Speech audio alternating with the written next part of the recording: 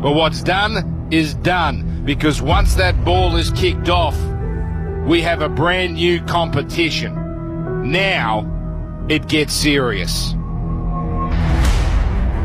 8 teams, all with their own story. The Raiders, the lovable underdogs who got to the top. The Broncos, when they put it together, they look unstoppable. The Warriors, they've hit a wall, but they've got the hope of a nation. And in a season of surprises, a Cinderella ending would be a fitting final chapter. The Sharks, these days it seems, each year they make it and each year they disappoint. One of these years, they're going to shock everyone. The Roosters, every finals has that team that has all the others looking over their shoulder. These Roosters might just be that outfit. The Panthers, chasing 5 in a row.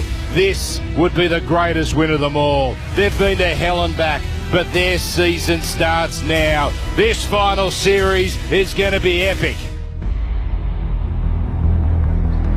It almost wouldn't be September if there wasn't a qualifying final in Melbourne. But the Storm have never come into a final series so battered, so bruised. Their halfback gone, their fullback gone, their enforcer suspended. But they have Munster, and they have history, and they are the Storm, and they are at home. The Bulldogs will never get a better chance to win a final in Melbourne, but they've got their own obstacles, most of their own doing. They brought in a 20-year-old who's under the brightest spotlight imaginable, a team which has lost its identity at the worst possible time. Can they rediscover who they are? What had them at the top of the ladder? Can they overcome themselves? From Amy Park, it's second against third. Storm, Bulldogs. A home prelim is the prize. These are the NRL finals on Triple M. Oh, yes. How good is that? Dan Ganane bringing us in as Triple M rocks the footy for Mitsubishi Heavy Industry Air Conditioners Australia. We are live from Amy Park. Wade Graham, James Graham, Michael Chammis and Ben Dobbin. In a little over an hour and a half's time, the Bulldogs take on the Melbourne Storm. James Graham, a very good evening to you in Melbourne, my friend. Yeah, cheers, Dobber. How good is this? There's very few times in the season where you get that green of envy pouring out of you. One of those is Anzac Day, Good Friday clashes and finals. Wow, what a game we have on our hands tonight. Kicking off, we know the Raiders, they wanted the Sunday, but I always know as a player, you want game one of finals. Get it over and done with. The anticipation, the excitement is through the roof. Wade Graham, a very good evening to you. As a former player, recently retired over the last couple of seasons, how are you feeling, mate? Oh, I'm excited. I'll tell you what, if I wasn't excited beforehand, that opener, that certainly got me going. But it is the best time of year as a player. The NRL season, it's a marathon. It's a hard year every year you play. And you start the season off with one goal, to play finals and to hopefully progress into the NRL Grand Final. And here we have two teams, you know, the heavyweights of the Melbourne Storm, question marks over how are they going to play, how are they going to cover those key positions. Are they still the Melbourne Storm of old? And now this Bulldogs team, who have had such a great year for the majority of the season, the best defensive team in the competition. But again, another team who, leading into this final series, some question marks have popped up, some team changes that we'll go through later on. But what an opportunity for both teams. They deserve to be in a game like this where the winner will progress through to one game away from a grand final, a preliminary grand final. That's the equation for these two teams. One result away from one game away from a grand final. 7:50 is the designated time for kickoff. On the sideline at the moment, he's roving down there. He's part of the pre-game show. He's one of the best in the business. Michael Chammis, down to you, my friend. You've got some team update changes. Obviously, we're still not 100% yet to the teams being finalised, but you've been digging and you've found some gold. Yeah, boys, some big news for the Bulldogs. Jacob Carraz will play tonight. He was named on an extended bench. He will play on the wing. The other news is around Harry Hayes. He's going to come into the team. Sounds like Samuel Hughes is going to miss out. I've been talking to the Melbourne Storm. They're a bit cagey, but my mail is we'll get Frank Panisi on a little bit later. He's agreed to come on. But my mail is that Jonah Pezzett will start in the number 7 role, which pushes Wishart back to the bench, and Jack Howarth will come into the centre. So, that will, as I said, they're unconfirmed. I'll need to speak to Frank Benisi very soon, but my mail is Pezzett in the halves, Jacob Kiraz for the Bulldogs. A couple of massive ins for both teams. Yeah, that is massive. Thank you, Michael Chammas. And for the Bulldogs, I'll start with you, James Graham. Kiraz coming back in, and obviously Harry Hayes both into that side. Now, it's not confirmed officially, but from Michael Chammas' belief, that's going to happen. That boosts the Bulldogs going down there who don't have Bronson Cherry.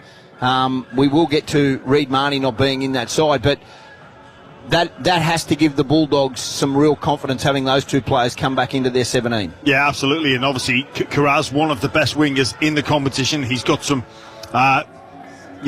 two of the other competition's best in Warbrick and Coates up against him. A huge inclusion, especially with no Montoya, no Cherry. And what about Harry Hayes? What a performance he put in. The last time the Bulldogs was here, one of the chase back tackles just before the crossfield kick from Pezzett to Coates' try. That was an incredible play. And then the break for the almost try for Kiraz, I believe it wasn't quite there. There's just a fraction away. Two massive inclusions.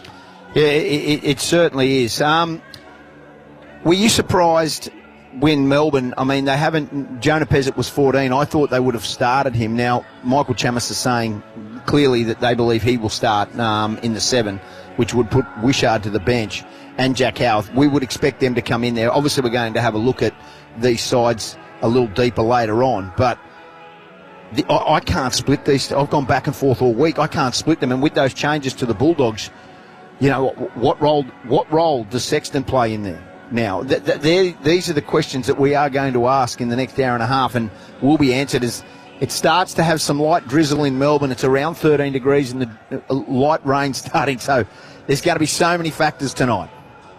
Again, plenty to discuss. In terms of Sexton, where does he feature in this Bulldogs lineup? Is he there for cover for that hooking position? If the Bulldogs are in a tight grinding match, is he there to change up the point of attack? If the Bulldogs blow out and are in control of the game, does he even get onto the field at all? But obviously, Cam Serraldo, he's a very measured coach. He thinks everything through. He hasn't been in this position as a head coach before, but he has been in this position many, many times as an assistant coach, as a part of that Penrith juggernaut. So he certainly has a plan for how he uses them, but I'll double down on the inclusion of Kiraz. It is massive for the Bulldogs in terms of not just the confidence that he brings, but the issues he may cause for the Melbourne defensive line. He has that ability not just to start sets, but to produce late offloads. And this Melbourne defence, it is a system. Everyone knows their role. They're extremely well prepared. What's hard to prepare for is ad-lib footy, late offloads, disruption to the defensive line. And if they can play off the back of that, they could cause some issues for this Melbourne team who have been so strong this year down at home. Yeah, just on the inclusion of Toby Sexton, this is a decision that wouldn't have been taken lightly because it affects what you do on the field. And it arguably gives them more cover in terms of Sexton can play 9 in the halves. But I'm not even concerned about the on-field. It's the off-field. So with this change in finals week 1, you've invited You've invited the reaction. You've invited the commentary in and around how and why this decision has been made. You know that you're risking a lot by making that decision, no matter the result, especially if it's a negative result. It's going to be scrutinised. It's going to be called the wrong call. So what does that tell you?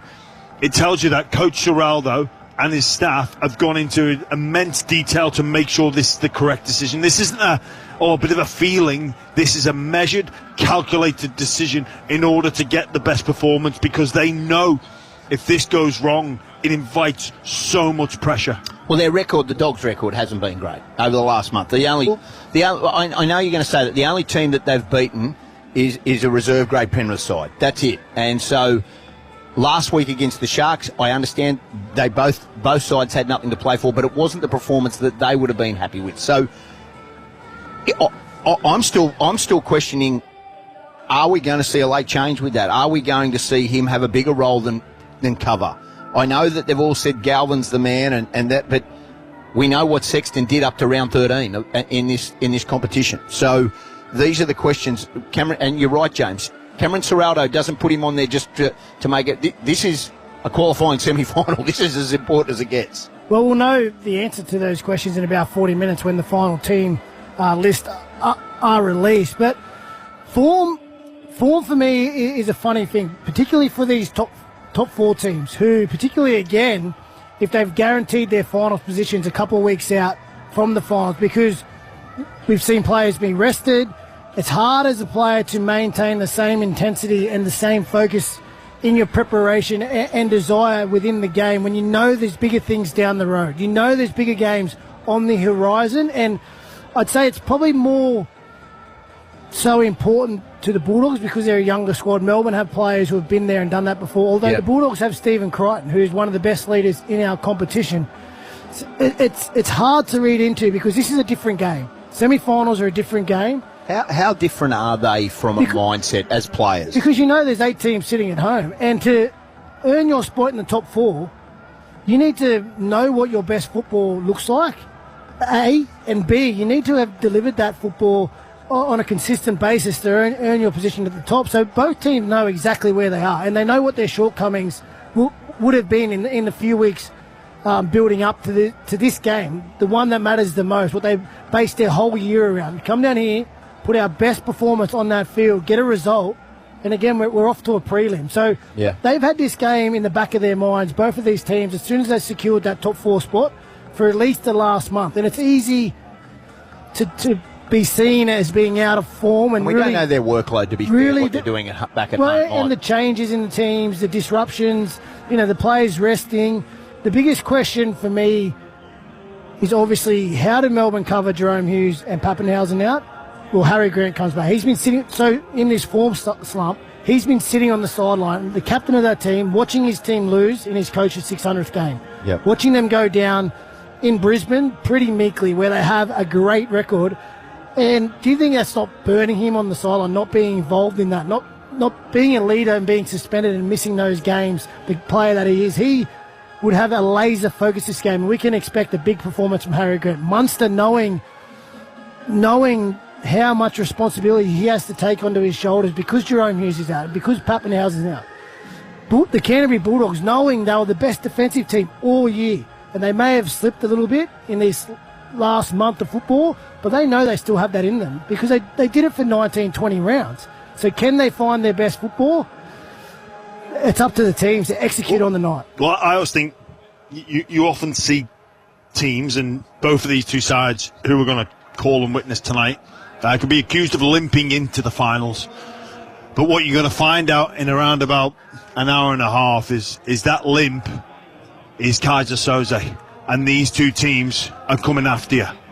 Because don't be fooled by what you've seen in the past month, by the Dogs or by the Storm. Injuries aside, these two teams are coming here today and they are going to perform with the best of their ability, their commitment, their desire levels, the start, the finish, everything about this performance is going to be peak. It's going to be absolute peak performance. Don't be fooled by what we've seen so far. And in terms of what Melbourne Storm are missing from their spine, I think, respectively, if you asked Coach Bellamy to remove 2 players from that spine, these are the 2 that he'd choose. Because Munster and Grant are best in position, where the others are elite, but they're arguably not best in position, and I think Grant influences the side more. More than Hughes. I do think Grant influences the side more, and I think that Munster is the bigger game breaker of all the players available. It's funny because I agree with you to a certain degree. If we're going to miss a player consistently through the regular season, who would you pick? Probably I'd pick Jerome Hughes over Cam Munster. But if you have to pick a player in a game like this where it all goes on the line and you need a performance from one of your player, Munster wins that battle hands down. That's the point. And they're 2 of best in position. Yeah. And there's no cover for Grant. We've seen that. We've We've seen seen that over the last couple of weeks. There's no an cover. element of cover for Hughes and for Pappenhausen. We're going to take a break. We are live from Amy Park. This is Triple M NRL Prime Time for Mitsubishi Heavy Industry Air Conditioners Australia. Put your trust in the experts in air. James Graham, Wade Graham, Michael Chammas, Ben Dobbin. As kick-off is approaching, the Melbourne Storm taking on the Canterbury Bulldogs live on Triple M. Thanks to Ream and Macca's. Triple M rocks finals footy. Triple M NRL Prime Time. Mitsubishi Heavy Industries Air Conditioners Australia. Put your trust in the experts in air. Get the quality and performance you'd expect from the Volkswagen MY24 T-Roc R from $65,990 drive away. End September 30. T's and C's apply. Triple M Sydney traffic. Nissan X-Trail e-Power, the hybrid reinvented. Glide away with e-Power hybrid for the price of petrol. Search Nissan offers. T's and C's apply. Checking REMS at 16-minute run on the M5 westbound from Lane Cove Tunnel to Windsor Road. We have a 9-minute run through the M4 Tunnel westbound from St Peters to Homebush. Whether retirement is a few beats or just a tick away, Aware Super can help you find your rhythm of retirement. Visit them at aware.com.au. And Triple M have the most tickets in Sydney to the NRL Grand Final. Win from Monday with Bo, Cat and Woodsy and all day at work on 104.9 Triple M. Anytime is 7-Eleven time. Like when it's 10:27 p.m. after watching your team win and you're craving a pie. And maybe something to soothe your hoarse throat. Pick up a post-footy feed anytime at 7-Eleven. Sydney outdoor adventurers drop everything. 4-Wheel Drive Supercentre's mammoth spring clearance sale is on now. That's right, we're serving up crazy daily deals on outdoor and camping gear this weekend. Fridges, battery swags, gazebos and stacks more. These clearance prices smash the show deals out of the park. Get in early this weekend and score big. We're giving away free show bags to the first 20 customers in store this Saturday and Sunday. Visit your local 4-Wheel Drive Supercentre store at Eastern Creek, Greenacre, Campbelltown or Gosford this weekend. The Discount Kings will always get you out there for less. I'm Angie Asimus. In the news tonight, the first pictures of Charlie Kirk's alleged assassin as police recover the weapon he used. And Postecoglou sets great expectations as he takes over at Nottingham Forest. And Margot Robbie's eye-catching red carpet moment, that's at 6. You're strong. Sure, but are you Sally's liquid nail strong? Sally's have glued premium king crane toolboxes to a mobile billboard with Sally's liquid nails extreme grab. If you can take it, it's yours. You'll also score a $500 Mitre 10 voucher. So head to Kings Road, North Richmond between midday and 3 p.m. on Friday the 12th of September to test your strength and try take home the toolbox. But it won't come easy. Because if it's Sally's, it works. Night at the Barracks. Sydney's spectacular outdoor concert series returns in 2025.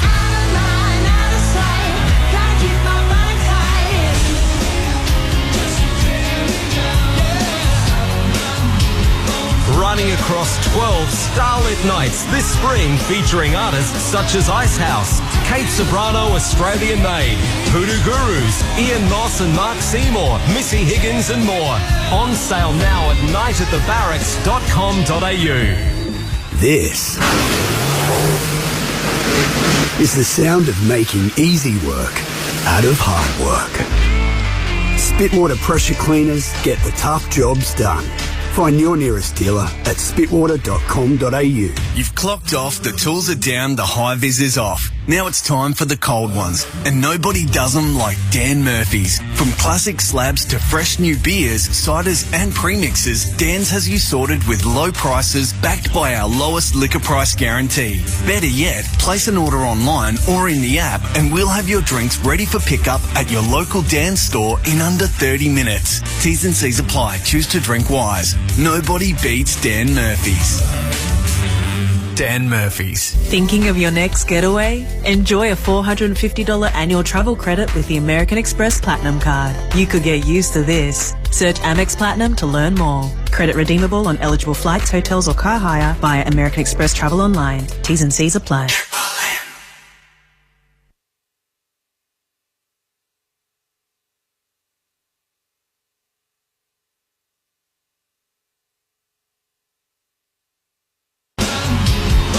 running across 12 starlit nights this spring featuring artists such as Icehouse. Kate's Rocks Finals Footy.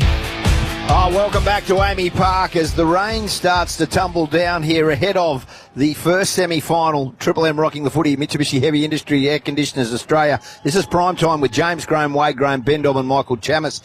We will get and cover every single game over the course of the weekend. So tomorrow afternoon we will be calling the Warriors taking on Penrith, then the Sharks and the Roosters tomorrow night, and then down to Canberra. The Sunday Simbin will be on a bus and also covering that game. We're looking forward to being a part of that. We are at Amy Park for the Melbourne Storm taking on the Canterbury Bankstown Bulldogs a little earlier this week, and obviously tomorrow night's game, the Sharks taking on the Roosters.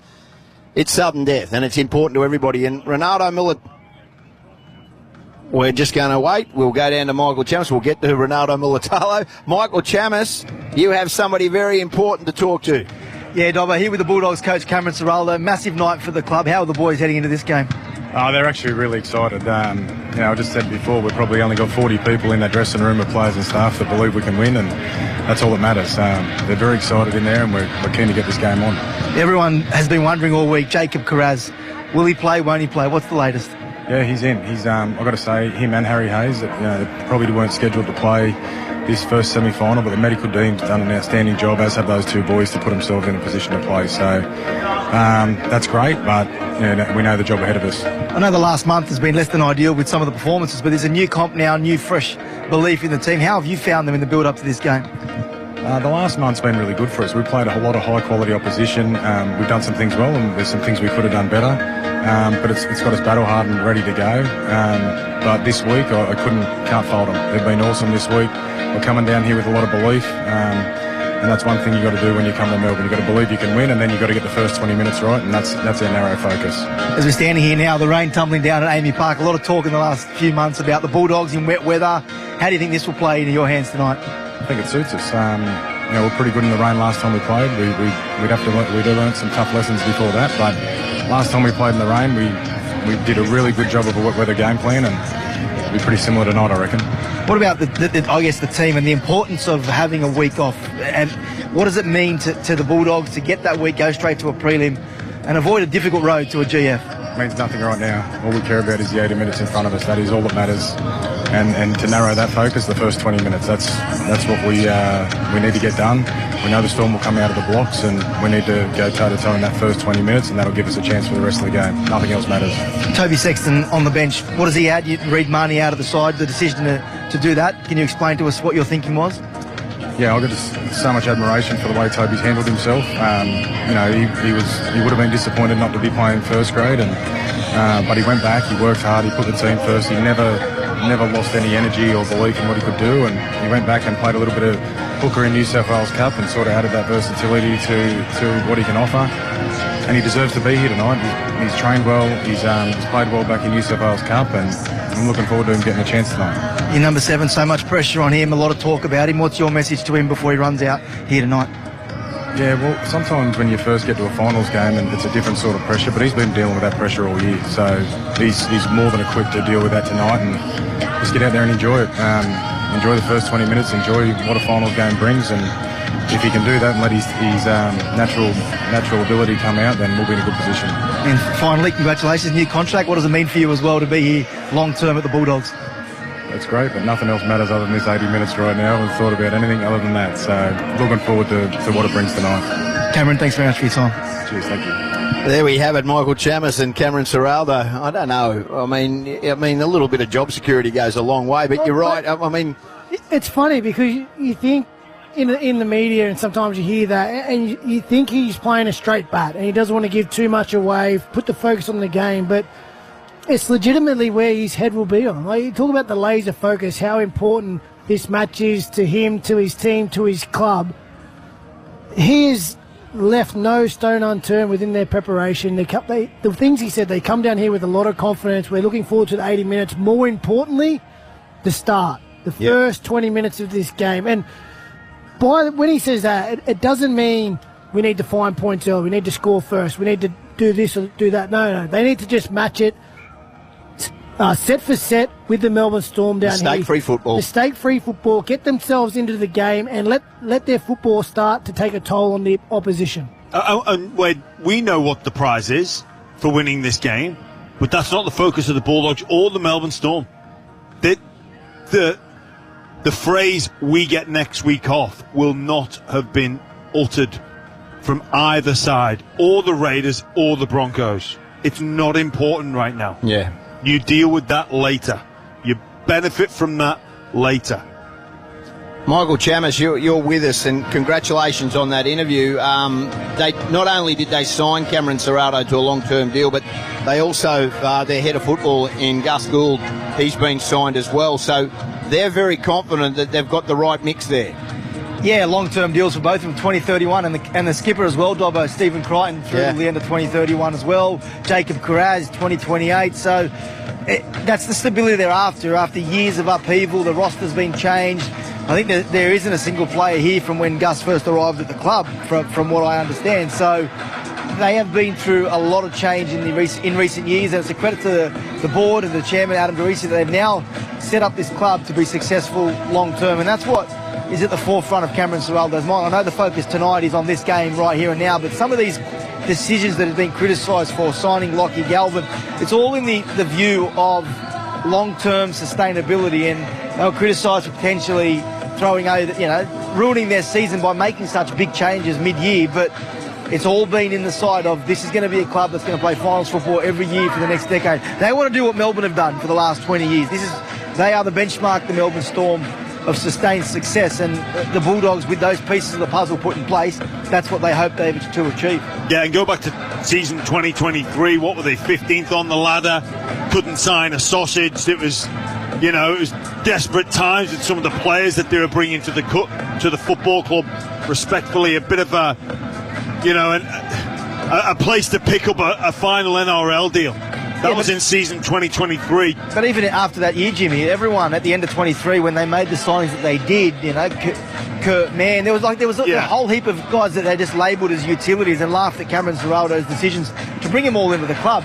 Within 6 months, some of them turned into rep players. They've been regular first graders, important pieces of the Cameron Ciraldo puzzle that he's putting together. So even when they did make those changes, they were still ridiculed. And in the face of all that, all those, critics saying that they'd got it horribly wrong, here they are now. And I know they have had a bit of a mid-season slump, that they were first on the ladder midway through the year, and they've sort of fallen away a little bit, but they're in with a red-hot crack. I just think the groundswell of support, if they can win here tonight in Melbourne, Western Sydney will erupt. They will have the groundswell of support in Sydney. Good luck playing against the Dogs in front of 70,000 Dogs fans. And they could make a grand final. If they get there, anything's possible. Well, Chammy, I agree with you. You know what that says to other players around coachability, around how your coach can turn you into a utility, into a representative player, speaks volumes. Also, the fact that within such a short time frame, the club has come from a bit of a graveyard situation or an NRL scrap heap situation to the destination of some of the best young talents available in the game. I think that speaks volumes, and you're right in what you say about the army of Bulldogs fans that await them in Sydney. And I think today they would have to view it as a bit of a special forces mission, an elite crew of around 40 people, like Cam Ciraldo said, that are in the dressing room, that give them the belief. You come, you smash, you grab, you get out of here, and you go back and see this army of Bulldogs fans all come together. It'll be interesting to see how many fans there are here, because there are some Bulldog fans here, and you can see already the top tier of both stadiums, of both sides of the stadiums, they're full. So you were expecting close on a full house here at Amy Park. We're going to take a break, come back. This is Triple M NRL Prime Time. You're with James Graham, Wade Graham, Michael Chammas and Ben Dobbin as Triple M rocks the footy. Thanks to Ream and Macca's. Triple M rocks finals footy. Triple M NRL Prime Time. Mitsubishi Heavy Industries Air Conditioners Australia. Put your trust in the experts in air. Triple M's just released the starting lineup for weekends in 2025. Commentary great and Triple M legend Anthony Maroon. Panthers and Rabbitohs great Josh Mansour. And a pretty busy exchange bench, with a whole bunch of friends set to join them. Take your seat in the stands and grab some bevies from the kiosk. You're not going to want to miss a second of this. Triple M's Dead Set Legends with Anthony Maroon, Josh Mansour and friends from 10 Saturdays on Triple M. Protect precious with GIO. GIO.com.au. This is unbelievable. 3, 4, 5, 6, 7. Your move. If you're planning to sell your home, your next move could land you $10,000. Complete a free home appraisal with First National Real Estate and you'll be in the draw to win a $10,000 winning move package. $10,000 to prep and style your home, relocate and celebrate your next chapter. Make the winning move with First National. $10,000. Book an appraisal online. Winning. See thewinningmove.com.au for details. T's and C's and exclusions apply. If you've got a tough job that needs to be done right the first time and you're on a tight schedule, then you need the strong, weather-resistant bond of Selly's Liquid Nails Heavy Duty. Twice as strong in half as long. If it's Selly's, it works. The USA and Canada sale is now on. Start planning your next adventure with Qantas and American Airlines. For a limited time, save on flights from Australia to Los Angeles, San Francisco, Dallas-Fort Worth, New York, Vancouver and Honolulu. Plus, explore more of America with connections to over 130 destinations. Book today and save. Hurry! Sale in September 15 unless sold out prior. Terms and conditions apply. There's no wrong way to eat a national pie. Lift the lid, sauce on the meat, classic. Knife and fork, fancy. Sauce on top, hot or not, go in hard. Be proud of how you eat it, even if it's different. Do it your way, and I'll do it Pie Way. National Pies. Proudly Tassie, proudly different. National Pies. Find them with the fresh ready meals at Woolworths. Anytime is 7-Eleven time. Like when it's 10:27 p.m. after watching your team win and you're craving a pie. And maybe something to soothe your hoarse throat. Pick up a post-footy feed anytime at 7-Eleven. Good Things Festival is back this December with an epic lineup. Including Tool, Weezer, Garbage, All Time Low, All American Rejects, James Rain and more. Over 30 acts. There's something for everyone. I'm only happy when it rains. Good Things turns it up this December in Melbourne, Sydney and Brisbane. Selling fast. Don't miss out. Get your tickets now at goodthingsfestival.com.au. You need to buy a bigger place. What about your equity, darling? Don't overextend yourself. Dream big. Make sure you know your limit. Buy before you sell. Renovate. Investment property. Always sell before you buy. You need a bigger place. Deciding on your next property move can be Upsize. Investment property. overwhelming. An ANZ home loan specialist can help you navigate your options so you can get to a good place. Search ANZ Home Loans today. ANZ does not provide personal financial advice and will only review ANZ home loan options. Thanks to Ream and Macca's. Triple M rocks finals footy.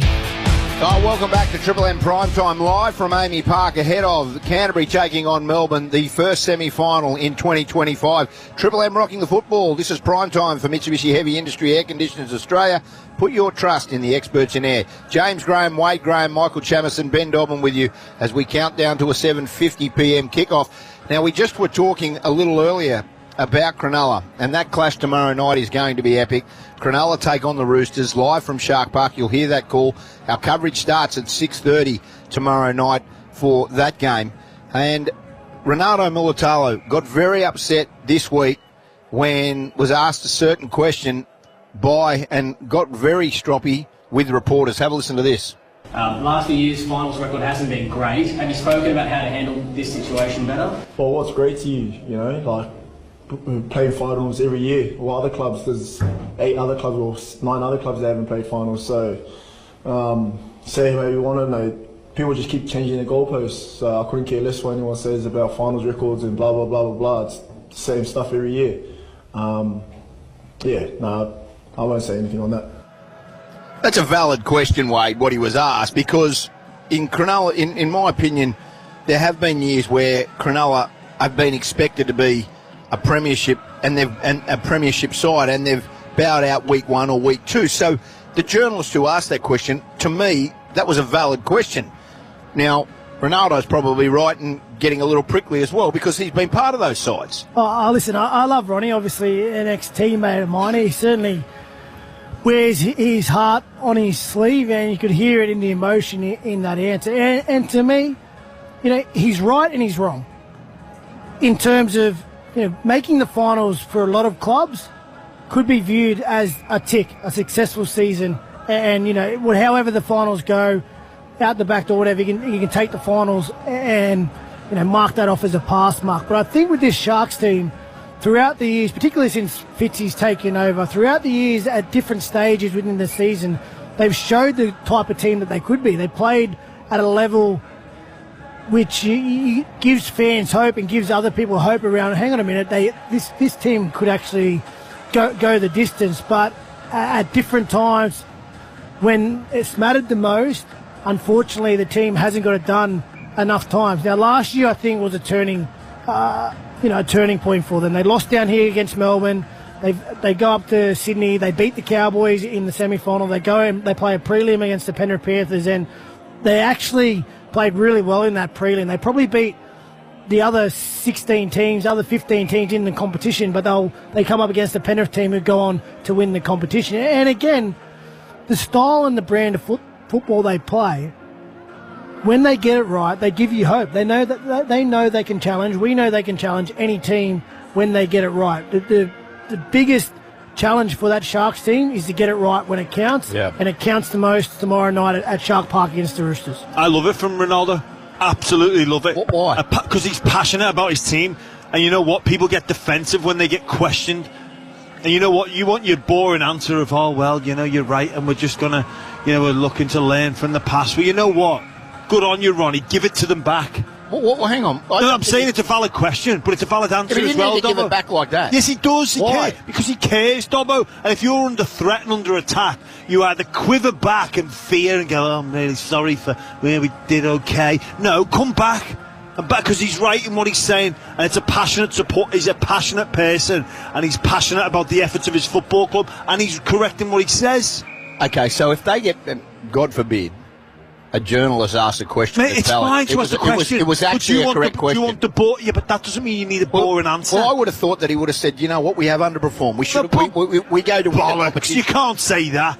Come back and stand up for yourself and his team. Wait, okay, if you get knocked out week one, do you think you performed well? No, it depends. Yeah, but that's what I'm saying. I think Sharkies of course fans expect them to win the comp. But there's it's complex. And of course, all right, you could argue why there's only one successful team all year. You can make that argument. But you can argue that the Sharks, considering what they've got, they have done well over the past period of time. And Ronnie's backing up his mates. They made a prelim last year. Yeah, so let's not throw that out the window. No question. I think he was talking 23 and 22, where the Cowboys got them, and then in week 2, the Roosters got them. They made a prelim last year, correct. So that is not a team that's a scrub. But yeah, but when you say the overall record of the Cronulla Sharks in the finals, like you're going back to when I played, like in the 2015, 2016. A lot of the players in this team weren't around. They had nothing to do with that. So there are records that matter, and there's history that matters, and there's really history that doesn't matter. For the majority of this group, their records should be reflected from 2024, 2025, 2026, 2023 possibly as well. Like that's when they were coming to their own as a team. They took control of that team.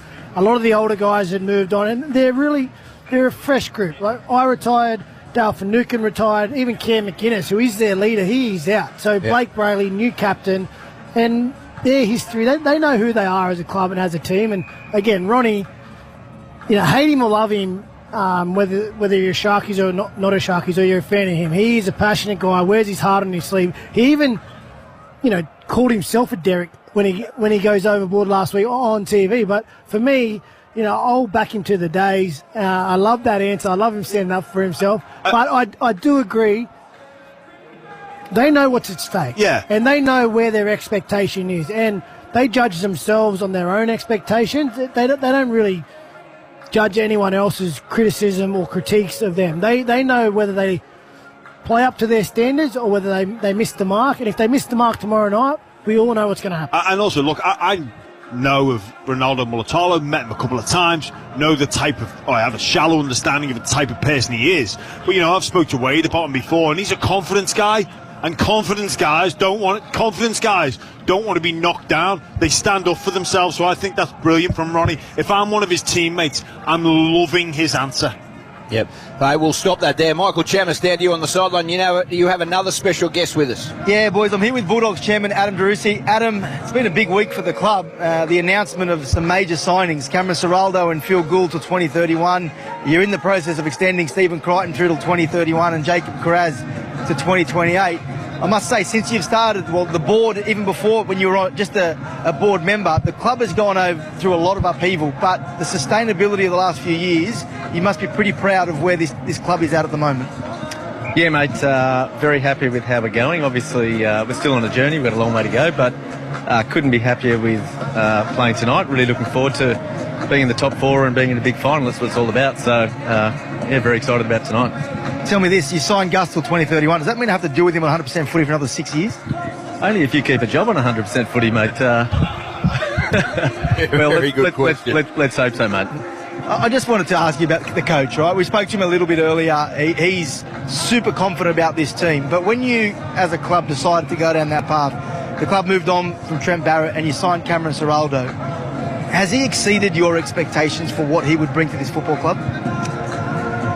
Yes and no. I think when he joined, Gus did talk about him being a 20-year coach, and I respect Gus's football opinion. Obviously, he knows what he's talking about. So I did have high expectations, but yeah, he's been amazing. I think in that first year, the fact that even in a tough year, he didn't change his principles. He knew what he wanted to do, and he toughed out in that first year. So that was pretty impressive to watch, and also just to see the way culturally he hasn't bent and brought in players at the expense of long-term success. He could have tried to buy short-term wins and he never did. So that's the sort of stuff that I was really impressed by. And now I see him. He's an amazing coach. I see it every day, and I'm not surprised anymore. I just love him. When you're sitting down as a board to make the decisions that you have and extend him, like 2030, that's a long way away. Like anything can happen between now and then. We've seen things happen at rugby league clubs. What gives you the confidence that he is going to be the 20-year coach that Gus told you he would be? Oh, look, we see him every day. I think when you see someone every day and the things they're doing, you get a fair sense of the character of someone and their talent. So I think we know we've got the right coach.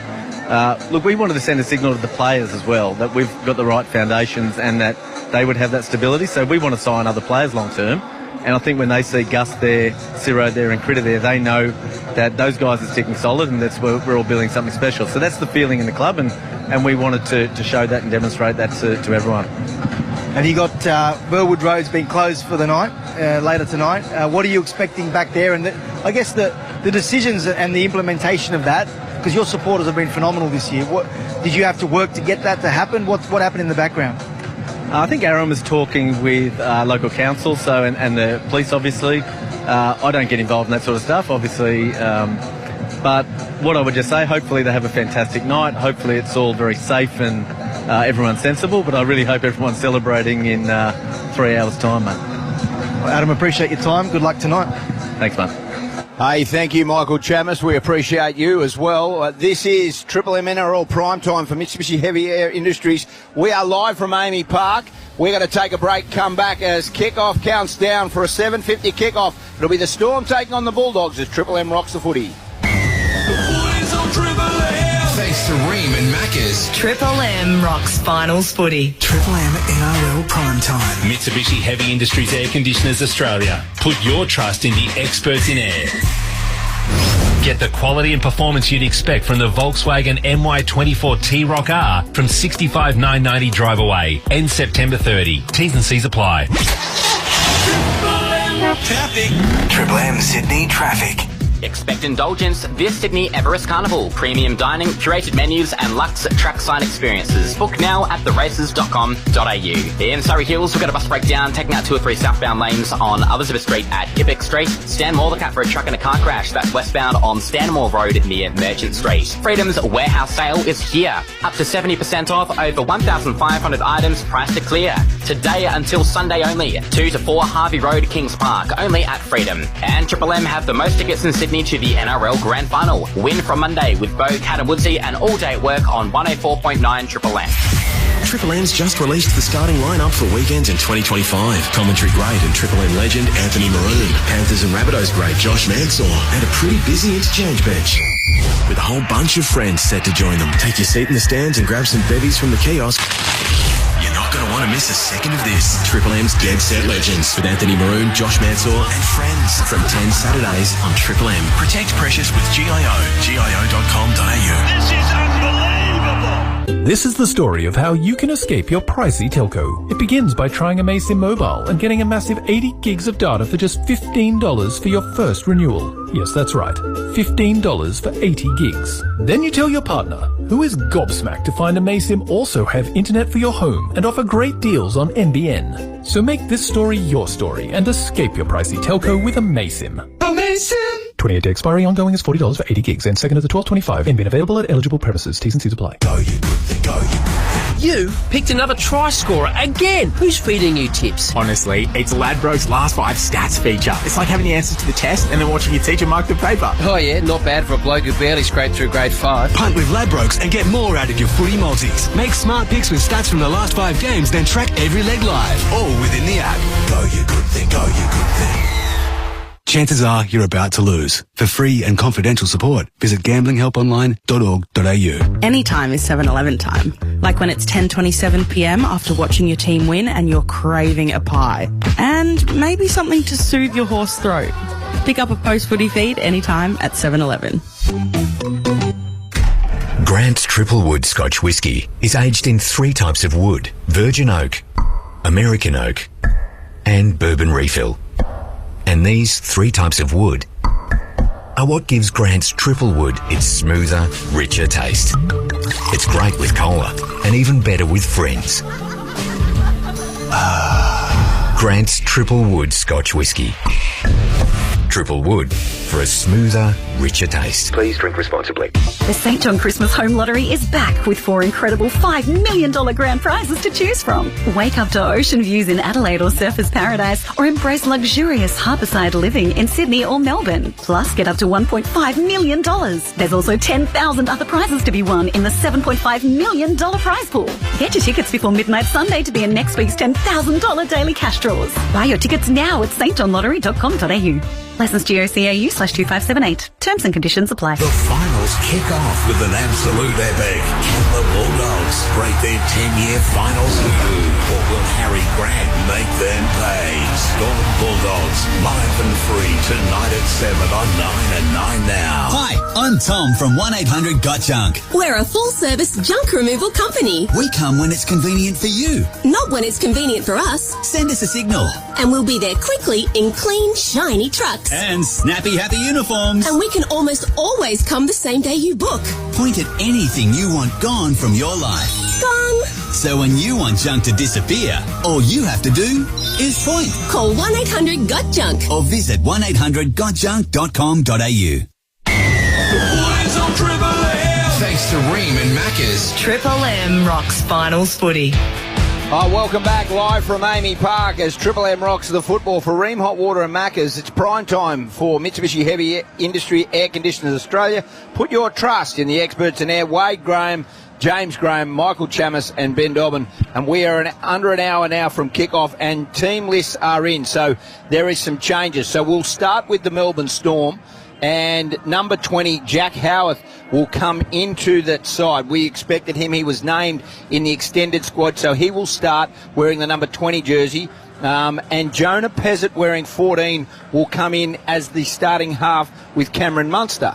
Now, where it gets a little different is Joe Chan, who was named in the centres. He will be now on the edge.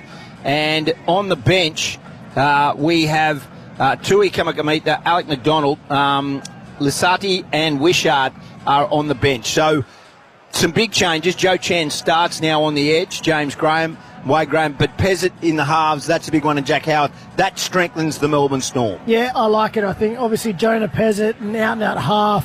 No Jerome Hughes. His kicking game will become so important. Wishart back to the bench. His utility, versatility, it's so valuable for this team. It's just a perfect balance. Can cover any position. You can bring him into the game any way you want. I love Lissati on the bench. Obviously, Big Nelson missing. Yep. He adds valuable punch when he comes off that interchange bench. Can play on the edge, can play in the middle, and he can make a difference when he comes on. I think the balance of that team is probably the best they can do with the missing players, and obviously Big Nelson out with suspension. Now, for the Bulldogs, Michael Chamis broke this story a little earlier. Jacob Kiraz is back wearing number 23. He'll be on the wing. Blake Wilson drops out of that squad, but they've also, when you look at the bench, Harry Hayes is in there wearing the 22, Toby Sexton the 21, Satili Tupanua, and obviously Kurt Mann is the bench. But Kiraz is obviously on one wing, and they will start as per programmed. Other than that, does that change the views of everybody there with what we thought was going to happen with the Melbourne Storm? Does that change your view on this game and the complexities of it, and with both sides with Pezzett going into the halves? Oh, look, to be honest, I was surprised Pezzett got the call up. I think it's only his second game starting, and the other one, I think Munster was also missing from memory. They backed Wishart up until now. He'd played the 7. So I was surprised to see that, although I can see how and why they've made that decision. It just came as a surprise that it is such a late change. Obviously, Coach Bellamy has had a look and seen that this is the best course of action, but it's the big stage for Jonah Pezzett. He'd be relishing this opportunity. These can make or break players. His kicking game is outstanding, and obviously with the back three of the Bulldogs, I guess, being compromised with no Marcelo Montoya, he'll be looking to take advantage maybe from Jethro Rinakama and maybe some positions that he takes up. I really like the inclusion of Jack Howarth for the Melbourne Storm. I've really liked watching him play every time we get Melbourne live. He's always in plenty of action. Big effort footballer, isn't he? He carries strong out of the backfield. With Jonah Pezzett, coming in, the way the Bulldogs play, a really grinding style, keep the ball in play, hold possession, limit your errors. The Melbourne Storm know they'll be doing the hard yards out of their backfield. Howarth, he brings a strong carry out of the backfield. You add in Jonah Pezzett, who is a specialist half, adds that extra kicking game. Right foot kicker, Munster's a left foot kicker. I love it. I love that change for Melbourne. I think it's probably the strongest possible lineup they could have due to their injuries and suspension. So and Wishart on the bench as well. He's brilliant there. He can cover every position. We've seen him come on and play in the middle as a 13 who can distribute the ball. He plays in the halves, can play in the outside backs. He's perfect in that 14 jersey. I think that's why Pezzett's in. His kicking game right. 100%. Hughes out, Hayes in for the Bulldogs. Are you surprised by that Sam Hughes drops out? Look, it's difficult because there's plenty of competition for spaces. You look at some of the forwards or the makeup of the bench there. I think Josh Curran's starting to really like that, and then Tupanua. But Harry Hayes, his form was impossible to ignore, and obviously he's worked exceedingly hard on his rehab, got himself fit and available. I really like Harry Hayes. It's tough. Hughes missing out. Yeah, well, that's football. Okay, big changes. The teams are in, and the countdown is on. Under an hour from kickoff as Triple M rocks the footy. We are live from Amy Park ahead of the Melbourne Storm taking on the Canterbury Bulldogs. Thanks to Ream and Macca's. Triple M rocks finals footy. Triple M NRL Prime Time. Mitsubishi Heavy Industries Air Conditioners Australia. Put your trust in the experts in air. Get the quality and performance you'd expect from the Volkswagen MY24 T-Roc R from $65,990 drive away. Ends September 30. T's and C's apply. Triple M Sydney Traffic. When you're sick or injured and need health advice, call Health Direct for free, anytime, anywhere. Call 1-800-022-222. That's 1-800-022-222. Checking your M's, we'll get a 17-minute run on the M5 westbound from Kingsgrove Main Tunnel exit to Preston's. It's an 11-minute run on the M2 westbound from Lane Cove Tunnel to Windsor Road. Freedom's warehouse sale is here. Up to 70% off, over 1,500 items reduced to clear. Today until Sunday only. 2 to 4 Harvey Road, Kings Park, only at Freedom. And Triple M have the most tickets in Sydney to the NRL Grand Final. Win from Monday with Bo, Cat and Woodsy and All Day at Work on 104.9 Triple M. Triple M's just released the starting lineup for weekends in 2025. Commentary great and Triple M legend Anthony Maroon. Panthers and Rabbitohs great Josh Mansour. And a pretty busy interchange bench with a whole bunch of friends set to join them. Take your seat in the stands and grab some bevies from the kiosk. You're not going to want to miss a second of this. Triple M's Dead Set Legends with Anthony Maroon, Josh Mansour and friends from 10 Saturdays on Triple M. Protect precious with GIO. GIO.com.au. This is unbelievable. Sydney outdoor adventurers drop everything. Four-wheel drive Supercenter's mammoth spring clearance sale is on now. That's right, we're serving up crazy daily deals on outdoor and camping gear this weekend. Fridges, battery swags, gazebos and stacks more. These clearance prices smash the show deals out of the park. Get in early this weekend and score big. We're giving away free show bags to the first 20 customers in store this Saturday and Sunday. Visit your local four-wheel drive Supercentre store at Eastern Creek, Greenacre, Campbelltown or Gosford this weekend. The Discount Kings will always get you out there for less. The Qantas Hotels Triple Points Frenzy is back. Until Tuesday, you can earn 9 Qantas points for every dollar spent on over 500,000 hotels worldwide. From the world's best pools to epic city stays and long weekends away, every stay is better with Qantas points. But you better be quick. Book before the Triple Points Frenzy ends on Tuesday.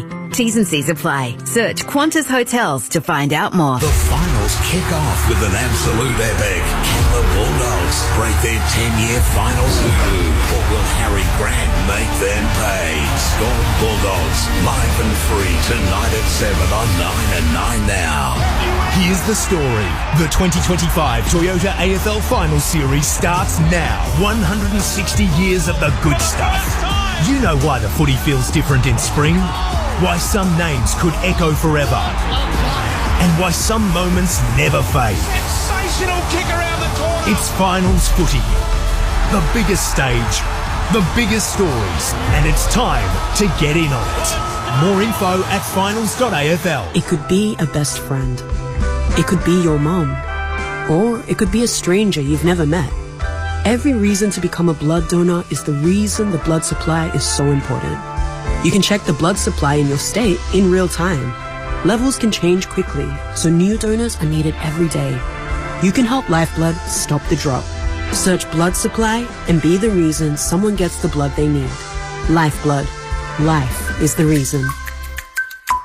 Grant's Triple Wood Scotch Whisky is aged in 3 types of wood for a smoother, richer taste. It's great with cola and even better with friends. Grant's Triple Wood Scotch Whisky. For a smoother, richer taste. Please drink responsibly. The St. John Christmas Home Lottery is back with 4 incredible $5 million grand prizes to choose from. Wake up to ocean views in Adelaide or Surfers Paradise, or embrace luxurious harborside living in Sydney or Melbourne. Plus, get up to $1.5 million. There's also 10,000 other prizes to be won in the $7.5 million prize pool. Get your tickets before midnight Sunday to be in next week's $10,000 daily cash draws. Buy your tickets now at stjohnlottery.com.au. Licensed GOCAU/2578. Terms and conditions apply. Thanks to Ream and Macca's. Triple M rocks finals footy.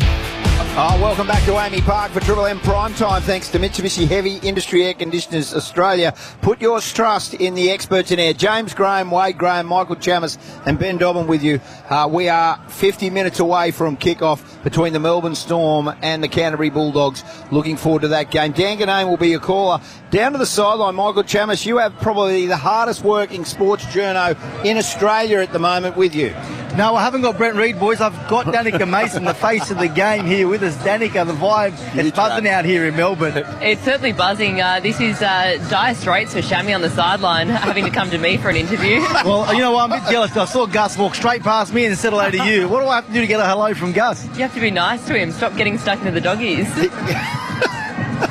Danica, what time, just for everybody, what time have you been up since this morning? Because obviously you are the sports reporter for the Today Show, doing a fantastic job. Just to give everybody a little bit of insight on what your day's been like. Well, today I actually got a bit of a sleep in, so 4:40 my alarm went off, and I'm very quick out the door when it comes to Today Show in the morning, so I was out the door by 5, and then I was here at Amy Park at 5:15.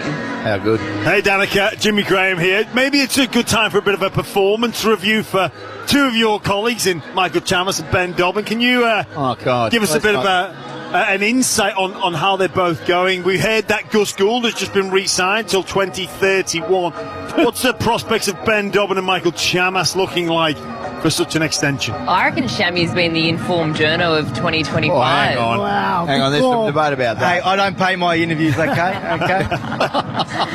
Dobbo, or are we ranking out of 10? Oh, come on, Danica, behave yourself. As a journalist, we're talking here. Okay. I'd say maybe 7.5. Always room for improvement, Dobbo. You can't get too settled into this job. Oh, thank you, Danica. Thanks for the advice. We're going to have to let her go. She's got some commitments with Channel 9, boys. So we'll let you go as well, Chammy. All right, guys. Enjoy. Hey, Jared Tibbs joining us from Ladbrokes. Timsy, how are you, my friend? Oh, Dobbo, it's finals footy. I'm up and about. Doesn't get any better. It certainly doesn't. Storm have won each of their last 14 home games following a loss. Do the Ladbroke punters think that they'll get the job done tonight against the Bulldogs? Yeah, they do, Dobbo. Look, it's probably fair to say that we haven't seen the best out of either of these clubs in the last couple of weeks, but of course we're getting back down to Melbourne tonight. It's finals footy. The Storm know how to do it at this point of the season, and they're into $1.44 tonight, actually, so very, very well back. Maybe a bit of value about if you think the Dogs are good for the upset on the road, $2.80. The line is 6.5 points. Timsy, I'm going to do my best James Graham impersonation now. I've been reliably informed that Xavier Coates has scored at least one try in 4 of his last 5 games. Where is he sitting in the first try scorer market tonight at Ladbrokes?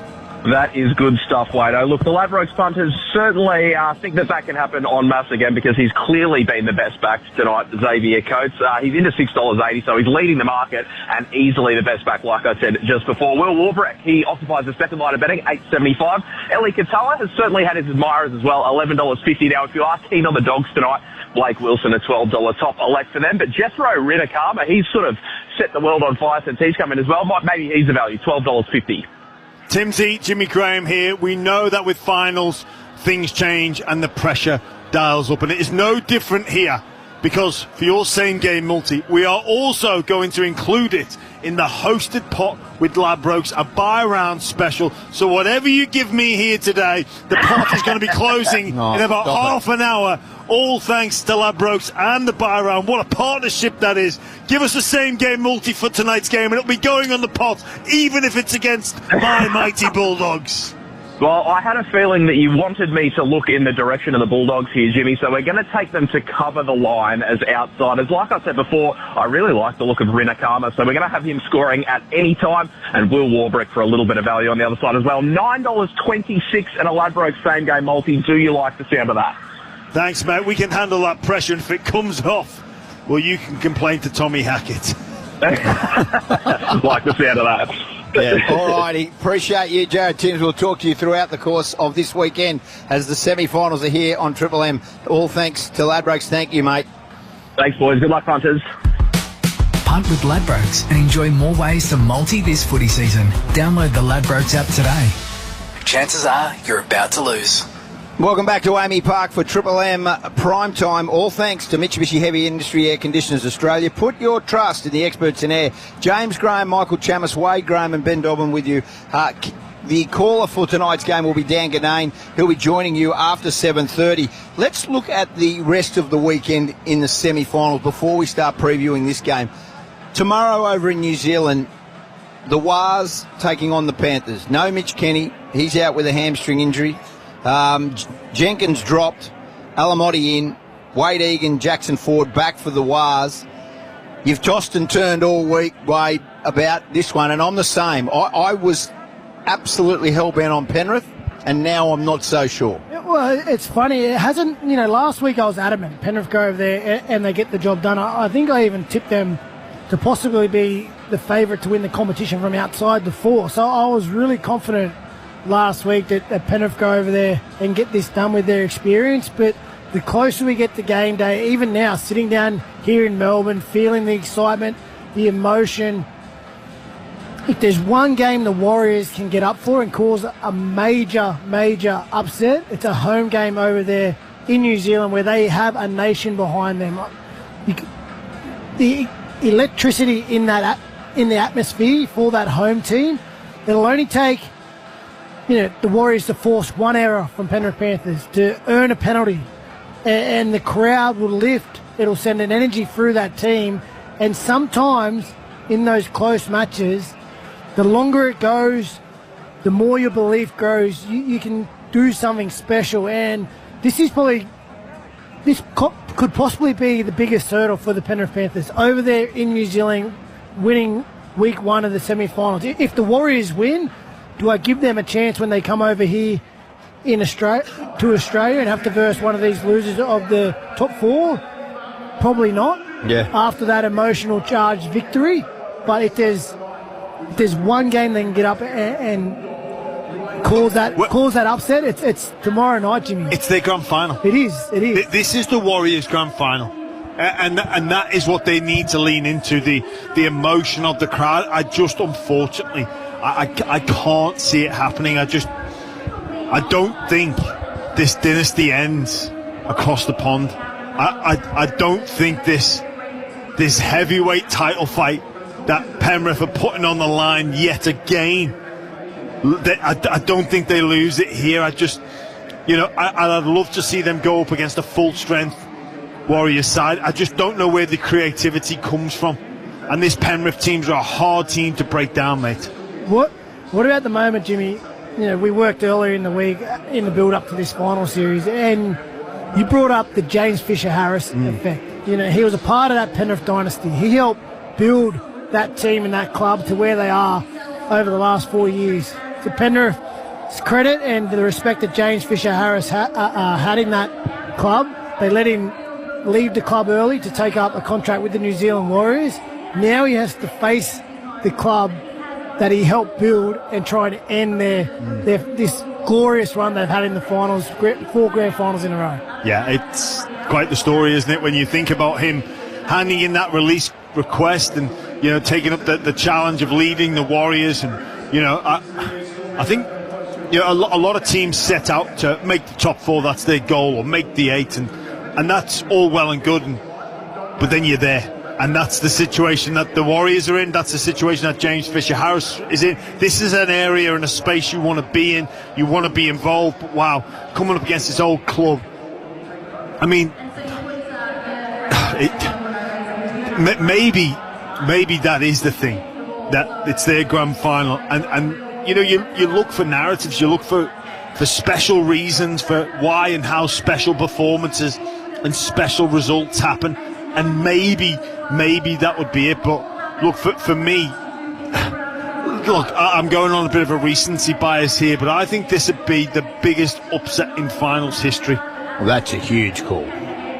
There's been some teams that early. The 4-time Premiership winning champions. Yeah, but they're not in the top 4. They're playing elimination football. 4-time Premiership winning champions. I get that, but history shows that no team has ever won it outside the top 4. So for them to get to that, if they were eliminated, it's not a surprise because they are there. Chammy, your thoughts on this one, mate? I just think, history suggests that winning 4 premierships in a row is impossible as well. So I just think that they've made a habit of defying the odds, the Panthers. And I know what you say about the top 4, but it's not like they haven't done it the hard way before. They've won a comp after losing week 1 of the finals, having to play all 4 weeks. So I think if there's ever a time that someone's going to defy history, it's this football team, given they've done what no other team in the NRL era has been even close to being able to do. Well, if the Panthers don't do it, can't do it, I don't know if anyone can. Well, that might be true. Let's talk, and we just touched on that game, Roosters Sharkies earlier. Wow, I mean, how do you pick this one, Jammer? I mean, I know where Wade's go, but how do you actually try and siphon which team is the favourite, which team, because both teams have showed absolute elite form throughout the year, and they've had speed bumps at different stages as well. Well, I think we've seen the evolution of this Roosters side that came into season 2025, started the season where the Broncos put 50 on them and ran through them, and before that game it was deemed as a rebuild year for this Sydney Roosters side. So much experience out the door, not many predicted for them to play finals, but that was a view on the team that started the season. We've seen them advance and grow, and obviously with Walker coming back into the team, I think they're 5 wins from their last 6 games, and they've took some big scalps. They had to contend with Manly and the Dolphins, who were both looking to fight for that last position in the 8. They've beaten the Dogs, and then they've come up with some big wins. They came here to Melbourne and scored 40 points in 40 minutes of football when they were 10-0 down at half-time. So look, the Roosters are arguably one of the teams that go in with the most amount of form and confidence, but I've just got a feeling about the Sharks with a bit of a backs against the wall mentality. Hearing Ronaldo fight back, that's a guy with his back against the wall that wants to fight and defend for his team. And look, I don't know if Shark Park should host a final, but what I do know is that this advantages the Cronulla Sharks. Yeah, it certainly does. For me, there's extra spice on the elimination games, right? Because we know it's do or die. And the Sharks-Roosters clash, it could be the game of the weekend. It starts at the top. There's so much familiarity between the two clubs because Trent Robinson, Craig Fitzgibbon, they work for years together at the Roosters. They know each other's insides and out. And the teams have matched up well over the years.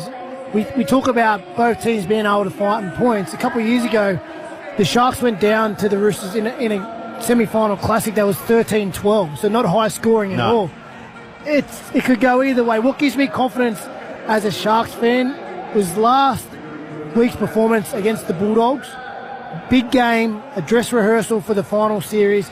They basically held the Dogs out to a shutout. It was an intercept try where he ran the lengths where they found their points, but their defensive intent, their willingness to cover each other and save tries, they need to match that intent and do it again because this Roosters team has threats all across the park, namely the two wingers in the air. Even when the Roosters don't produce one of their best attacking sets, they've always got the option to kick to one of their wingers who've proved they're so dynamic this year. And the big games bring out the best Sharks performances. I look back to that game against the Melbourne Storm at Shark Park. That's one of the best performances a side have put on all year. Melbourne were red hot at the time, and the way the Sharks went about their business, I think this is a challenge they will really relish. I'm looking forward to this game on Saturday. So am I. We're looking forward to this one that's going to kick off in a little over half an hour's time. It's the Bulldogs taking on the Melbourne Storm. We're live from Amy Park as Triple M rocks the footy. Thanks to Ream and Maccas. Triple M rocks finals footy. Triple M NRL Prime Time. Mitsubishi Heavy Industries Air Conditioners Australia. Put your trust in the experts in air. Westpac's back, helping you get closer to the game we love and be part of those feel-good footy feels.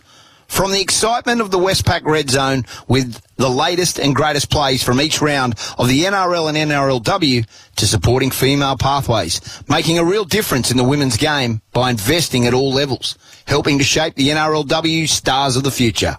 It takes a little Westpac. Triple M's just released the starting lineup for weekends in 2025. Commentary great and Triple M legend Anthony Maroon, Panthers and Rabbitohs great Josh Mansour, and a pretty busy interchange bench with a whole bunch of friends set to join them. Take your seat in the stands and grab some bevies from the kiosk. You're not going to want to miss a second of this. Triple M's Dead Set Legends with Anthony Maroon, Josh Mansour and friends from 10 Saturdays on Triple M. Protect precious with GIO, gio.com.au. This is unbelievable. The Aussie Outback is no place for amateurs or idiots. And I should know, I'm Russell Cook. Here's some more city slickers in a flashy new Triton, thinking they could just drive into the Never Never willy-nilly. That's a no-no. I've already been back. Oh, right, you've already been. And now you're heading back, yeah, makes sense. Mitsubishi's most capable ute ever. Nothing can frighten a Triton. I'll follow you then. No? Okay. Go, you good thing, go, you good thing. Punt with Ladbrokes and get more out of your footy multis. Make quick, smart picks with stats and insights from the last 5 games. Then track your multi in real time or within the Ladbrokes app. Go, you good thing, go, you good thing. Chances are you're about to lose. When the game's on, there's nothing like a Tui's new legendary refreshment. Proudly born in New South Wales, Tui's has been our beer for over 150 years. And make sure you try Tui's Ultra Zero Carb, as good as new. The same great refreshment with zero carbs. Now, I need that. As champions of footy in New South Wales, Tui's is your game time companion. Grab one today and drink responsibly. Anytime is 7-Eleven time. Like when it's 10:27 p.m. after watching your team win and you're craving a pie. And maybe something to soothe your hoarse throat. Pick up a post-footy feed anytime at 7-Eleven. Footy footy boots, footy socks, barbecue tongs, portable eskies, game day snacks, face paint, league balls, Prime's got you covered to be game day ready with free same-day delivery on eligible orders over $49. So no matter what you're after for the footy this weekend, Prime will sprint it to your doorstep faster than a winger with the try line open.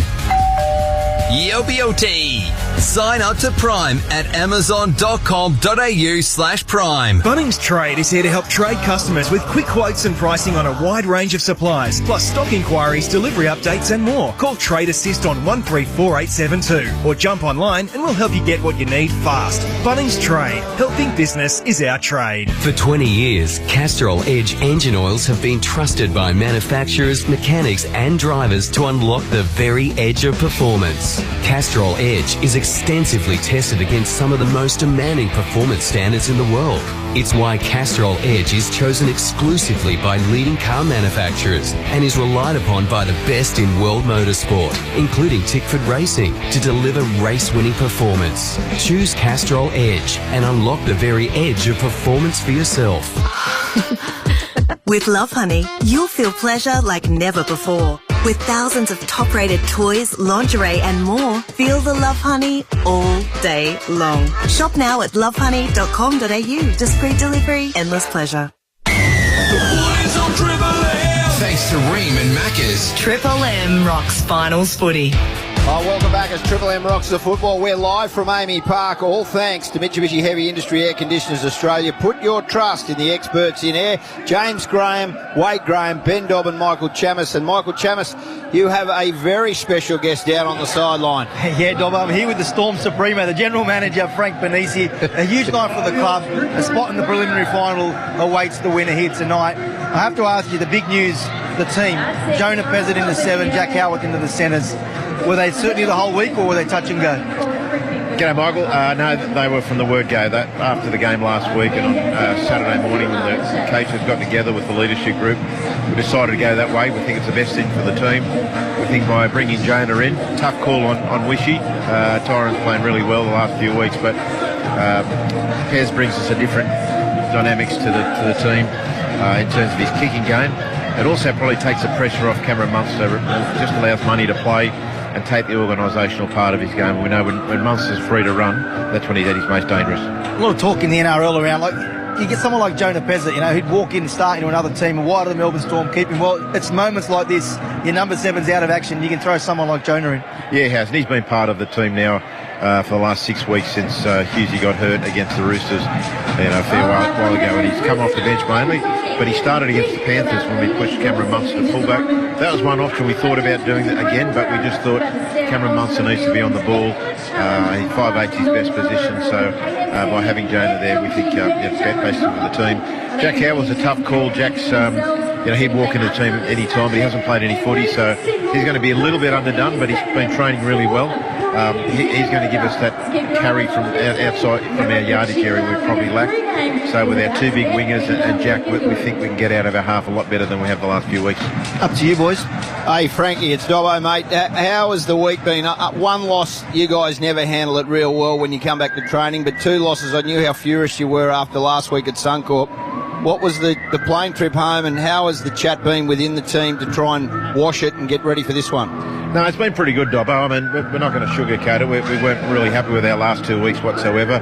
Even though after the Bulldogs here 3 weeks ago, we knew that we were going to be second. We knew we were going to play the Bulldogs. So, but that was irrespective. We have high standards, and it wasn't a matter of just we lost the games, not how we lost both those games. So, it was certainly hurting. But the group's changed a lot over the years. This group bounces back a lot quicker than probably yesteryear, and so's the coach does the same as well. So, he bounced back pretty quick on Saturday.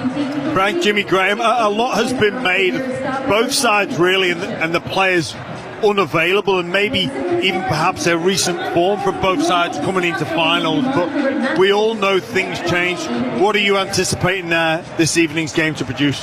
Yeah, Jimmy, that's a fair call. I think both teams are exactly the same, and we're both known since we played here a couple of weeks ago that we'd finish second and third, and we'd be playing here in week 1 of the finals. Now, whether and you've been there and done it, whether subconsciously the players have been thinking that. I'm not too sure. Tonight, that's all over. Tonight's a massive prize on offer. A home preliminary final and one game away from a grand final. So, we haven't got that excuse now of that, having that subconsciously in our minds.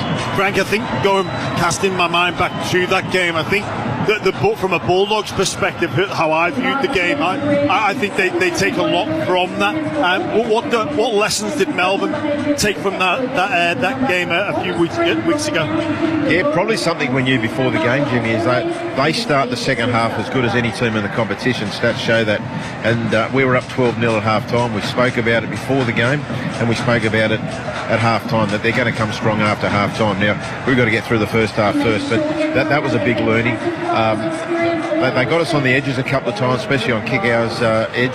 So I think that's an area, we're doing a lot of work to nullify them as much as we can. But we know they're a very good defensive side, so we've got to probably be a little bit more patient than we've probably shown the last few weeks. Hey, Frank, Wade Graham, mate, you've been a big part of this club and into building it. Such a powerhouse in our competition. Seen a lot of great teams come through who just deliver when they need to. What gives you confidence in this particular group that they can get out there, get their best performance, get the job done tonight? Yeah, Wade, it's been an interesting year. I mean, it's if you compare it to last year, you'd say it'd be nowhere near as good as year last year up to this point. Minor premiers last year, we won 19 games compared to 17 this year. But had we won the last 2 weeks, it'd be exactly the same. What gives me the confidence was last year. We've gone through the finals last year. We had 2 terrific final appearances here against the Sharks last year and the Roosters in the prelim. And we know about the disappointment in the grand final. And I think that disappointment in a grand final really stirs you up. But the fact that most of our players, with the exception of probably 1 or 2, have played finals before in a lot of finals, that gives you confidence because they're different games. The intensity, the pressure, and what's on offer. So to have so many players playing finals, it is a big factor. Hey Frank, we appreciate you giving us some time so close to kick off. Best of luck tonight. Hopefully, there's a happy Frank Panisi in the press conference this evening. Look forward to seeing you, Dobbo, down here. Good on you, mate. There we have it, Frank Panisi, the football manager for the Melbourne Storm. The shifts to the spine, Jammer, and you talk about that Melbourne spine. No Pappenhausen, Nick Meaney goes to fullback, and we know no Jerome Hughes. Jonah Pezzett now comes in. You've still got Munster, but the big inclusion that we all do know is Harry Grant in the 9. How affected is that spine? And we touched on it earlier on in the show that you said, and what you said was that if there was a player to not be there, not having Hughes there is probably the one player that you could. If you lose Munster, you lose Grant, you're in a much more precarious situation. Yeah, I think for me, Harry Grant's arguably the most important. He's the person that touches the ball first, decides where the play goes, and also he dictates the pace of the game a lot. And any quick play the ball, he is punishing players. He has so much effort in and around his defensive side of the game as well. His line speed is through the roof. I think he's a huge inclusion. Obviously, he's had a couple of weeks off with that suspension. He's massive for the Melbourne Storm and for Queensland and for Australia. Well, we just heard it from Frank as well. The decision to bring Pezzett in was to free Munster up. Harry Grant also does that as well now. He'll control everything at the ruck. Pezzett will be on ball, controlling where the sets are going, and the majority of the communication that allows Munster just to pop up, count numbers, be a running threat. And when Munster is a running threat, taking the line on, we know that's when he's at his best. The pressure on Jonah Pezzett, not a lot of big game experience. How do you, in some ways, Jammer, and you both had players that have come in, how do you protect that bloke and also give him the confidence that he's going to have to play what's in front of him? Well, look, it was spoken about there that this is why he's there, to take that next step in. For all the talk about kicking game, defensively is where he's going to feel that pressure. He slots in for Hughes, who defends on the right, so you assume he goes to that right-hand side. Frank Panisi said it was the Bulldogs' left edge. He's going to have Kikau up against him. It's a decision-making in defence which will bring him confidence. We know he can kick well. In any game, in finals, in NRL, he can kick well. He can organise well. But the pressure is going to come with Kikau, Burton on that left edge attack. That's what he needs to get right. It's about defence for Jonah Pezzett tonight. Well, he'll know that as well. That's how you take the pressure off him, Dobbo. You simplify his role. Okay, we need you, number one, make your tackles. make good decisions on the edge, but make your tackles, particularly with a big kick out there. 2, communicate well. Help get the boys around the park. Take that pressure off Munster. Communicate loud, communicate early, communicate clear. And then 3, execute your kicking game. When it's your turn to step up, kick that right boot into the right-hand corner, land it in that 10x10 box to give you a chase, time to get down there. That's what you do. That's Craig Bellamy would have simplified his role so much, and that's how you take the pressure off him, because he can do all that. But in these big games, you need to do it at your best level. And when you've got Munster and Grant, he doesn't need to go and win the game for them. Coates can do that as well. Like Warbrick can do that. He doesn't need to come up with miracle plays, just needs to play his football, his game. Yeah, we can't wait. 20 minutes and counting to kick off. So both sides are out on the field. We are at Amy Park live. The Bulldogs taking on the Storm as Triple M rocks the footy. Thanks to Ream and Macca's. Triple M rocks finals footy. Triple M NRL Prime Time. Mitsubishi Heavy Industries Air Conditioners Australia. Put your trust in the experts in air. When the weather goes to extremes, your comfort shouldn't. Mitsubishi Heavy Industry Air Conditioners Australia engineer and design their ducted systems for Australian conditions that you can trust. Designed for multi-room heating and cooling, it delivers precise, effortless climate control to every corner of your home or office. Now that's extreme comfort. Put your trust in Mitsubishi Heavy Industry Air Conditioners Australia, the experts in air. Triple M's just released the starting lineup for weekends in 2025. Commentary great and Triple M legend Anthony Maroon. Panthers and Rabbitohs great Josh Mansour. And a pretty busy interchange bench with a whole bunch of friends set to join them. Take your seat in the stands and grab some bevies from the kiosk.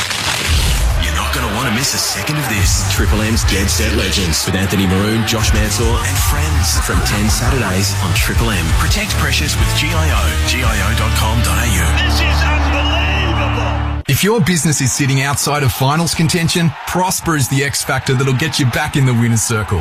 Prosper offers same-day business funding with no upfront asset security on loans up to $150K, and you can make unlimited extra repayments to save on interest. Don't get tackled by cash flow stress.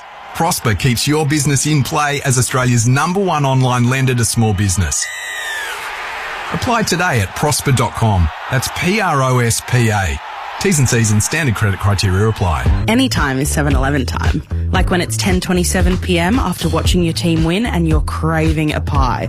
And maybe something to soothe your hoarse throat. Pick up a post-footy feed anytime at 7-Eleven.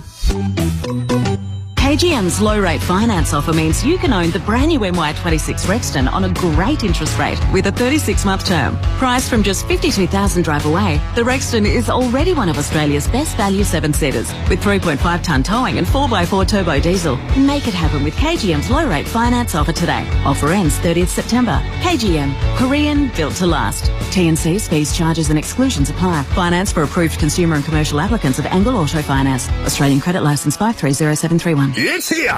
The Supreme and Leader Caravans nationwide Super Spring stock sale is on now. Save thousands on brand new Supreme and Leader Caravans. These Aussie-made legends have delivered style, comfort and unmatched quality for over 39 years. Make an offer, no reasonable offer refused. Hurry, these are never to be seen again prices and they won't last long. Sale ends NRL Grand Final weekend or while stocks last. Visit your nearest Supreme or Leader dealership today or jump online now at supremecaravans.com.au or leadercaravans.com.au.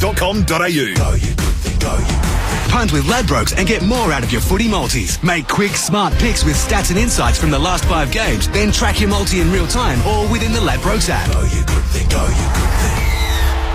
Chances are you're about to lose. G'day guys, Ned Brockman here. The legends at Mitre 10 and Home Hardware are teaming up and backing our hard-working tradies with a free brekkie right across the country. It's all happening Friday, September 19 for National Tradies Day.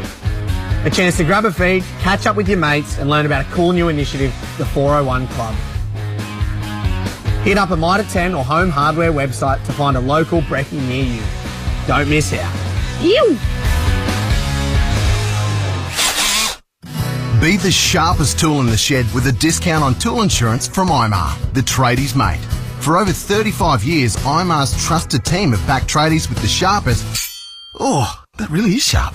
the sharpest tool insurance from the trusted team at IMAR. Call 13IMAR today and be the sharpest tool in the shed with your discounted tool cover. That's 134627. Never trade his mate. That's IMAR. The Woolies on Triple M. Thanks to Ream and Macca's. Triple M rocks finals footy. Well, it's not just finals footy on the field. There's a lot of jostling for positions up in the commentary box and all around Triple M footy. The performance of Chamis on the sideline has been noted. An outstanding opening hour and really has laid the platform. I mean, there's some bigger games to come this year, and I'll just say this. I'll repeat something that was said off air. He's got everyone except one. Jerome Hughes didn't want to do it. Dobbo, Wado said, I'll get him. It was a bit of a flex, wasn't it? It was a little bit of a flex. But listen, we'll know in the next 15, 20 minutes whether he can deliver on that promise. So it's been noted, the performance. Can I honestly say, though, as we get ready for this game, which is about 17 minutes away, he's done it again, Chamis. You've got another Bulldog there. Take it away, Mick. Yeah, for the record, Jerome Hughes didn't rush me. I just didn't ask him, boys, because I prefer this man here, Marcelo Montoya. What's it like, mate? You come with the boys on this trip to Melbourne. What's the feeling like at the moment about coming here and gate crashing this party? Yeah, first of all, thanks for having me, lads. Yeah, look, the boys have prepped really well, and we feel like the last kind of year of our prep has kind of led to this moment. So I think for us, it's about going out there, getting a game on. But we're very confident the boys train well, so all we can do is hope for the best now. Jacob Carraz in, that's a huge inclusion for the side. What do you think it means to your team? Oh, for sure. Just the work that he does out of yardage, and he's got an offload in him as well, and just his leadership as well out there on that right edge. So I think he has a lot of value to our squad, and I think he's going to have a big game too. Just slightly on you, mate. Cinders Moses, are we going to see you again? What's your chances of playing this year? Yeah, look, I mean, I'm just doing all I can to get back. The thing I can do is just focus on what I can control, and then whatever happens after that happens. If it happens, it happens. If it doesn't, I just put my head up and then go again for next year. So, yeah. All right, mate. Well, good luck with it all. You've had a great year. Appreciate your time. Cheers, brother. Very nice. Thank you, Marcelo. And he is blowing up, as the kids say, with his wife, with their appearances, their podcast. It's a brilliant podcast. They look like fun. It's a brilliant podcast. They look like fun, the two of them. So you got Jimmy Graham and you got Wade Graham. That interview, though, is symptomatic of what the attitude the Dogs have brought to this. I love how open they are. You could forgive them for sort of taking a siege mentality. Everyone's bashing us in the media. It's us against the world. That's a pretty common reaction. But there's I would say quiet confidence. I don't think it's that quiet, the confidence. They are really looking very much in their element right now. Yeah, they are, Dan, but make no mistake, they will have that feeling and knowing that the world is against them, the odds are against them. They need to come down here and put on a special performance, have a mindset like they've never gone before, and tap into areas led by Stephen Crichton, take them to areas maybe that they didn't expect them to go. We've seen them go toe-to-toe with the Panthers, toe-to-toe with the Melbourne Storm this year, and just come up ever so slightly short. They need to find some extra gears, extra moments, nail a play. That's what it's going to come down to, and they know they'll have that belief within those four walls. Not many of them believe. I think it's a tag that suits this side. There's a real clarity amongst the group. You can hear it every time they speak. We spoke to Coach Geraldo beforehand, obviously Montoya now. There's a clear understanding of what they need to do, where their focus is within their performance. Start well, get the first 20 minutes done against this Melbourne Storm team, and then the 80 minutes will take care of itself. And I think, again, this is another level. But we need to think back to when the Bulldogs came down here last time. Although they didn't get the result, they created enough opportunities to threaten this Melbourne Storm team. And if they had been a bit more clinical, they would have been confident in that review that they could have got the result. So they would be confident coming down here with that game under their belt only, 3-4 weeks ago. You get the sense it is obviously qualifying. It's not sudden death. And it has been done a few times before. A team loses the first game and then gets hot and goes on to win the competition. But where these teams are at, how they got here, they sort of both stumbled into these finals.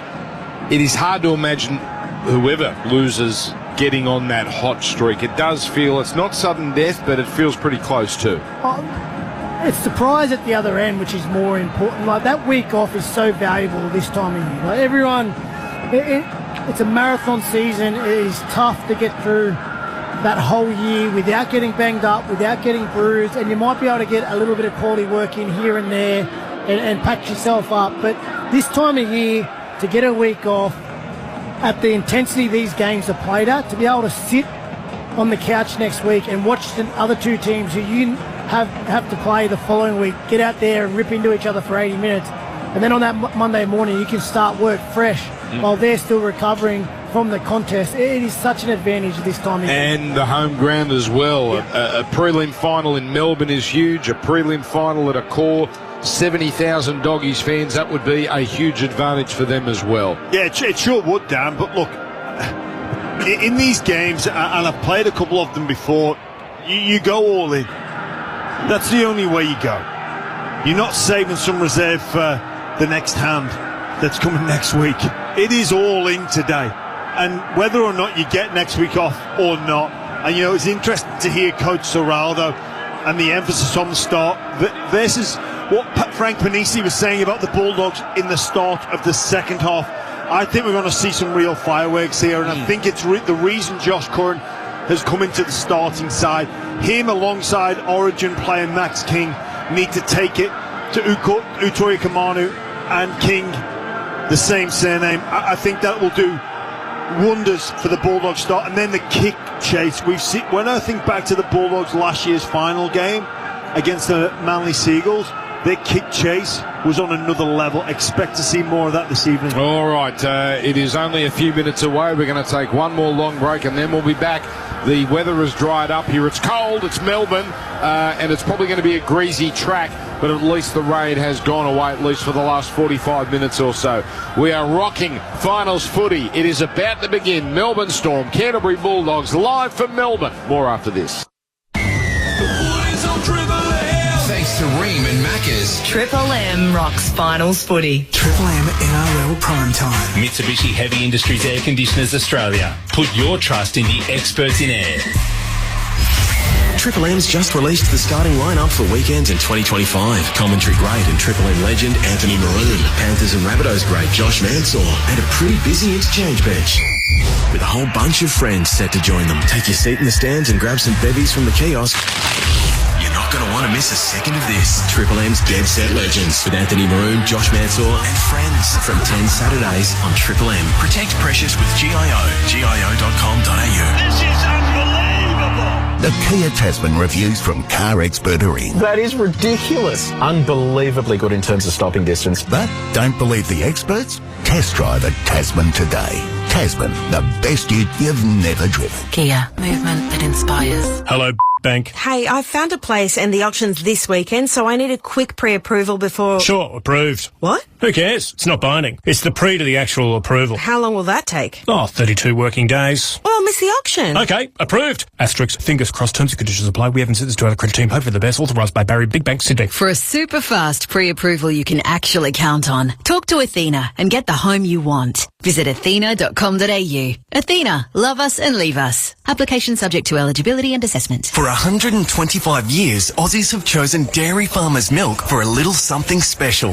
Oomph! The goodness and vitality of milk from over 50 local dairy farms across New South Wales. Grab some Dairy Farmers milk today and start with oomph. This is the sound of hard work.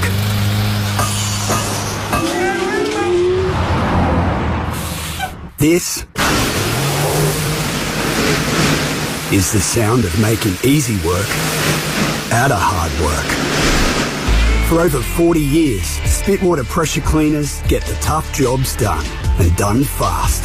Find your nearest dealer at spitwater.com.au. Spitwater, working as hard as you since 1982. Beacon Trade's got lighting, electrical and fans for every job, because a good team makes all the difference. From install day to the final switch, we've got your back with real support and stock that's ready to go.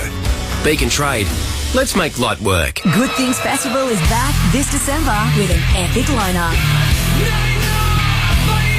Including Tool, Weezer, Garbage, All Time Low, All American Rejects, James Rain and more. Over 30 acts. There's something for everyone. I'm only happy when it rains. Good Things turns it up this December in Melbourne, Sydney and Brisbane. Selling fast. Don't miss out. Get your tickets now at goodthingsfestival.com.au. Anytime is 7-Eleven time. Like when it's 10:27 p.m. after watching your team win and you're craving a pie. And maybe something to soothe your hoarse throat. Pick up a post-footy feed anytime at 7-Eleven. Been in an accident that wasn't your fault? Why should you be inconvenienced? Right to Drive will get you back on the road in no time with a like-for-like replacement vehicle. Doesn't matter if it's your work van or ute, they'll deliver straight to your door at no cost to you. Search Right to Drive today. If it's not your fault and you need a ride, call Right to Drive. If it's not your fault and you need a ride, call Right to Drive. T's and C's apply. Thanks to Ream and Macca's. Triple M rocks finals footy.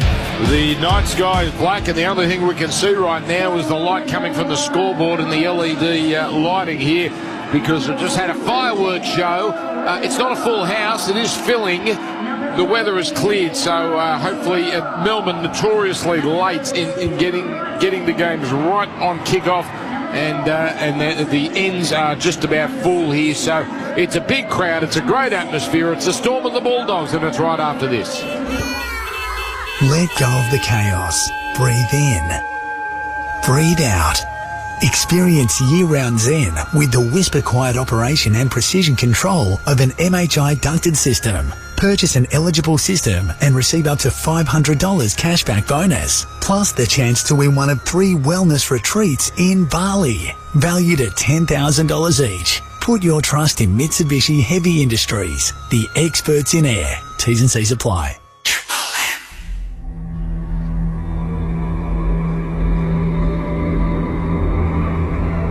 September has arrived. 27 rounds done. That is a lot of hard work, a lot of pain. But we are here. 8 teams left, taking very different journeys to get here. But what's done is done, because once that ball is kicked off, we have a brand new competition. Now it gets serious. 8 teams, all with their own story. The Raiders, the lovable underdogs who got to the top. The Broncos, when they put it together, they look unstoppable. The Warriors, they've hit a wall, but they've got the hope of a nation. And in a season of surprises, a Cinderella ending would be a fitting final chapter. The Sharks, these days it seems, each year they make it and each year they disappoint. One of these years, they're going to shock everyone. The Roosters, every finals has that team that has all the others looking over their shoulder. These Roosters might just be that outfit. The Panthers, chasing 5 in a row. This would be the greatest win of them all. They've been to hell and back, but their season starts now. This final series is going to be epic. It almost wouldn't be September if there wasn't a qualifying final in Melbourne. But the Storm have never come into a final series so battered, so bruised. Their halfback gone, their fullback gone, their enforcer suspended. But they have Munster, and they have history, and they are the Storm, and they are at home. The Bulldogs will never get a better chance to win a final in Melbourne. But they've got their own obstacles, most of their own doing. They brought in a 20-year-old who's under the brightest spotlight imaginable. A team which has lost its identity at the worst possible time. Can they rediscover who they are? What had them at the top of the ladder? Can they overcome themselves? From Amy Park, it's second against third. Storm, Bulldogs. A home prelim is the prize. These are the NRL finals on Triple M. And live now, plenty of old Bulldogs in attendance as well. Some greats like Hazem Masri and Andrew Ryan and Mark O'Mealy. So the Bulldogs have brought a big contingent down with them, including their fans.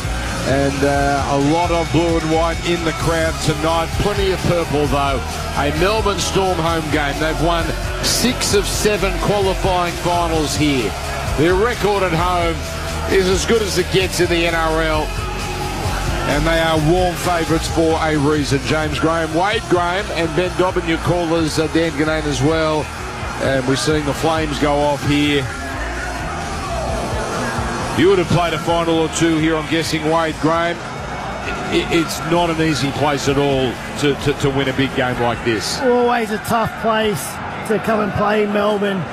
But again, the Bulldogs, less than a month ago, they came down here, not the result, but they certainly fired enough shots across the bow of Melbourne. I think they go away confident. But again, it's a different level of game tonight. I'm looking forward to the start. I agree with Jimmy. I think this could be some fireworks. The intensity of the collisions, the speed of the line speed, how fast the line speed for the Bulldogs goes. It's their best part of their game. Is it enough to put Melbourne off their start? Or will Harry Grant and Cameron Munster, will the cream rise to the top? So for the casual fans, winner gets a week off, loser gets a second chance. Jack Howarth in for Melbourne, and that has pushed Joe Chan to the second row. None of these surprises really. Jonah Pezzett will start. That had been talked about all week. Tyrone Wishart and Ativalu Lasati were meant to start, were certainly scheduled to start. They'll come from the bench. Jacob Kiraz, massive inclusion for the Bulldogs. And Josh Curran, who we've talked about, starts in the front row. Toby Sexton.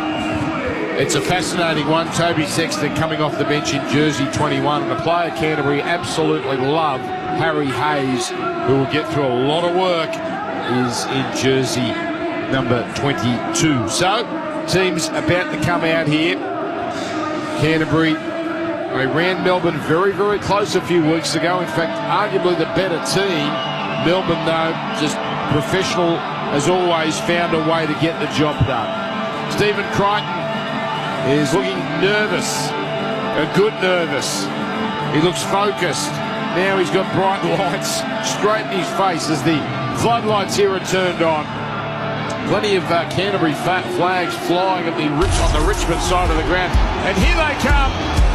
Second year in a row in the finals, the Canterbury Bankstown Bulldogs. Yeah, this is how they line up. Dan, Connor Tracy in fullback, Rinakama and Kuraz. What an inclusion he is on the wings. Tuala and Crichton make up the centre partnership, the half pairing of Matt Burton and Lockie Galvin. The front row, King, Hayward, Josh Curran into the starting lineup. Billy Armin kick out, Jacob Preston and Jamin Salmon make up the back row. Their bench, Mann, Tupanua, Sexton and Harry Hayes. And I tell you what, if one goes down early, just put a blue and white jumper on Jimmy Graham because he's ready to go. He's ready to rip and tear. Oh, Dan, if it wasn't for that stadium food. Down the Melbourne Storm. There's going to be a banner here for Josh King, who recently brought up game 100, and the departing Grant Anderson, game number 50. Daniel rev-up speaks there.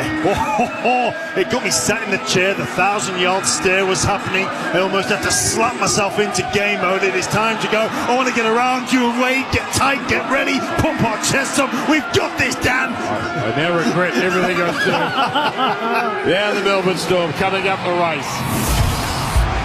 Led by Harry Grant. He is back. Here are the Melbourne Storm. And the way they line up, Nick Meaney at fullback, Will Warbrick, Xavier Coates on either wing, Grant Anderson and the returning Jack Howarth in the centres.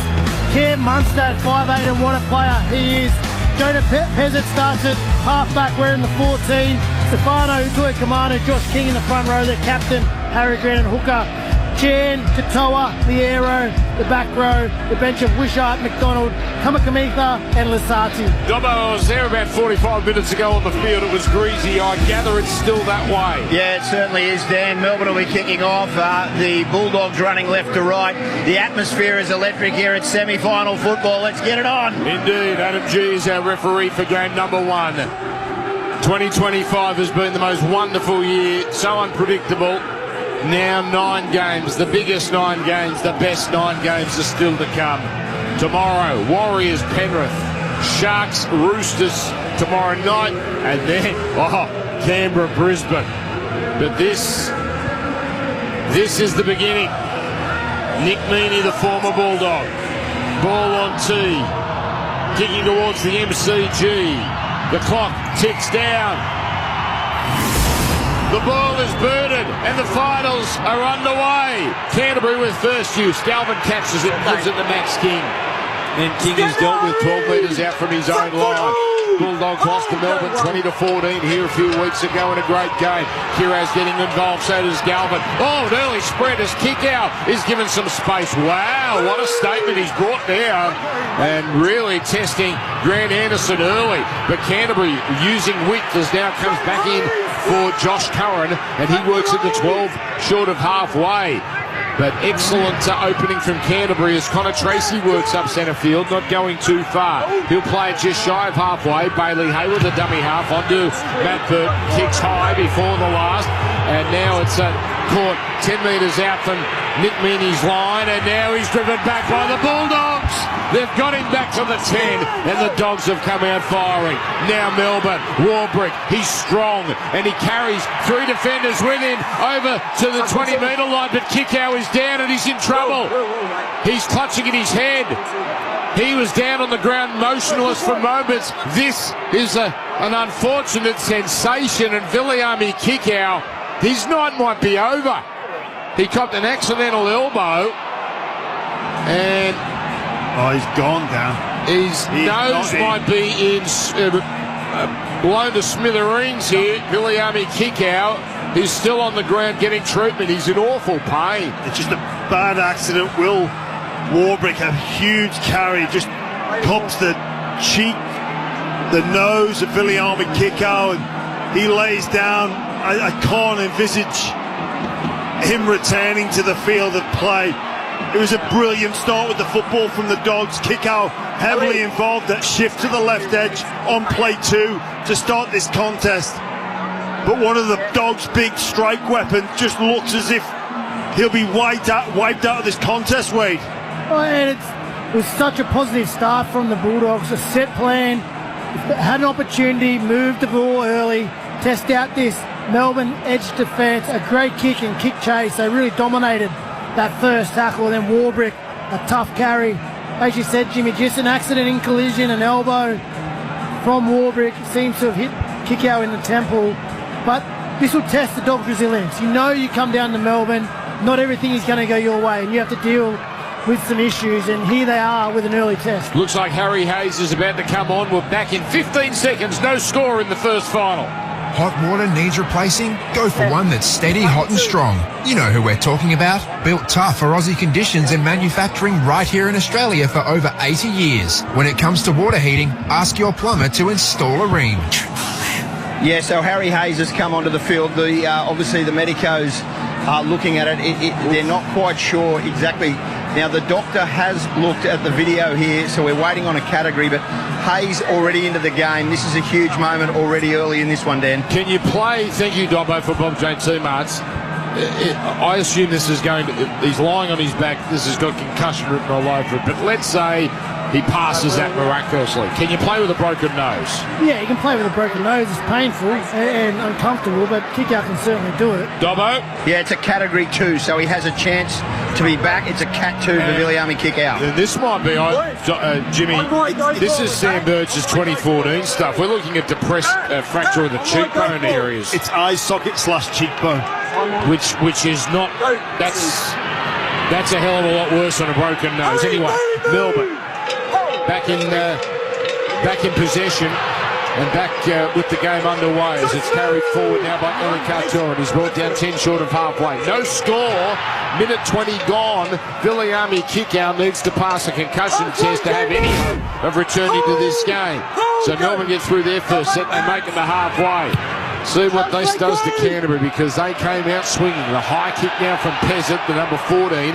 Easy catch by Tracy. And now, he smashed in the tackle by the 2 front rowers. Utoi Kamanu was particularly strong there. Canterbury working it towards the southern end. Jethro Rinakama in just his 5th first grade game, and it's a big final. He hits it up, followed up by Kiraz, one of the Dogs' most important players, driven back though. Josh King there, but a very quick play the ball. It allowed Hayward to zip out a dummy half. I'm not sure the man who grabbed him at market, Grant, was square there, but he got away with it, Grant. And Hayward goes nowhere. Burton's going to kick from his 30 again before the last. This one not as much depth as the previous kick, taken by Meaney. Meaney now gets back to the 30-metre line on Melbourne's side of halfway. No score. 2:20 gone here as Triple M rocks the final. Serene hot water in for McDonald's. Another strong run from Will Warbrick. Good start to the game for him. And he'll be playing at centre field to Grant. Throws it left to Xavier Coates. He works it towards halfway where he's captured centre field. Dogs offside. 6 more tackles. So now Melbourne can really set up shop here. Josh King cuts it up, followed up by Grant, delivering to Utoi Kamanu. This is good stuff for Melbourne. Utoi Kamanu up to the 30. The lightning quick play the balls here now from both sides. Peasant to Munster. Short pass. He's put his man Meany away, but he can't get through. In fact, that was Joe Chan. He almost scored. 10 away. 3 tackles left. Munster to the right. Peasant gets it on. Eli Kantoa scores. He always scores first.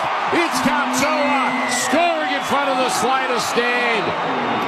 And Melbourne, brilliant, 100 miles an hour, and they just opened Canterbury up 4-0. Yeah, Melbourne Storm, fantastic start. They're just winning the initial collision in the contact. It forced the Dogs to try and rescue on the ground. They held on a little bit too long, earned a 6 again, and then a couple of their big players are handing this try. Munster early, the short ball inside Galvin, rocked out, created a half a chance for Anderson. They shift across to the right hand edge, and that man, Eli Katoa, as you said, Dan, can find the try line. He's a strike weapon for this Melbourne Storm outfit. Strikes first, strikes early. Only 3 minutes gone, Jimmy. Yeah, arguably the best back rower in the competition for season 2025. Katoa, what a season he has put together. The Melbourne Storm there just playing the ball far too quickly. They got their 6 again, and they didn't need a second invitation. What about Munster in the build-up and Peasant? That is a peach of a pass. That will give Jonah Peasant so much confidence building into this game, setting up a try in the first real opportunity in the Westpac red zone. Brilliant stuff from the Melbourne Storm. Just 2 small things there, Jimmy. A couple of inside shoulders. Galvin let the centre go through, and that time Burton. 6th time he scored first this year, Eli Kantoa, on the Choice Hotel stats. The kick is good. It's Melbourne 6, Canterbury 0. Monopoly at Macca's is back with a 1 in 3 chance of winning from over 49 million prizes every time you play, including an Isuzu MUX and a 52k rent or mortgage top-up. Play like a winner, only in the My Macca's app. Ends October 14. For full terms, visit mcdonalds.com.au. 13 tries in the NRL season this year for Eli Katoa, but 2 touches by Jonah Peasant in that set. A great start for a young half that they've put a lot of confidence in tonight. They sure have. Thank you, Ben Dobbin, on the sideline for Bob Jones teammate. So Melbourne will bring it back. You know, it's the first time in 2 years Munster and Peasant have been paired together. As Jack Howarth works it up the left edge on play 2. Gang tackled by 3-4 Bulldogs defenders. Ball played now and sent down the middle to Chan, and Chan is stopped quickly. First to meet him is Jacob Preston. Here's Grant working the short side, now runs, threatening to pass, goes himself, makes about 4 metres before he's stopped, as Munster picks up and runs out of dummy half. So Melbourne are meeting speed for speed here, and they get through this, get to within 10 of halfway, but very quick play the balls, the order of the day. There's Peasant, hurried into a kick here, which he doesn't get flush, just goes down the middle harmlessly, taken by Tracy, dummies in, almost got clipped high by Howarth, and the tackle made 16 short of halfway. Triple M rocking the finals, Ream Hot Water and McDonald, Jacob Kiraz is going 1 out here, and met 11 short of halfway by Liero. Crichton, there's 1 premierships of course, he just goes up the right edge, he's made the play by Howarth. King, Max King, gets up over halfway. This is a conservative set here for Canterbury, and again Burton for the 3rd time in a row, not waiting for the last, puts up a high kick. He makes Meany scurry towards the right corner. Meany takes it, but he looks up and he's got a wall of blue and white in front of him. So Canterbury they're sticking to their game here, as now it's Melbourne going nowhere on play 2. Storm 6, Dogs 0. Yeah, what an inclusion Will Warbrick has been. He is so big and strong and powerful with those back of the field runs. The way he accelerates into the line shows no fear. What a set starter he is for this Melbourne Storm outfit. So Canterbury defending, Melbourne attacking, and almost going through. The little show and go from Liero. Desperate tackle coming around the legs. 10 short of halfway. Pezzett this time gets the kick right. It's a deep one, taken by Tracy. And Tracy now is just working it up the centre, where he makes it beyond the 20, but not much further. What do you see there, Wade Graham? Oh, just the intensity of this start. It's already got a few hands on hips for the Bulldogs. All three middles haven't been able to get back behind the ball yet. So here's Kiraz.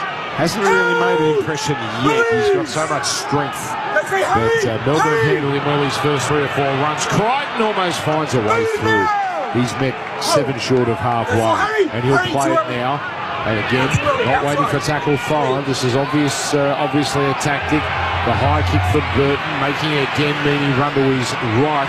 Where he catches it. He's confident at the moment, Meany, and he gets it over the 20 after catching that ball. Oh, put down on play number 2. Will Warbrick took his eyes off the ball, and here comes Canterbury. So Warbrick has been so good early, but now he opens the door, and Ari Tuala, the centre, just going up the middle and a high tackle. So Canterbury, this is interesting. They're down 6-0. It's a pretty easy 2.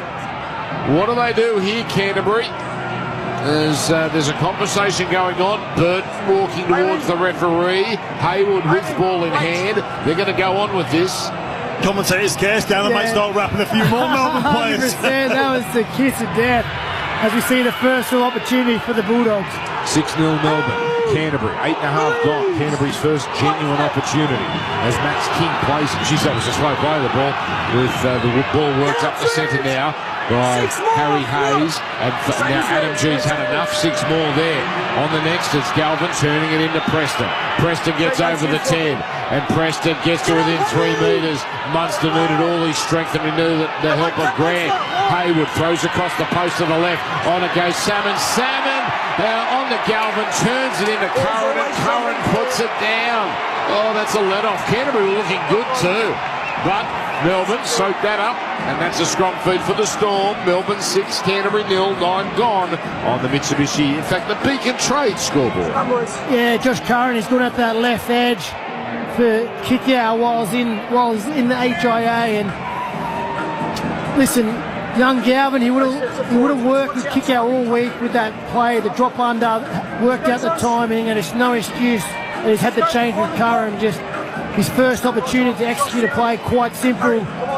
Whether it was the rushing defence or the communication, just gets that early one wrong. So Melbourne getting a let-off here. Pretty obvious their tactic to slow down the ruck when Canterbury's on the attack, and it was pretty effective there as Josh King now carries it forward. Where Grant goes in at dummy half, then he gives it to Liero, who's whacked in a tackle. Harry Hayes there and a couple of others. On the next, it's a 1-out run to Utoi Ikamadu, his 4th run on the Choice Hotel stats, and pretty well contained. Salmon there along with Hayward. 8 short of halfway in Melbourne as they work it up towards the Melbourne cricket ground here. Driven sideways is Josh King, pretty well dealt with.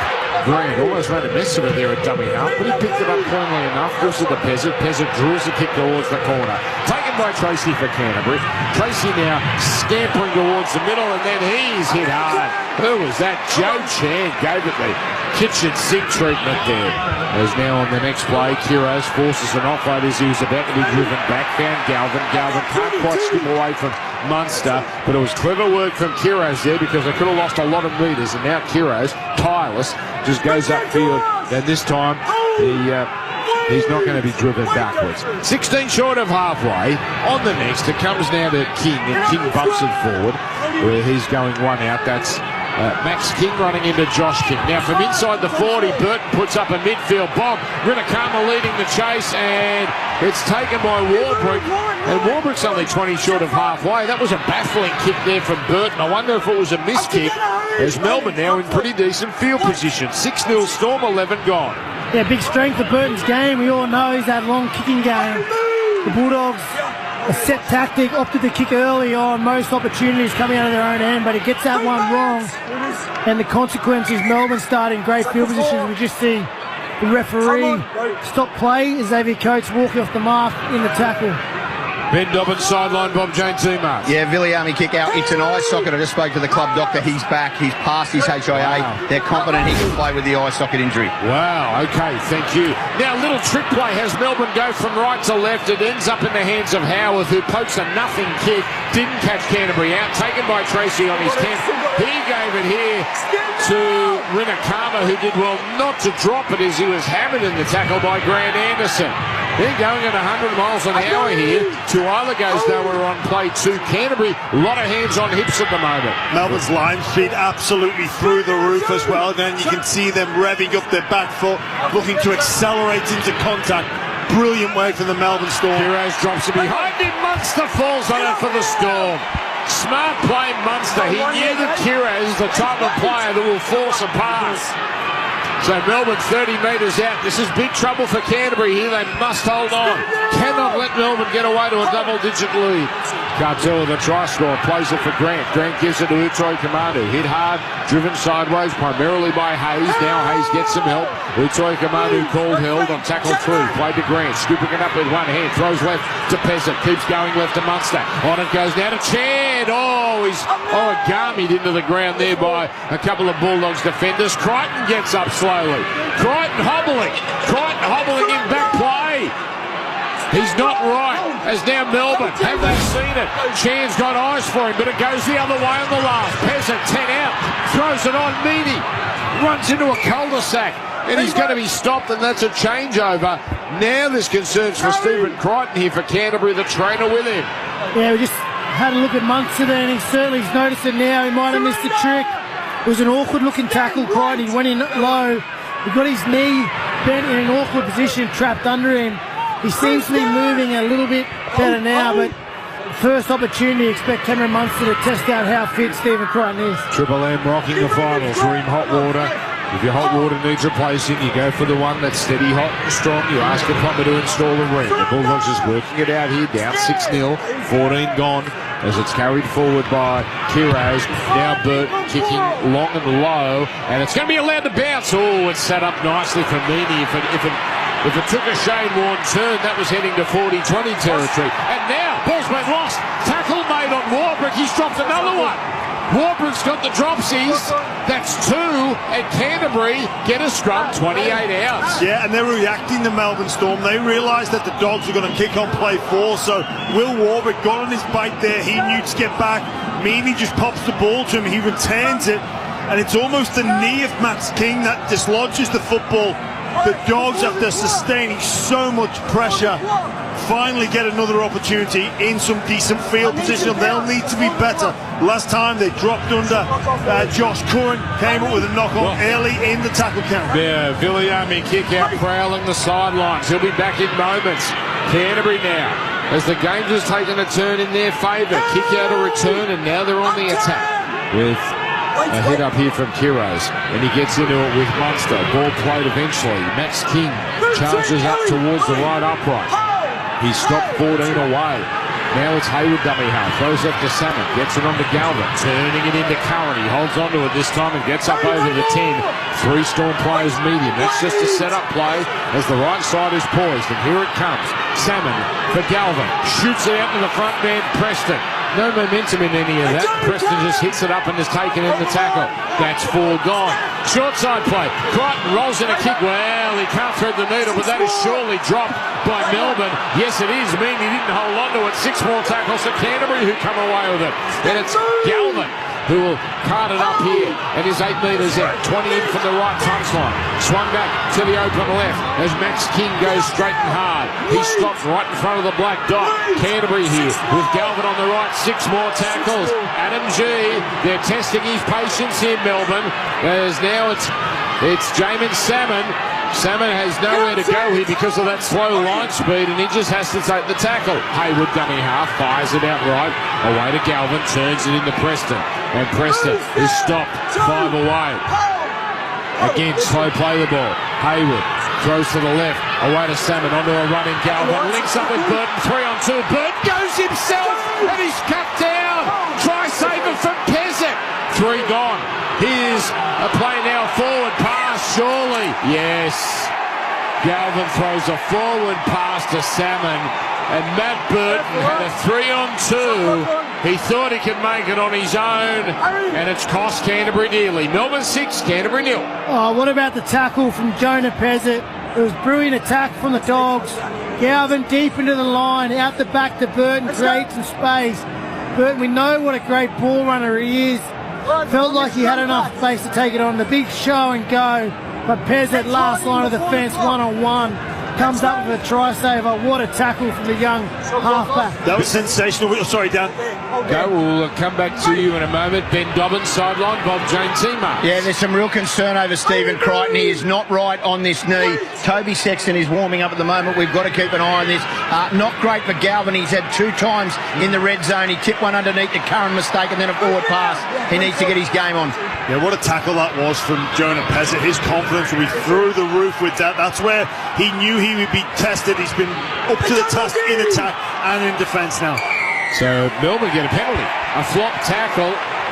And this will be the second penalty of the game. The first one for Melbourne. And now Melbourne can go right on the attack here. Well, how would Canterbury play this if Crichton had to come off? Well, it would be Matt Burton to the centre, Sexton in the half. It would just be a straight swap. We know Matt Burton, he's done that job before. Yeah. He can still kick from that left side of the field. Whether they leave him on the left, they bring Tuala over to this side, there'll be some minor adjustments.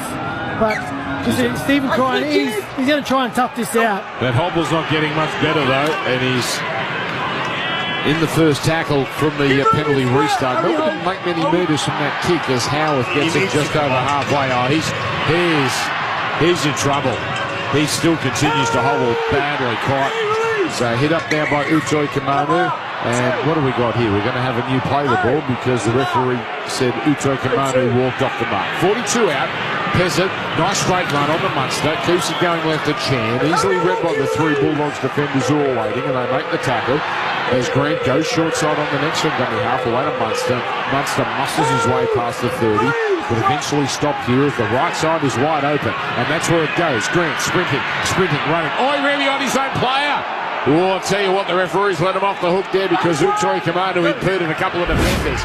As we get the person on the last, he shakes off, kick out, hurries a kick. Great catch by Rinakama in the in goal. He slid in like it was Christmas Day and he was on a slippery slide and he held on to the ball. Gets him an extra tackle, gets him a little bit of momentum. 6-0 though, Melbourne lead. As Rinakama taps it and throws it out to Tuala, and that's followed up by a 1-out run through Rinakama. And Rinakama 8 short of halfway. Liero loitering at marker. Refs must be getting cranky here. Oh, hello, Ben Dobbin. Toby Sexton on, Stephen Crichton off. This is a huge blow for the Dogs. And unlike kick out, it's going to be hard to see Crichton coming back. Bob Jane teammates with that update. As now it's Cohen going up the right edge for Canterbury. They're 38 away. So Canterbury being tested early here.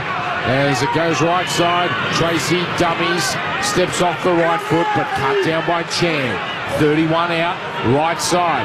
Hayward dummy half, throws left to Salmon. Salmon to a kick out. It's play on. It's going to be allowed to play on. It looks like it's been knocked on by Sexton. Well, this will be the most remarkable start. He's celebrating like he's certain he scored. The ball hit the deck, but it might have hit his body. Now, we saw a try like this last week. I believe it was Payne Haas to Reece Walsh. Hit his knee on the offload through, and Sexton, he was confident that he didn't touch it, and it's all knee. It's going to be a try. What an introduction to the game. It's going to be 6-4, the kick from in front. Would you believe it? Played to the whistle. Melbourne did as well. A stroke of fortune after the most unluckiest of starts for the Bulldogs on the injury front. What a start to this contest for Toby Sexton. Is that first touch? First touch, yeah, and that's the change. Matt Burton, he's gone to left centre. Tuala's switched over to the right centre, vacated by Stephen Crichton.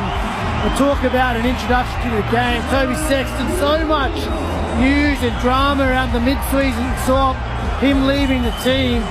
He's had to wait his chance. Yeah, I agree. Cam Serraldo's been happy with his attitude and his form. He brings him in to this crucial semi-final game. First touch of the game, scores a try. They're going to even this score up 20 minutes in. But that's a fantastic play by kick out. You can see the importance tonight. Viliami Kikau looks switched on, and that's if that hits Sexton on the chest, he's going through a yawning gap. And the bravery for Kikau to continue on. His face is... This might be his last game of the final. Yeah, his face, for our listeners, is a mess. Like, that eye socket is depressed, it's closing, but he's still out there 100 miles an hour. So, can he get Canterbury through to a prelim final? The kick now from Burton is good. We're tied up. We've got a good one. 21 and a half gone. Triple M rocking finals footy. Melbourne and Canterbury 6 apiece. Thanks to the Mitsubishi Triton. Celebrate the Mitsubishi Motors 45-year anniversary sale this month. Drive away today in a Triton GLS 4x4 double cab pickup from $56,990 for ABN holders. Plus, receive $2,500 cash bonus. Ends September 30. T's and C's apply. The Dogs would take a lot of confidence out of being 6-all with 18 minutes left in the first half. They've had no ball in that red zone. It's been all Melbourne running. They've missed 14 tackles so far, the Dogs. But they've tied this one up. Play to the whistle, son. Play to the whistle, they tell you. Well, we are beautifully poised. Remember Melbourne, no Pappenhausen. And he's not the only one they're missing. Here's a shaky kickoff, which is allowed to bounce, and it's taken. No Jerome Hughes as well. As the ball is carted forward here by Canterbury. Now someone's out. There's a chance. Someone's in trouble for Melbourne. Trainer immediately signalled. Chan looks like the Joker. He's got blood on either side of his mouth. Just got the collision wrong. First point of contact. It must have been nose or mouth on the edge of the shoulder of Harry Hay. Head clash. Jeez. I hope he's wearing a mouth guard because that was not pretty. He's got to head Harry Hayes. I've said this before about players like a Greek Easter egg. Harry Hayes. Obviously, Jimmy's never heard that one. 6 apiece. I don't know what it means. Well, a Greek Easter egg is a boiled egg. But painted, that's a Greek Easter egg. But it's a boiled egg, that's the key. And, they're pretty hard. You'd look like you'd have a Greek Easter egg of a head. Well, Sam Burgess would agree. 6-all. Beacon Trade scoreboard. It was a great kick-off from me. Ball's been lost. Kiraz hits it up and he's lost it. Melbourne scrum feet 10 away. Ben Dobbins sideline. Yeah, Stephen Crichton update. They're still assessing him, but it's not the knee, it's the foot. He's got a foot injury, so it's not a knee. They're still assessing him at this stage. I'll keep you updated. All right, thank you. Well, the twists and turns in this game was Kiraz. Then they have a little sneaky helping hand there from Melbourne, but that would every day of the week be a loose ball carry. As Melbourne celebrate on that replay for Harvey Norman. All numbers to the right here for the Melbourne Storm. It's, you're right. 6 Melbourne players, only 5 Bulldogs because Kiraz is protecting the short side. A horrible pass out of dummy half. And a great take on the ground there, like Mark Bosnich at Aston Villa diving to his left, a cut-off one that was about to go through the goals. It was Grant Anderson falling on that. 12 metres out Melbourne, but they're stymied by that bad start in the set. Still on the attack though. Pezza first receiver, onto Utoi Kamanu. And Utoi Kamanu driving up towards the left upright. In fact, there's a 20 in from touch now. Plays it 10 metres from the try line. Double pump from Munster. Throws to his right to King. Upended. Penalty. Easy 2 points here for Melbourne. And they're about to go 8-6 in front. You'd be staggered, Wade, if they tapped and went from this point. Yeah, it's so valuable to take your lead in this game, man. And that set, it wasn't their most polished set, started from the base of the scrum. And I think both teams would appreciate a little break. It's been frantic, end-to-end, a bit chaotic, but neither team really at their clinical best. We've seen numerous errors, and it's the errors that have swung the momentum. There's really not much in that tackle. High tackle on the arm is now a penalty. That's very, very soft at this level. But again, the momentum swings haven't really been from great play from one team. It's been mistakes that have allowed the other team field position and possession. So unforced mistakes. Unforced errors. It's just... It's not that greasy out there. Nerves or they're just not at their best. But yeah, neither team would be happy. So Meany, no need for the bird set kick predictor. He drills it. Melbourne back in front, 8-6. Dobbo with some news on Joe Chan. On the other side of this, Triple M rocks the final. Mitsubishi Heavy Industries Air Conditioners Australia engineer and design their ducted systems for Australian conditions that you can trust. The experts in air. Joe Chan is a Cat 2 at the moment, and they're about to make their first change, would you believe it? Legitimately, McDonald's about to come on. He's got the number 1 interchange card. There's been that many HIAs and injuries at this present moment. So Chan's a Cat 2, and Melbourne lead 8-6, Dan. Thank you, Ben Dobbin. So Canterbury have already used 15 players. Kurt Mann, Satilli, Tupanua yet to get game time. They're just warming up on the sidelines. Melbourne, McDonald is, as Dobbo said, about to come into proceedings. Utoi Kamano, pretty busy start for his opening finals game. Makes it beyond the 10, and now it's Josh King with a tremendous burst down the middle. Looking for the quick play the ball. He was held down there. That could have been a penalty for Melbourne. As it's carried forward now on play 3 by Trent Liero. And he'll play it back here for Grant. Throws it on to Peasant. Peasant kicking here. And he's turned Kiraz around. It could be a 40-20. Tracy takes no chances. He hurls it back in as he jumps over the sideline. He does very well in the end. And he recovers the ball. And Canterbury at 20 out from their own line when he plays it. Now it's Kiraz carting it up. Not many metres for him. So Melbourne just dominating proceedings right now in the general run of play. And Ari Tuala with a nice, neat left foot step got away from the first attempted tackle. And he'll play it eventually.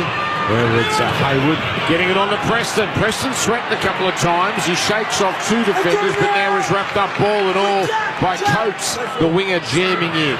Wade to Hayward. Throws it inside to Curran. Curran goes one out. He's almost halfway where he's fell. And that'll get Canterbury to the end of their set. 25 minutes gone here. Comes to Galvin. Galvin kicking long. And it's going to be taken on the 4 by Meany. And Meany runs it sideways right towards the middle where he runs into Man. And a couple of others there as well. So Canterbury with Tupanua also in the game have now used all 17 players. So they've used all 7 in, and we're only 26 minutes into the contest. Storm sticking to the middle of the field here as they go 1 out. And on tackle 3, it's about to be played now by Anderson. And Alan McDonald is hammered in the tackle. Man and Curran there. Tupanua down low. Play to Grant. Getting it on now. And Meany, it looks like, just driving up the middle. He's claimed 9 short of halfway. Good defensive setback with Munster kicking, and not a great deal of distance on this. It's a high one taken easily by Kiraz. Starts the run back. Runs into a purple wall. And he's going to be made to play it here. 25 from halfway, and a rarity. We're going set for set at the moment. What's been a little stop-start so far this contest. Tuala almost got clipped high there as he fell into a tackle. He plays it. Ooh, and then a loose pass out of dummy half. It was taken by Runakama, who had to reach back for it. And he just goes up the middle, stopped by 2 defenders. Here's Man at first receiver to Galvin. Double pump on to Tracy. Tracy getting it on to the right centre in Tuala. So Tuala on the opposite side to where he started. He's claimed pretty comfortably. Now it's back in field. 2 passes in for Tupanua, one of the more imposing of the Canterbury forwards. Not imposing there, though. Well handled by Eli Katoa.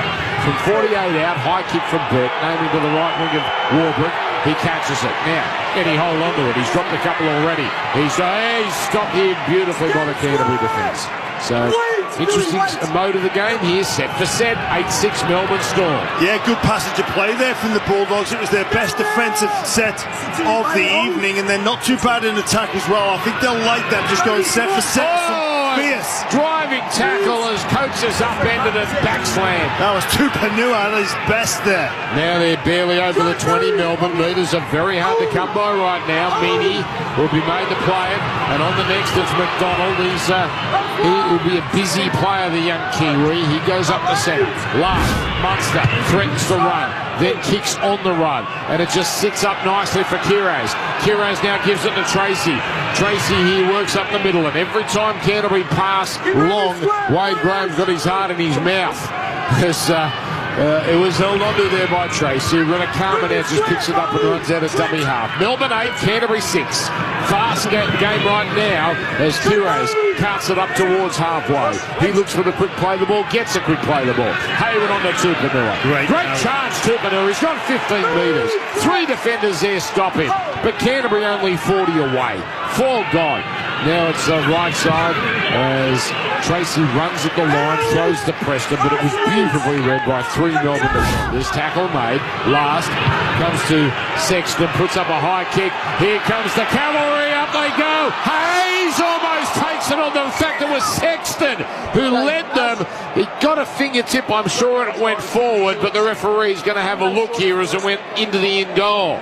Yeah, we'll need to see who knocks that ball. I think it was Galvin that led the chase there. Sexton puts the kick up.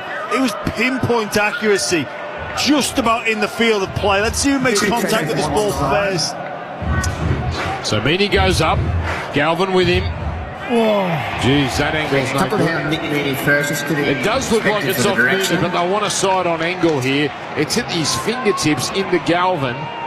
Meany's certainly the higher. Oh, I think Galvin actually comes through the centre. It's coming with the hand of Nick Meany, then touches Lachlan Galvin for a double knock on. So Canterbury to go here. To see what happens with so they're going to let this play out.